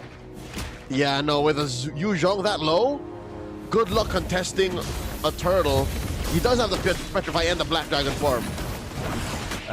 James jumping in. Raging Sandstorm will miss. Cathinaru is able to dodge it, but it keeps him away enough for the turtle to be secured. Kick gonna go in on Spider Miles, but it flickers out of the way. Black Dragon form to chase him down. Boss gets the lockdown on Cathinaru, but no one's there to follow up. Kankang's chasing James, and they do find the kill. That's a killing spree for the Phobius. They also kill off the Baxia. Nicholas now being burnt down with the Blazing Duet under the tower. 3 kills for 1 in favor of Bacon Time. That's more like it. Bacon Time knows that there's limited responses coming from the long lane, and they do what they should be doing, which is pressuring the 2/3 of the map that KO cannot influence. So again, Guns leaving it, joining the fight, and then coming back is the right call. But here's what's interesting. KO was the one to cross first, and still the only thing that he was able to do was help get that kill of Spider Miles. And then soon after that, he's just like, yeah, no, I'm just not ready. I should get on out of here. Guns is the one who actually scores a kill too. Oh, they actually hands managed to pick off. Wait, both marksmen died. Something happened while we were looking at that instant replay. I guess that's kind of good, right? 1-for-1 trade, and you get the Claude for the Layla is not bad for VLTH, but they are still going to be losing control of more of the map as Exort takes down the top tier 1. Here. I think that trade was so much worth it for VLTH. If they can delay the snowballing of Bacon Time and then, you know, close the gap, 12 minutes, 13 minutes, we're gonna get there some way, somehow, kill, then that's the hope for VLTH. But for now, Bacon Time taking tier 1s is just par for the course. 6.5 minutes in, they can take the last turtle and then continue to snowball, because Guns is kind of a foil here. James! Boss comes in. Heavy spin, gonna be pushing James away. Doesn't quite get the wall pin. James is able to avoid that, but he's surrounded 1v4, so I don't think he's long for the world anyway. A good pick off, and the kill goes into Guns. Turtle now spawns. VLTH, they're taking advantage of the fact that they're not going to get pressure on Kyo. So Kyo is just wailing away at that tier 1 up top. Down bottom though, Bacon Time can afford to do both. Pressure tier 2, pressure Nicholas, take that turtle. This is exactly what Bacon Time needs to be doing. They're well aware that even if Layla is a little bit of a meme pick, how scary she can be once she has her items. You cannot let the game last until like 16 minutes or so, because then it becomes a lot more difficult. So they're trying to up the tempo, take structures, and reduce the amount of farm space that their opponents have. I agree. Sdafa, it's not that Layla's not a threat. It's not that Layla's a complete meme. It's more of Layla takes time, and up until she's ready, then she is technically kind of a meme. So you have to play within that time frame, and that time frame is shrinking. Bacon Time having a 4K gold lead is good, but ending the game with conviction is better. So far, VLTH are keeping them within arm's grasp. 5,000 gold is bad, but it's not over just yet. Looking at the items, everyone is getting some farm. What I'm worried more about is actually Katinaru. Sure, as a tank jungler, as a utility jungler, you can afford to go off very low economy. But when you're 2K down from another utility jungler, then that's when you start to feel that, oh wait, it's kind of soft. Yeah, there's literally a 3-level difference between the Baxia and the Akai. And we said during the draft, Akai is a very good counter to tank junglers. We can see the impact of that right now. Not to mention, he is kind of a sacrificial frontline for the rest of the team. They get the kick on Spider Miles. Here comes the real world manipulation as well, but it just doesn't do any damage. And again, Katinaru is sacrificed to Bacon Time with the heavy spin. There's nothing they can do about that. That's what I'm saying. Again, as a Baksha, you kind of want to be able to take hits and stand guard, but he was just way too soft. Oh my god! Good! Guns goes in blazing to it. It's a lot of damage, but he gets petrified, so he has to cancel that. Chajame is trying to do something in the back line, but he's all by his lonesome. There's not gonna be no pressure from that. Bacon Time takes another tower, and the gold lead expands to 6,000. Still within reach. Bacon Time has to play this tight, has to play it right. I'm not saying that this is comebackable. I'm not saying it's not. But VLTH have to find a way to play within the base. I think if you're gonna ask me, I'm gonna answer the question ahead of time. Sdafa, how do they come back from within the base? I think it's too dangerous to try and find pickoffs outside. Just accept the fact that you're gonna have to do it from your inhibitors. Yeah, I honestly think that VLTH in some way was prepared for this possibility. You have the Eve, you have the Layla, your base defense is pretty solid, your wave clear is okay as long as the Lord doesn't scale up too quickly. And if that were the case, I kind of wish the other heroes they picked were a bit more suited to that sort of situation, because it feels like they tried mixing in a little bit of early game and late game, and it's not really working. And some pickoff in the Cho, some target acquisition in the Yuzhong.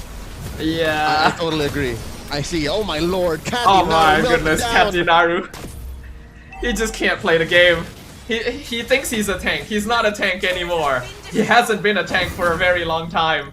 With how quickly Bacon Time has been scaling. Guns, I shudder to think how far along his build is. Heavy Spin comes out, doesn't really get any sort of pin, and RWM is doing a good job of melting the Lord away. So yeah, VLTH will defend, but for how long?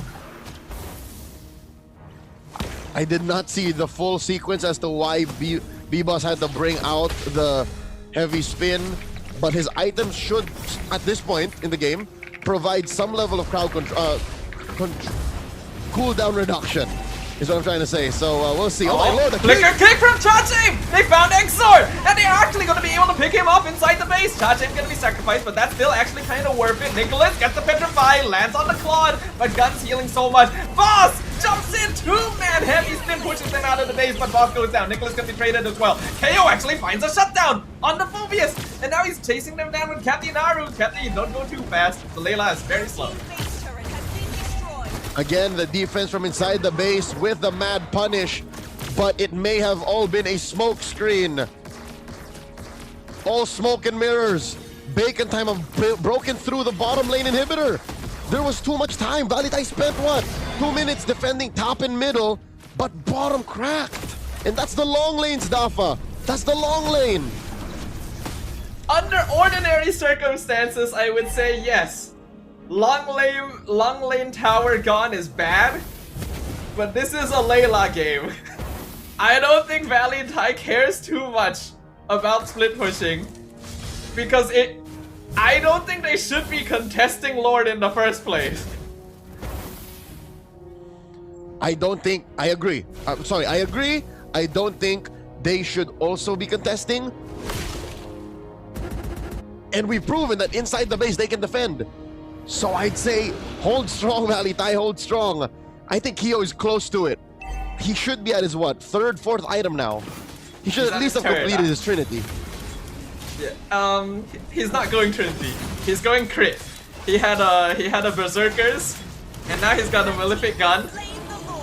So that's his fourth item, if I remember correctly. It should cycle back to him at some point. I forgot what his third item was. It was Windtalker, Berserker, Malefic Gun, and then there was one more that I can't remember. But yeah, it's a crit build, Layla. So it has Berserker's Fury coming. No Golden Staff, so it's not attack speed. Let's see. Items should come up in just a bit. This will be key to figuring out if they can defend one more Lord. Marching to the bottom lane, B-Boss has to use his spin very, very deliberately. He can't just start spinning like he did in the last Lord take, in the last Lord defense. He has to choose. He needs to actually, you know what? Fish VLTH out of their base. That might be the best way to do it. I think he's honestly gotta find KO at this point. The longer... Oh, look at the damage! Exor nearly dead! With 4 shots! He had to use the flicker. The Lord will collide in. Minion waves are not the most synced up, so VLTH only needs to deal with 1, and Guns has the BMI back out. KO's damage is already building up. The Lord goes down. More minion waves are streaking in. They'll probably take the top... No, actually, the top inhibitor stays standing. I think that was an important timing for Bacon Time. They weren't able to end. This game now breaks open. There could have been a cleaner way to do that. I think they could have cracked at least the top lane inhibitor. Oh my lord, we're going into the 15-minute mark, and VLTH have only afforded Keo 1 death. I'm afraid to say it, but it might be Layla time, Staffa. It might be Layla time. I can't believe I'm witnessing this right now in 2026. I also can't believe it hasn't cycled back to KO. I need to see that third item. I don't remember what it is. But yeah, we've reached a point in the game. Hold on, B-Boss misses the heavy spin on charge aim. Noah Kyle. I think B-Boss's ult here is more utility now, so I think since it did pop off before an actual fight, it should be okay. Oh my lord, I stand corrected. No cooldown reduction. So that is a full time wait for the next heavy spin. I guess it's fine. It's another 25 seconds to the Lord, so it should be up by then. And third item was Ha's Claws, so it is a full crit build. Demon Hunter's Sword as the 5th item now, so no Wind of Nature for KO at all. Is hedging his bets entirely on his team protecting him. So Guns is the only way in. If Guns can find a way to compromise KO, then that could be it. 16 minutes. This Lord spawns. Long lane again. And I think VLTH is just saying, nope, why don't we give it? Why don't we give it again? I think they do, yeah. They tried to see if they could steal it with the Destruction Rush, but even if they don't, they have more faith in base defense than actually trying to fight for it. I'm surprised that that Destruction Rush attempt was relatively free. What if Miles jumped on him? Yeah, I'm kind of surprised as well, because for a good like 30 seconds, KO was standing in the jungle way ahead of the rest of his team. That could have been a free catch. But we will see. I think this Lord is the last chance Bacon Time has to end the game on their terms. Okay, they seem to be taking their time with a clear up top. Best case scenario, it ends. Mid case scenario, they break both inhibitors. Worst case, VLTH punishes them, maybe even wipes them out. It's possible. KO is online. Here's the heavy spin, gonna push Nicholas out of base. Two-man Petrify slows it down into the Black Dragon form as well. Well played by Nicholas, keeping himself alive. KO still working on the Lord, and the minion waves have actually been cleared up very well. Look at Exort nearly dead again from KO. Long range, RWM zones them out. VLTH doing a great job of staggering cooldowns. Bacon Time can't approach, the Lord is gone. They've got one more minion wave to try and take the top inhibitor with. They're looking for a chance, but KO does enough damage. The minions just melt away. Bacon Time cannot end this. This is a full-on tentpole lineup. Everything is on KO. And I hate to say it, but it seems like it's worth it. It feels like the bodies and the skills being thrown out is enough to support KO's damage output. Bacon Time have to find a way in. Oh, they find Katinaru. Hold on, they're a little bit scattered now. Katinaru gonna be pinned against the wall. The flicker kick onto the spider, Miles. He flickers out the safety as well. Katinaru going to go down. Raging Sandstorm forces the flicker out from Linksy as well. Bacon Time able to find something. Not gonna push the issue though. That is the first successful pickoff in a while for Bacon Time. And they seem to be escorting a wave up top and a little bit in mid. Without Katinaru, it's definitely one less body to go through for KO. RWM comes through once again to clear up the minion wave. The base defense from VLTH is just way too much. With the Eve and the Layla together, minion waves cannot survive long enough. Bacon Time might have to wait for the next Lord just to empower the minion waves. It's a thing of beauty, Sadaf, I'll tell you now. It's like they're on Overwatch. Nice kick by James! Now they'll be able to stop things down. Spider-Mouse actually tanking the tower for a bit to make sure they can secure it. Destruction Rush will break the immortality. So that is the final tower for VLTH taken at a pretty good time. Now Bacon Time can move over to the Lord. Shah James could not find the kick.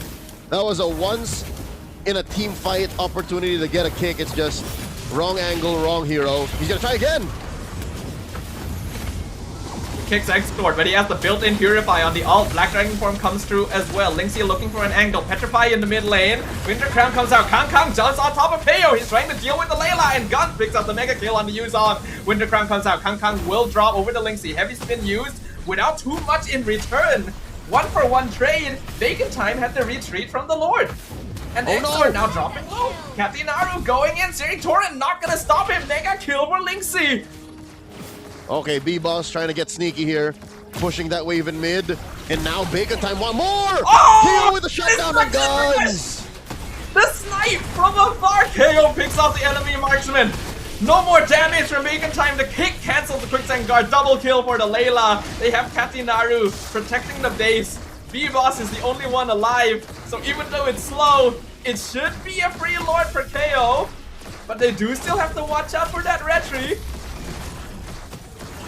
B-Boss is coming closer. Linksy, they see him. Who's gonna get it? Heavy spin comes out, but he's not gonna be able to get close. The damage is too much. KO secures the Lord. He's, I guess, what was that? Head-butted into the wall and then heavy spinned. If he heavy spun into the headbutt through the wall, maybe there would have been a window to retribution. But here we are. B-Boss should be thankful that he didn't die. But suddenly, the painful truth. Hard pill to swallow. VLTH are on the offensive. The Layla lineup is doing it. I'm getting flashbacks to my ranked games right now, Leo. This happens a lot. People think, oh, it's a Layla, we'll win easily. But then they let the game go on too long and suddenly the Layla can two-shot you. And VLTH taking the fight to their opponents. The Lord is pushing down bot lane. Looks like B-Boss is gonna try and see if he can get a backdoor in. Okay, he does intercept the wave. They're still on tier 3 in mid. I think Bacon Time should make good time. There's a Lord down bot. I don't think a split pushes the way, man. Especially not from an Akai. That is not happening anytime soon. He'll send Nicholas back to deal with him. And make sure to keep an eye on him on his way back to the base defense. Now Bacon Time's base defense is not bad as well. They got a Claude, they got a Valier, they should be able to burn through the Lord quite easily. They just gotta be aware that KO could snipe them at any time. Okay, B-Boss Headbutts out of there. Katinaru feeling himself. Oh, they're 2 inhibitors down. Ouch! This is a struggle. How do you get to the Layla? Honestly speaking, like, what is the way? It's gotta be guns, right? He's the only one that could do it. Just like jump in, Wind of Nature, try to take out KO first. Now I think it's Bacon Time who wishes they had the Yuzhong. That would have been a surefire way to catch the Layla, but I guess they'll just have to go through. Okay, there is some hope in the pickoff. If some way somehow Bacon Time can pick off one at a time these meat shields in front of the Layla, then there's hope. But for now, VLTH holds the key. The ball is in their court. Lord spawns in 5 seconds. Shajame and Katinaru know this too well. What an insane way to start off the last match of the day. A Layla in a position where we could actually witness a victory from VLTH. Oh, is it just me? Or is the game incapable of reading the situation? Oh, wow, yeah, we are. All right, we're going back in. Are we back? Okay, we're back. Oh, stuff is happening. Guns is dead! He got sniped from afar! The Lord goes down. V-Boss is able to secure the Lord, but they're all dying. KO still alive. Exort, be careful. You'll get 2-shot. V-Boss will die eventually. The Winter Crown only delays the time. And KO! Flickers forward. 1 hit away from finishing off Exort. He survives for now, but they've lost 2 members. But they secured the Lord. So the 2-for-1 should be worth it. The 2-for-1, I'd say, is worth it. And they have massive wave clear. I mean, without guns, no. But with Exort, yes.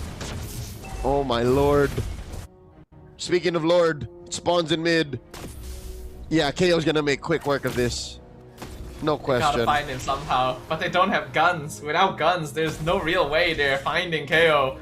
He's the one who can walk up to them and zone them out. But Spider-Man's doing a good job of pushing back the defensive line. Not gonna allow VLTH to take the Lord on their half of the map. Oh, KO's taking care of that Lord like it's nothing. Look at that. 5 seconds underneath open fire. Lord melts. So, did you have Layla on your bingo card today, Leo? No. What I had was Bacon Time losing game 1, so I didn't see this coming. Oh, conceal! Not gonna quite work out here. I like that Bacon Time's trying to be aggressive. If they can pick off anyone, it would be good, but the longer it takes for that pickup to happen, the more of a opportunity for KO to just execute them. Yep. This is a much simpler approach for VLTH. They can be honest about it. Put up those meat shields, protect the king, that being KO. For Bacon Time, I hate to simplify it, but it really is simpler. There's only one way to do this since they cannot dive the Layla. Pick off the front line, one at a time. Shajame, Katinaru, force a weird dragon timing from Nicholas. Take him down. It's not gonna come from a pick off on Lynx or KO. I don't think that's happening. I think everyone on Bacon Time is gonna need to do item swapping to buy enough time for that to happen though. Because KO is just gonna be flunking away at them unless they're able to properly zone her, and in order to zone her you need items that can waste that time in the first place, because she will 1v1 almost anyone on their team. Even maybe 1v2, 1v3. She has that much lifesteal, she has that much basic attack and crits. So Spider-Mouths are sweeping brushes here, scouting out for weird stragglers that might contest. Here's one thing that I think VLTH can't do as well. They can't dance. Bacon Time has all the dancing tools. VLTH have to be very specific about their positioning. Yeah. It's Bacon Time that starts the dance, it's VLTH that finishes it. And Bacon Time needs to make sure they're the ones in control. Katinaru will find B-Boss in the bush. You can see just how far back KO has to play all the time. Because the moment he gets caught, it's basically over. There's a conceal, they're looking for Spider-Mouse, they know he's apart from the rest of the team. Pick gets cancelled by the Raging Sandstorm. Good reaction. Okay, an ult for an ult. And we're back to the reset. But there is one thing that Bacon Time is so much better at doing as well besides dance, is wave management. Look, they moved between lanes so much faster, and they can take this as a go signal. VLTH has no Eve. They go for the blitz. And there's one DPS missing. KO is actually enough to make up for it, but Eve also provides utility. Look at Spider-Mouse, he's got the conceal, he's looking for KO in the back line, gonna try and stop him from doing damage, forces the flicker out, which means that the front line is completely undefended. Nicholas! He steals the Lord away! How does that even happen? And now KO's going ham! Kang Kang's gonna be the next one to drop unstoppable streak for the Layla. Cha-Ching trying to stop them, raging sense from flicker, lands on 2, KO in trouble! No heavy sprint, they find the shutdown, they actually got the Layla! The Claude is still alive as well, but Cha-Ching trying to put an end to that. He's tanking enough to survive for a while, but the damage is not there. Lingxi will flicker forward. They need to trade for guns. It's going to become a lot harder if the Claude survives, but they also can't stay for too long. VLTH needs to disengage. How the hell is B-Boss still alive? That's a flicker from Shah James. 3v3. The Layla, yes, was found, but Bacon Time's main wave clear is taken out of the equation as well. Exord is 30 seconds off.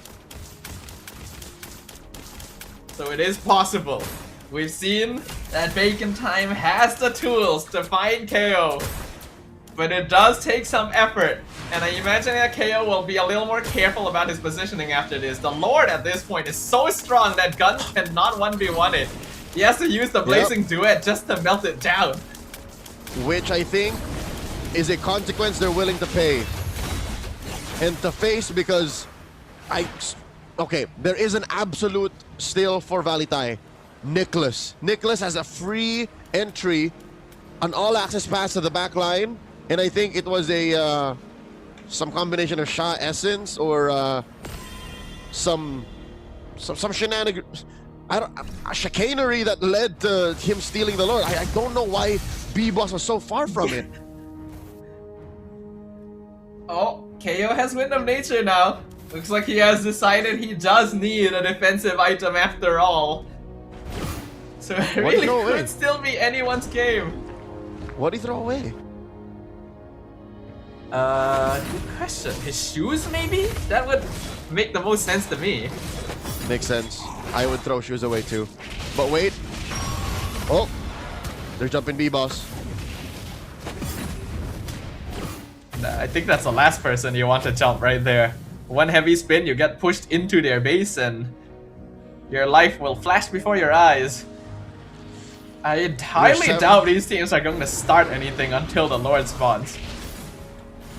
Stafa, we are 6 minutes away from this breaking the record for the longest game in the regular season. The record currently being held by Arena. I don't know, dude. Do we want to break it? Hold the record so far. That was in week 3. 36 minutes. We are 5 minutes and 30 something seconds. He's taking the long way round. He's looking for KO.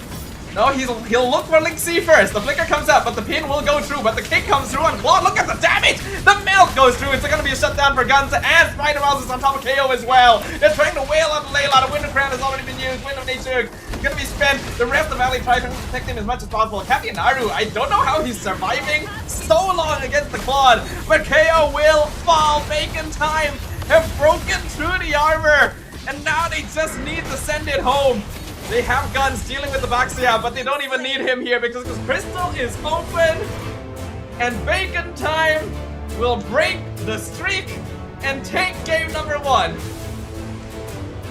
By hook or by crook, they were not going to be the team that lost to Layla in MSL Thailand Season 1. It was close though.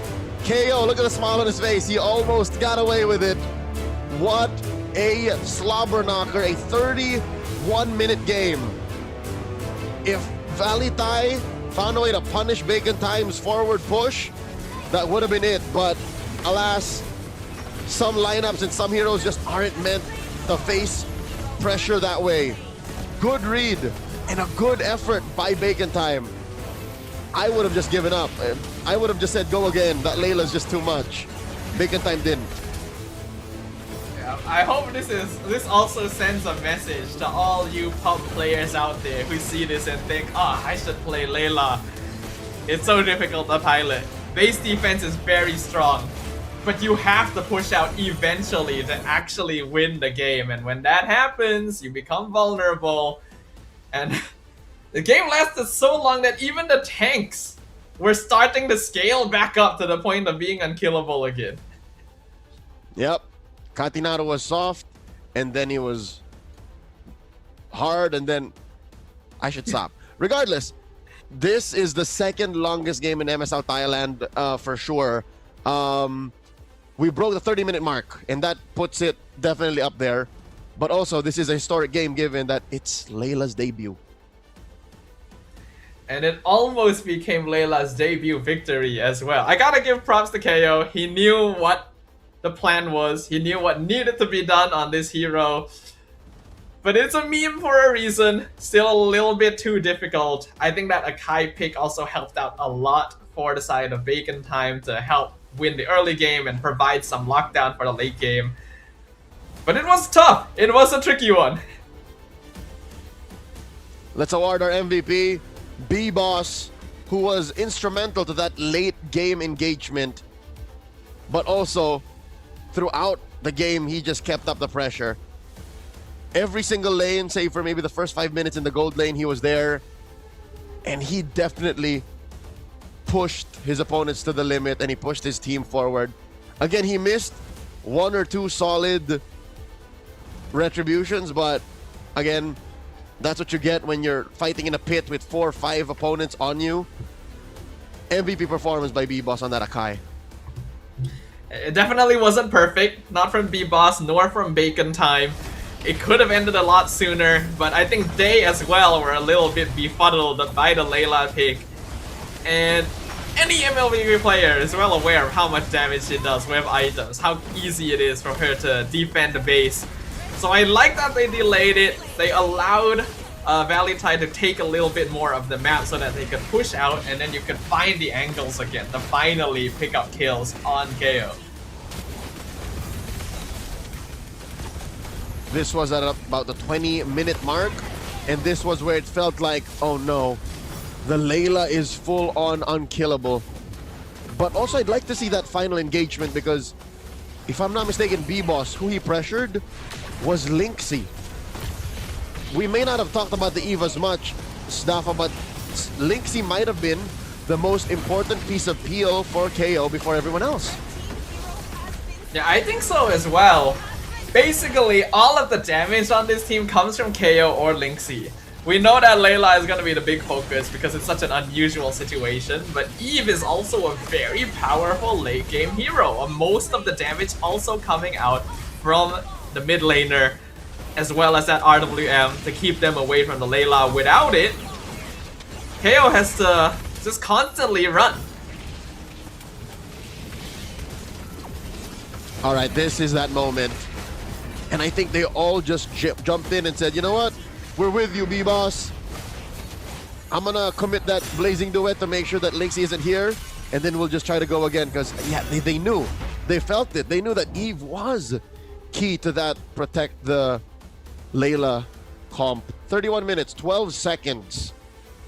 Oh my lord. Barely any gold between them.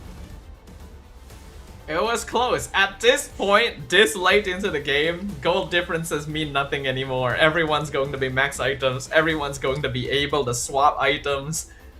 It comes down to execution, and props to B-Boss. He was initially going for the flank to find KO, but then he spotted Lynxy out of position in the river and immediately diverted attention, called for the team, okay, we're jumping the Eve right now.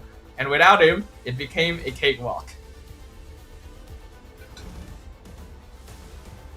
I hate to admit it, but it is that simple.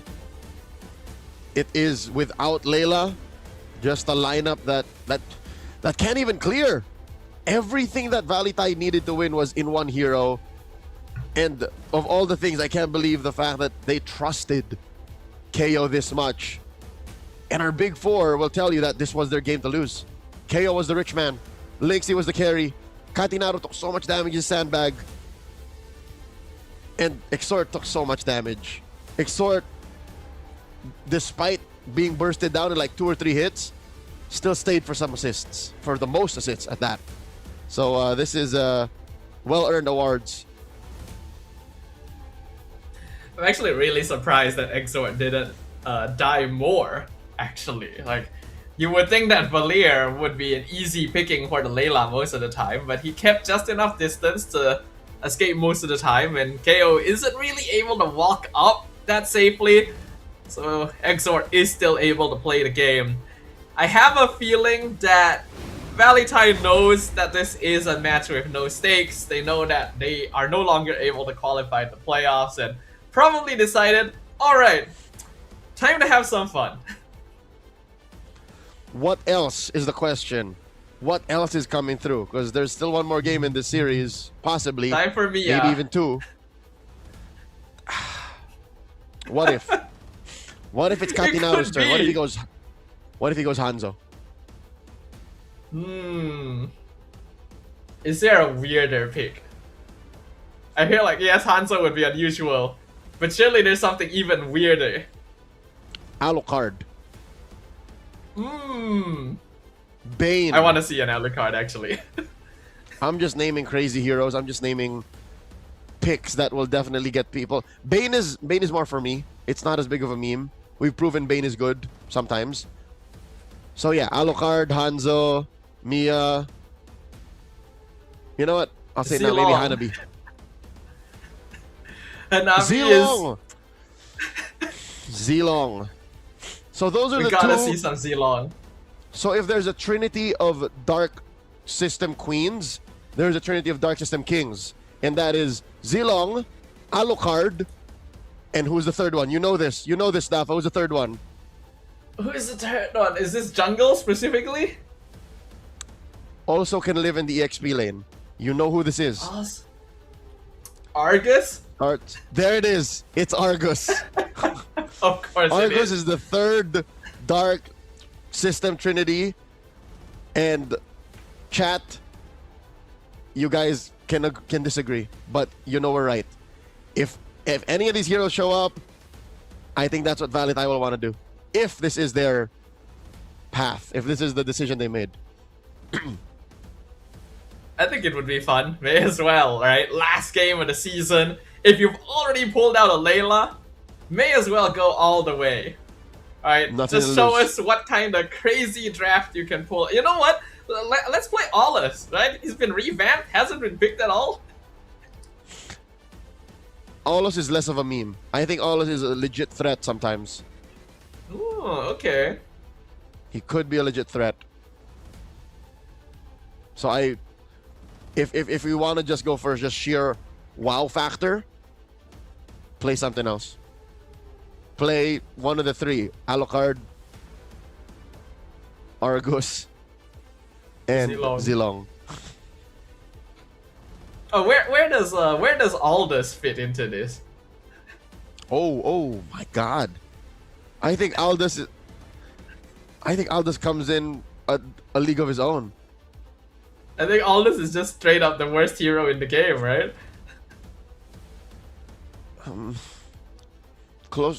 Does almost close to nothing. You're right. It's to the point that we basically forget he exists. I know there's Aldous mains out there who are hearing this and we're like, how dare you say this about my king? But hey, you can't deny. Season championships and world championships have been won with Aldous. So, you know, we cannot erase from our memory EVOS, SG, Blacklist International. You know, these teams have won bank because of Aldous. So that's why he's not part of the Trinity. Who has won a championship because of Argus, Alucard, and Zilong? Probably not, yeah. That's why. You know what, you're right. Yeah, if we go off of competitive record, then Aldous does actually have more appearances and even more successes than the others we've mentioned. That's where this is coming from, folks. That's why we can call these players or these heroes Dark System picks. We cannot confirm if this is what the VLTH wants to do, but it's a theory. We can dream. We can hope. All right, it's the grass. We're touching the grass again. Let's see. Will VLTH fulfill the hopes and dreams of Dark System players everywhere and give us some representation of the... Wait, what do you mean us? What do you mean us?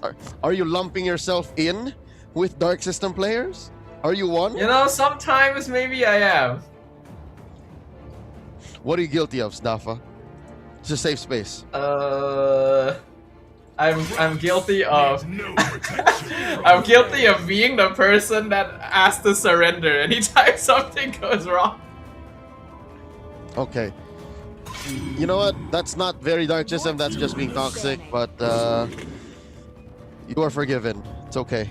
It happens. Thank you, Leo. I appreciate that. Some days. Okay. Well, let's see what kind of interesting picks we'll be seeing this time. It would be kind of funny if we talked about this after all this time, and then like it's just a normal draft, right? Like these teams just decide, okay, that's enough of that. Just go back to normal. It's reverse psychology. We're tempting fate, is what we're doing. We're seeing how far they can take it, but so far it does look normal. Be.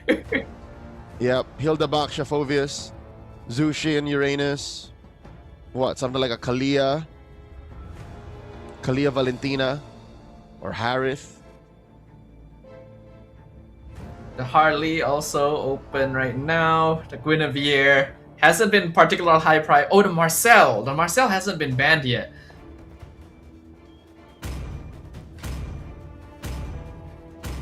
Marcel too. What? Different perspectives expose the same truth. Yeah, okay. There's the Marcel ban. It does seem like Marcel has a very high priority overall in MSL Thailand. I'm not too familiar with what's going on with the other MPLs. I know that in MPL MY, Marcel sometimes gets picked up, but it's more of a niche pick for specific players, and for certain teams, they'll just ignore it entirely.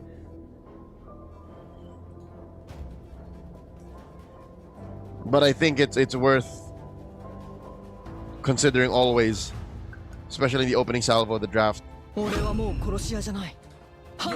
That's the Harith. Okay. There's no natural predator. The Phoveus is out of the equation. VLTH, how do they answer? At this point, you basically have to take Claude if you're on the VLTH side. You don't have to pick it up straight away. You can save it for Red Tree. So you could prioritize different things first. I think Harley would be not so bad. Harley's good. I think Harley's a solid answer. The star above her darkness. Instead, they go for a Gwyn. Okay. Not my first response. But you know what? We're getting closer to what you mentioned, Snafa, this being a totally normal draft. I mean, last game, it looked like a totally normal draft until that Layla showed up at the very end. So we can't let our guard down yet, Leo. We gotta keep our wits about us and be prepared for anything unusual that might happen. Baking time now.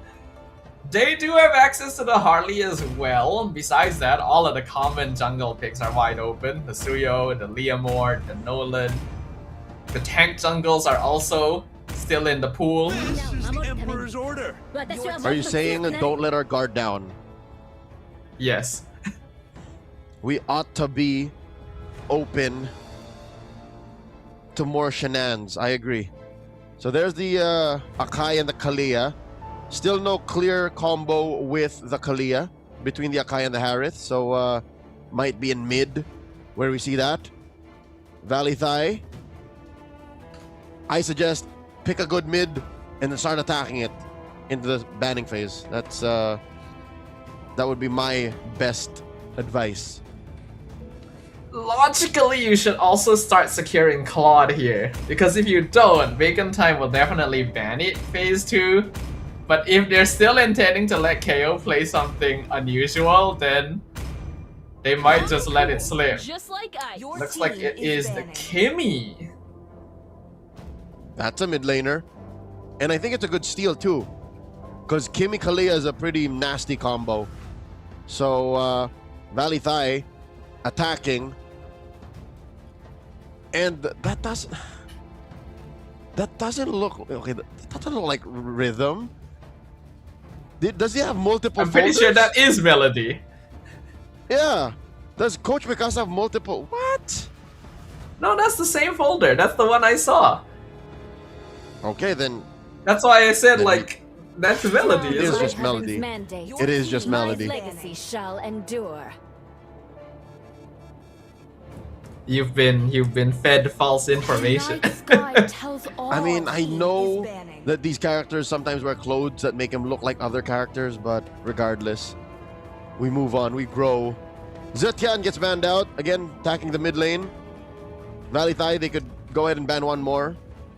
Esmeralda though, this is what they call in the business a throwaway ban. It's one of the few counters left for the Harith, but truth be told, it's really not a threat. I don't think Esmeralda has a place in the current metagame. Yeah, the only reason you'd play Esmeralda is if somehow 3 or 4 members of the opposite team have shields. That's the only circumstance where you would go for her.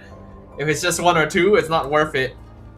Bacon Time still has the chance to ban the Claude. I feel like if they really want to make sure that Hardy takes over the game, that should be the obvious pickup. Or the Granger to make sure it wins lane. VLTH is still aiming for the mid laners, which leads me to believe this is going to be that mid lane Kimmy. No flexing happening there. Another combo, Farsa Kalia, denied by VLTH. One more for Bacon Time. Maybe just attack another XP laner. My kiss. There it is. An XP laner that has very few answers to when she gets going. So they don't want that kind of ultimatum again. Just like in game 1. They get rid of the Alice. VLTH, do they panic? Do they go, oh, we're running out of XP laners? Do they pick one now? Well, Esmeralda and Alice ban seems particularly specific. Leads me to believe that Bacon Time is planning to play either Glue or Uranus. Since the Kimmy has already shown up, there's no chance of a Faramis appearing again. VLTH needs to consider this, because right now they don't have very good tank melters. There's still the carry. I think Claude is still one of the safest options. You're looking at the future champion. Your team is picking. Okay. Yu Zhong, definitely a performer for Nicholas in game 1. Its only real target is the Harith. So now Bacon Time can adjust to play for heroes that can step up to the Yu Zhong. So priority swings back to Bacon Time. I don't really like the Yuzong very much here. He has a hard time against Akai, has a hard time against Kalea. Yes, he can jump Harith, but one Purify and you're gonna be fine unless you're attempting to commit both Yuzong and Guinevere onto the Harith specifically, but then that's a lot of resources being spent as well. And if Bacon Time does go for... But this heart remains steadfast. Oh! It's a Sora! Welcome to my castle. Okay, the Sora makes sense because the coast is clear. There's literally no room for a Valentina in VLTH's draft. But also consider there is no clear combo for the Kalia because they commit to a Lilia as well. So for Bacon Time, it seems to be more like just skirmishes here and there, pick-offs if we can, and they're very short to mid-range. That's the issue for me. VLTH can engage so many different ranges. Yeah, you're not wrong about that, but I also think that Bacon Time's heroes are quite independent. They don't necessarily need to be playing your typical front to back. So if they're able to isolate individual members of VLTH, then it's still... Oh my god, it actually is. Oh, it actually is. Ladies and gentlemen, KO woke up today and chose violence. He is here to rage bait not just his opponents in Bacon Time, but the whole internet as a whole. Thousands, tens of thousands, hundreds of thousands of people watching, millions around the world have their eyes on MSL Thailand, and this is what they see. Layla back-to-back pick with Mia. And it's, oh my god, Inspire! It's the RG type of Mia too, Inspire. I can't believe. Well, you know what? At the very least, we can tell VLTH is having a good time. They may not be leaving the competition with a victory, but they have won in their hearts. They have won in the hearts of the Dark System and the ranked gamers. And we are gonna be jumping into the Land of Dawn to see whether or not KO will be able to claim a victory with MLBB's other mascot hero. Oh my lord. And that came close. We played 32 minutes almost of competition in game number 1 with the Layla almost winning. How far can this Mia take us? We're about to find out. Welcome to game number 2. Match point for Bacon Time. And look at this, KO's winning the lane. Guns has already regenerated. Once it's level 2, Gun should be able to win the lane. I can see Mia winning at level 1 because Harith doesn't have both his skills yet. But after that, he should be able to win out from short trades entirely. You definitely don't want to take long trades against KO. He did use the Inspire as well. I see that on cooldown, so that's probably why he won. Whoop. Did he press it already? Yes, he did. Alright, that makes sense. Down bottom though, Kang on that Sora. I'd say this is also a struggle for him. Because sustainability wise, the usual can just keep fighting and then trigger Sha and just sustain off of that. It's in bigger fights that Kang will make a difference. So that's what Bacon Time has to hold on for. I will say, if we discount Mia from this game, the rest of VLTH's lineup is actually pretty strong, right? With the Khalid, Guinevere, Yuzong, Kimmy, they can actually take control of objectives quite well.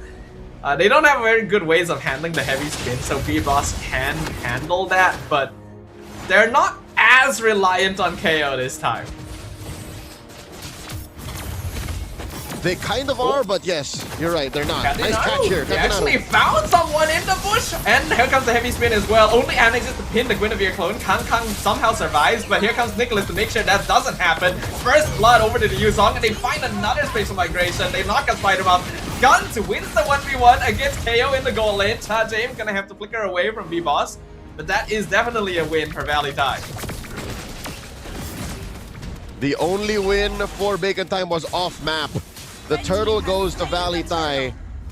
They have to figure out how to make these independent heroes come together as a package to make it work, because VLTH are feeling it. Katinaru, nice catch early on. Linksy built a Sky Piercer just now, and he doesn't have any stacks on it. He's counting on getting them. It's It's not just in an island that these gold laners live in. Guns has to make the most of that 1v1 win. I will say, compared to the previous game, KO is gonna have a lot harder time in lane. Compared to Layla, who can just farm from afar, Mia has a shorter range, and Harith pokes a lot harder than Claude early on. Not to mention that the Akai will be able to lock you down through your ultimate.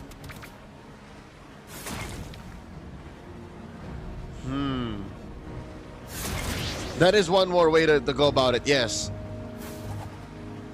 So crowd control is one way to kind of close the gap, which they did, which really did not play much of a role in that first turtle. So now it seems like the play is beat down on Kyo and then rotate towards turtle. There's no other camps to attack from here.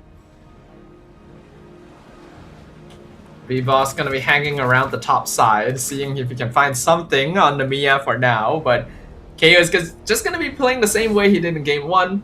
Keep it safe, don't fight, farm under tower. And his team does have an okay amount of damage without him this time.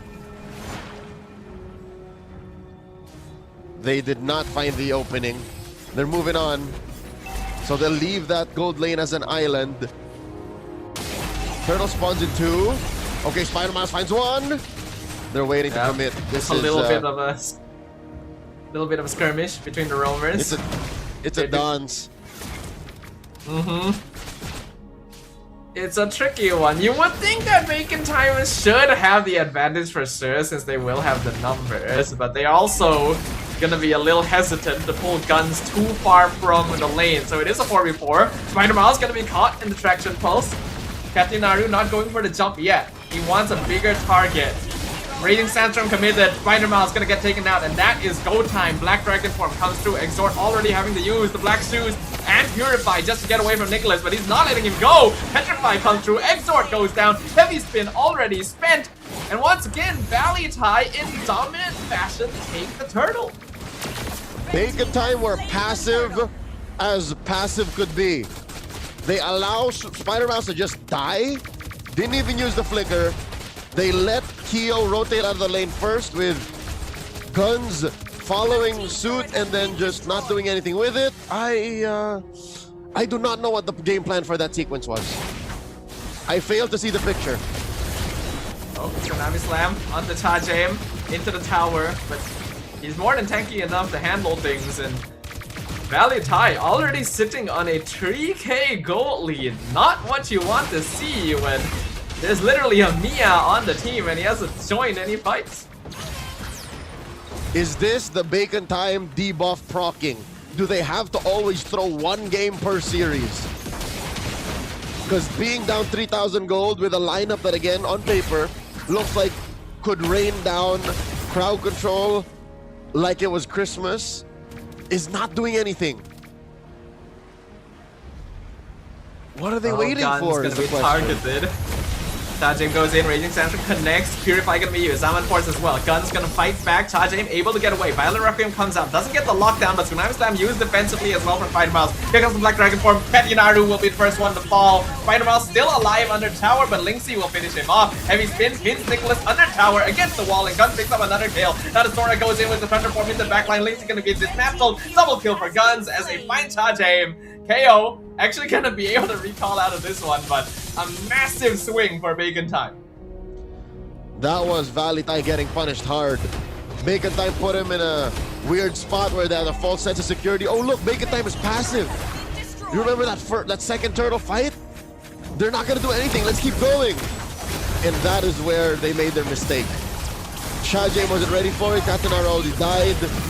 Nicholas was hit with heavy spins of all heavy spins. There was nowhere he was gonna go where he was not gonna get hit by a turret. Amazing work here by Bacon Time. They almost make up for that weird first 5 minutes.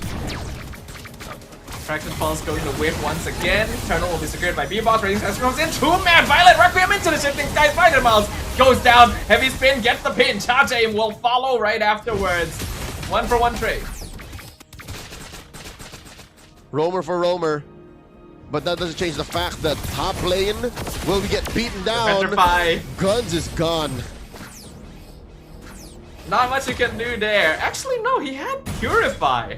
Kind of surprised he didn't use it. He just kind of accepted his fate there. I feel like if he Purified, he could have gotten out from the combo.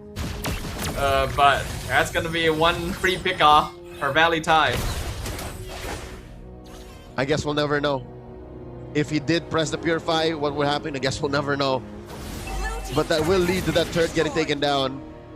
Bottom lane, it looks like B-Boss will be clearing that out, not giving up any free turrets. Bacon Time is back to a position where I'm wondering, what's next? Almost instantly after they win a great sequence, some weird punishes from Valley Tai come through. They just gotta properly respect Katinaru. Also Nicholas with that Petrify. Keep an eye on the timer, know when it's available. Ideally have someone open up the map to know where they are, but Spider Mouse is not the best at doing that on the Kalea, and B-Boss is gonna be farming most of the time, so the lack of vision is probably what's allowing VLTH to win some of these fights. And so far, I cannot deny that. Given how well Katinaru has been getting catches, and how Nicholas is, it almost seems like he knows when Petrify is going to be used, or if there's a target to find, even without clear vision. So with this Lord spawning up top, I think what VLTH want to do is get a pick off and then rotate forward, death ball style. VLTH just needs to keep doing what they're doing, basically, because Bacon Time is the one that can't allow this game to last too long. Compared to before, they don't have a Claude. Their late game scaling is gonna fall a little bit. Even if Harif is strong, you can't match up to a full item build Mia and Kimmy at the same time. So they need to regain control fast. I see the pitfall now of not having a sheer Kalia combo. They find a Tsunami Slam. Oh, Tsunami Slam into the shifting skies. Great combo. Heavy Spin comes out as well, but they're being wailed down by Lynxie in the back. They're not keeping an eye on the Kimmy. Health is dropping low on both sides. Guns will finally come online, take out one in trade, and they'll catch KO as well. Why is he that far up? That is a definite funny. 3 for 1. Bacon Time, call it quits. We have no retribution. Let's not force the issue. But they do get a winning trade. So this is better than nothing. And it's not the best, but it's pretty good. Bacon Time can close the gap here. Bacon Time can take away this 2,000 gold lead and then regain. Only problem with that is VLTH might go into a sense of, oh no, we're not getting stacks. They might force themselves to get pickoffs, but they have to acknowledge the fact now that Bacon Time, they're on the offense. They're taking parts of the map. Play for that. Defend the Lord first, and then go back to focusing on getting farm KO. Tsunami Slam picks off Katinaru. That really should not have happened. Once Katinaru failed the initiation, Guns used the Purify to avoid the Violet Requiem. I think they should have just backed it off, not respecting Bacon Time's aggressive position on the map, and now the net worth lead falls in favor of the blue side, and they have waves pushing in every lane. For the first time, Bacon Time have a lead. It's palpable. The map shows you that it's turned blue. They might even break in. Raising Sandstorm connects with Guns, but there's no follow-up. B-Boss does get melted pretty quickly, but he's able to survive it thanks to the heavy spin, and now the Zaman Force comes through as well. We can see Guns hitting very hard. First inhibitor of the game has gone down. Permanent damage to VLTH's structure. Fortunately, it's the middle. It's the easiest lane to defend. And they have a pretty mean high ground defense through the Kimmy. But this second Lord, coming up in about a minute, they have to find a different angle. They have to stop getting punished by Miles. Spider Miles has been very frugal with his use of Tsunami Slam. But for the past 5 minutes, every single one has led to big wins for Bacon Time. If not a clean take, at least a beneficial trade.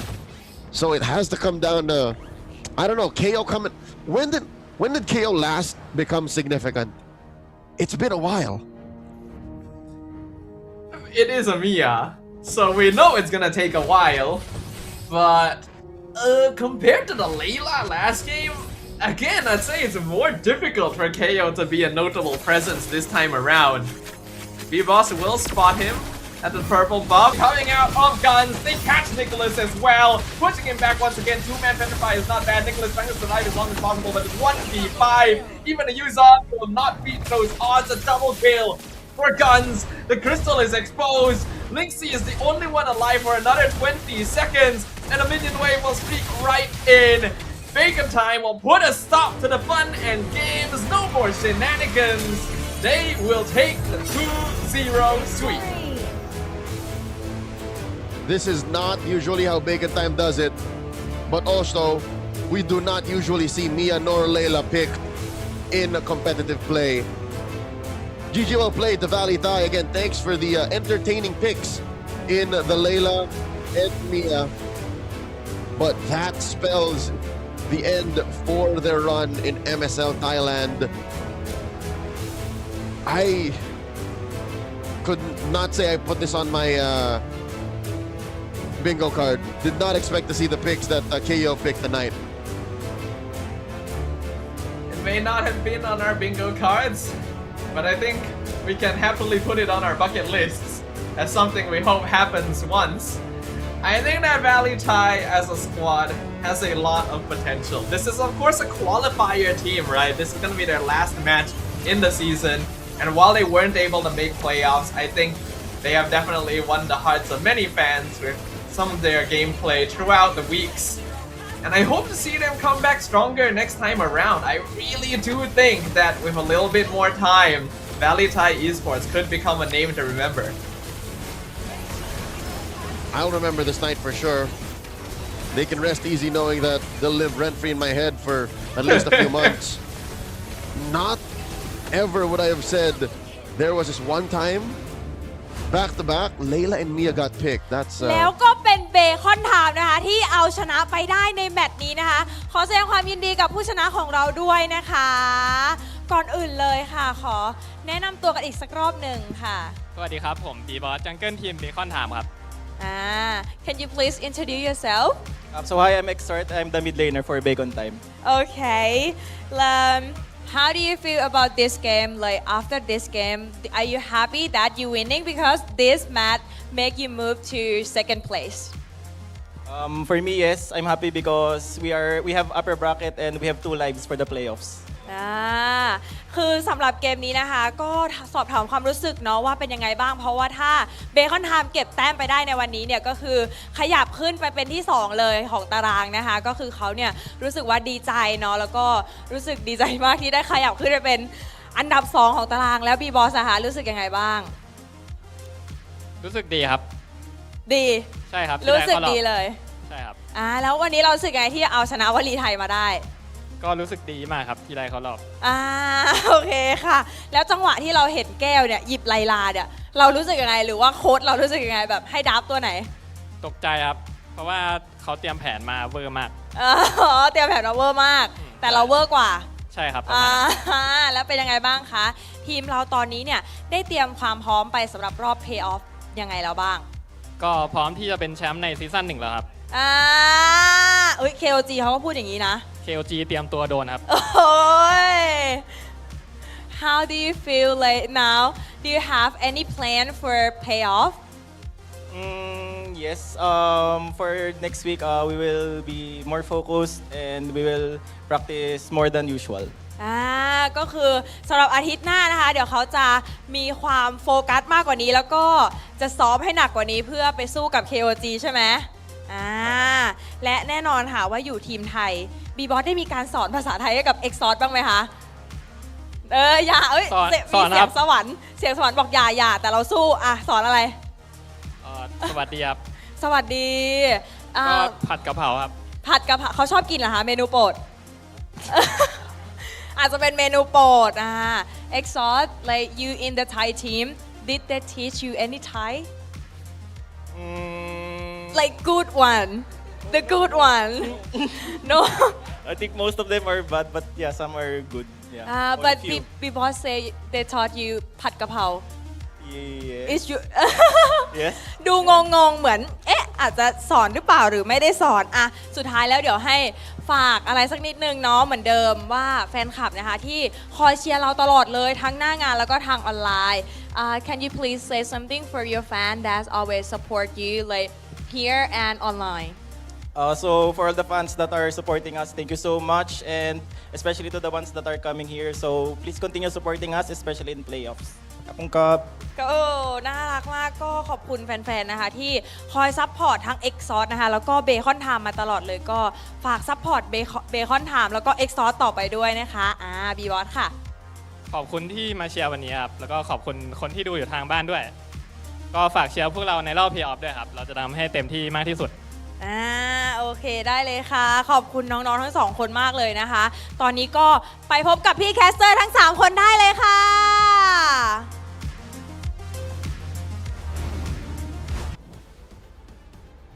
As expected, the first words taught in a foreign language are the words you cannot say on air.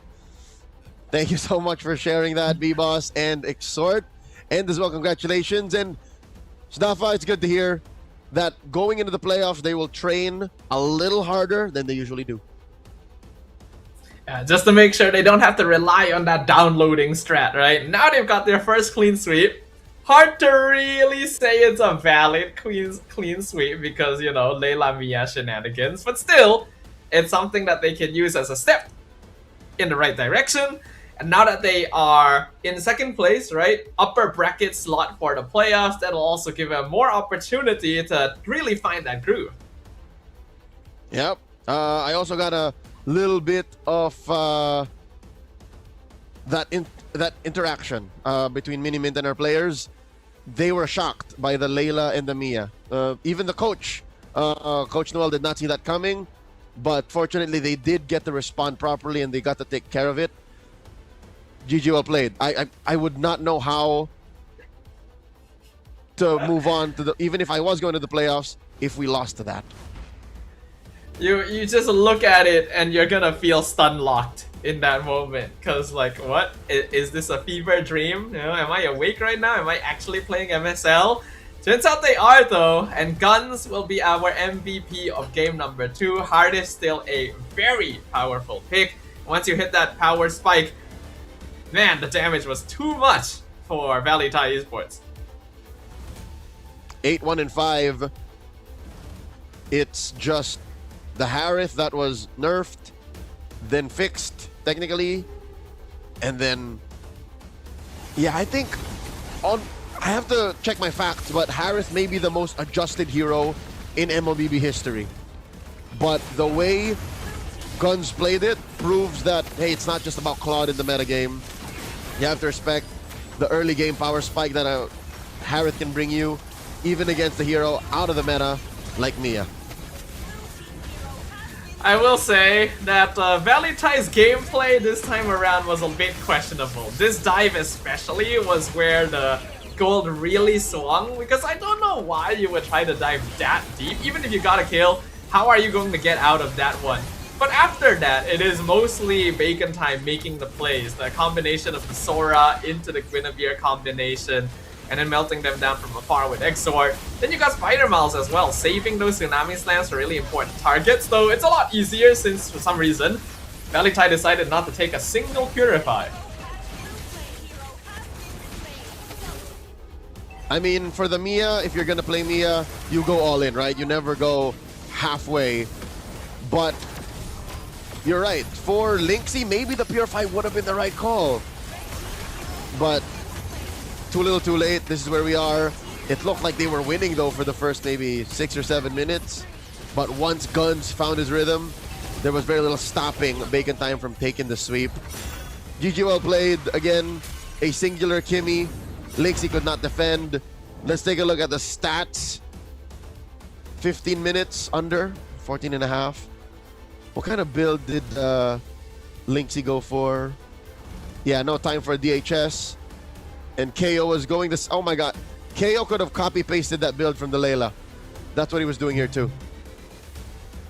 Going for another crit build. I guess it's fine to go crit build here. You could argue that Trinity build would have also worked, since there's an Akai and a Sora on the opposite side, and then you could maybe melt through the Kalea as well. But I think this is one of those cases where either could have been an option, and probably went crit build to try and take out Guns before he would go down. But Harif is just too naturally strong. Just look at the damage output. And he actually is both the rich man and the carry. So that gold has to go somewhere. And it went straight to Valley Thai's faces. Shot J mostly. He took 11k. And of course, from game 2, he is once again the best wingman. It's Exhort.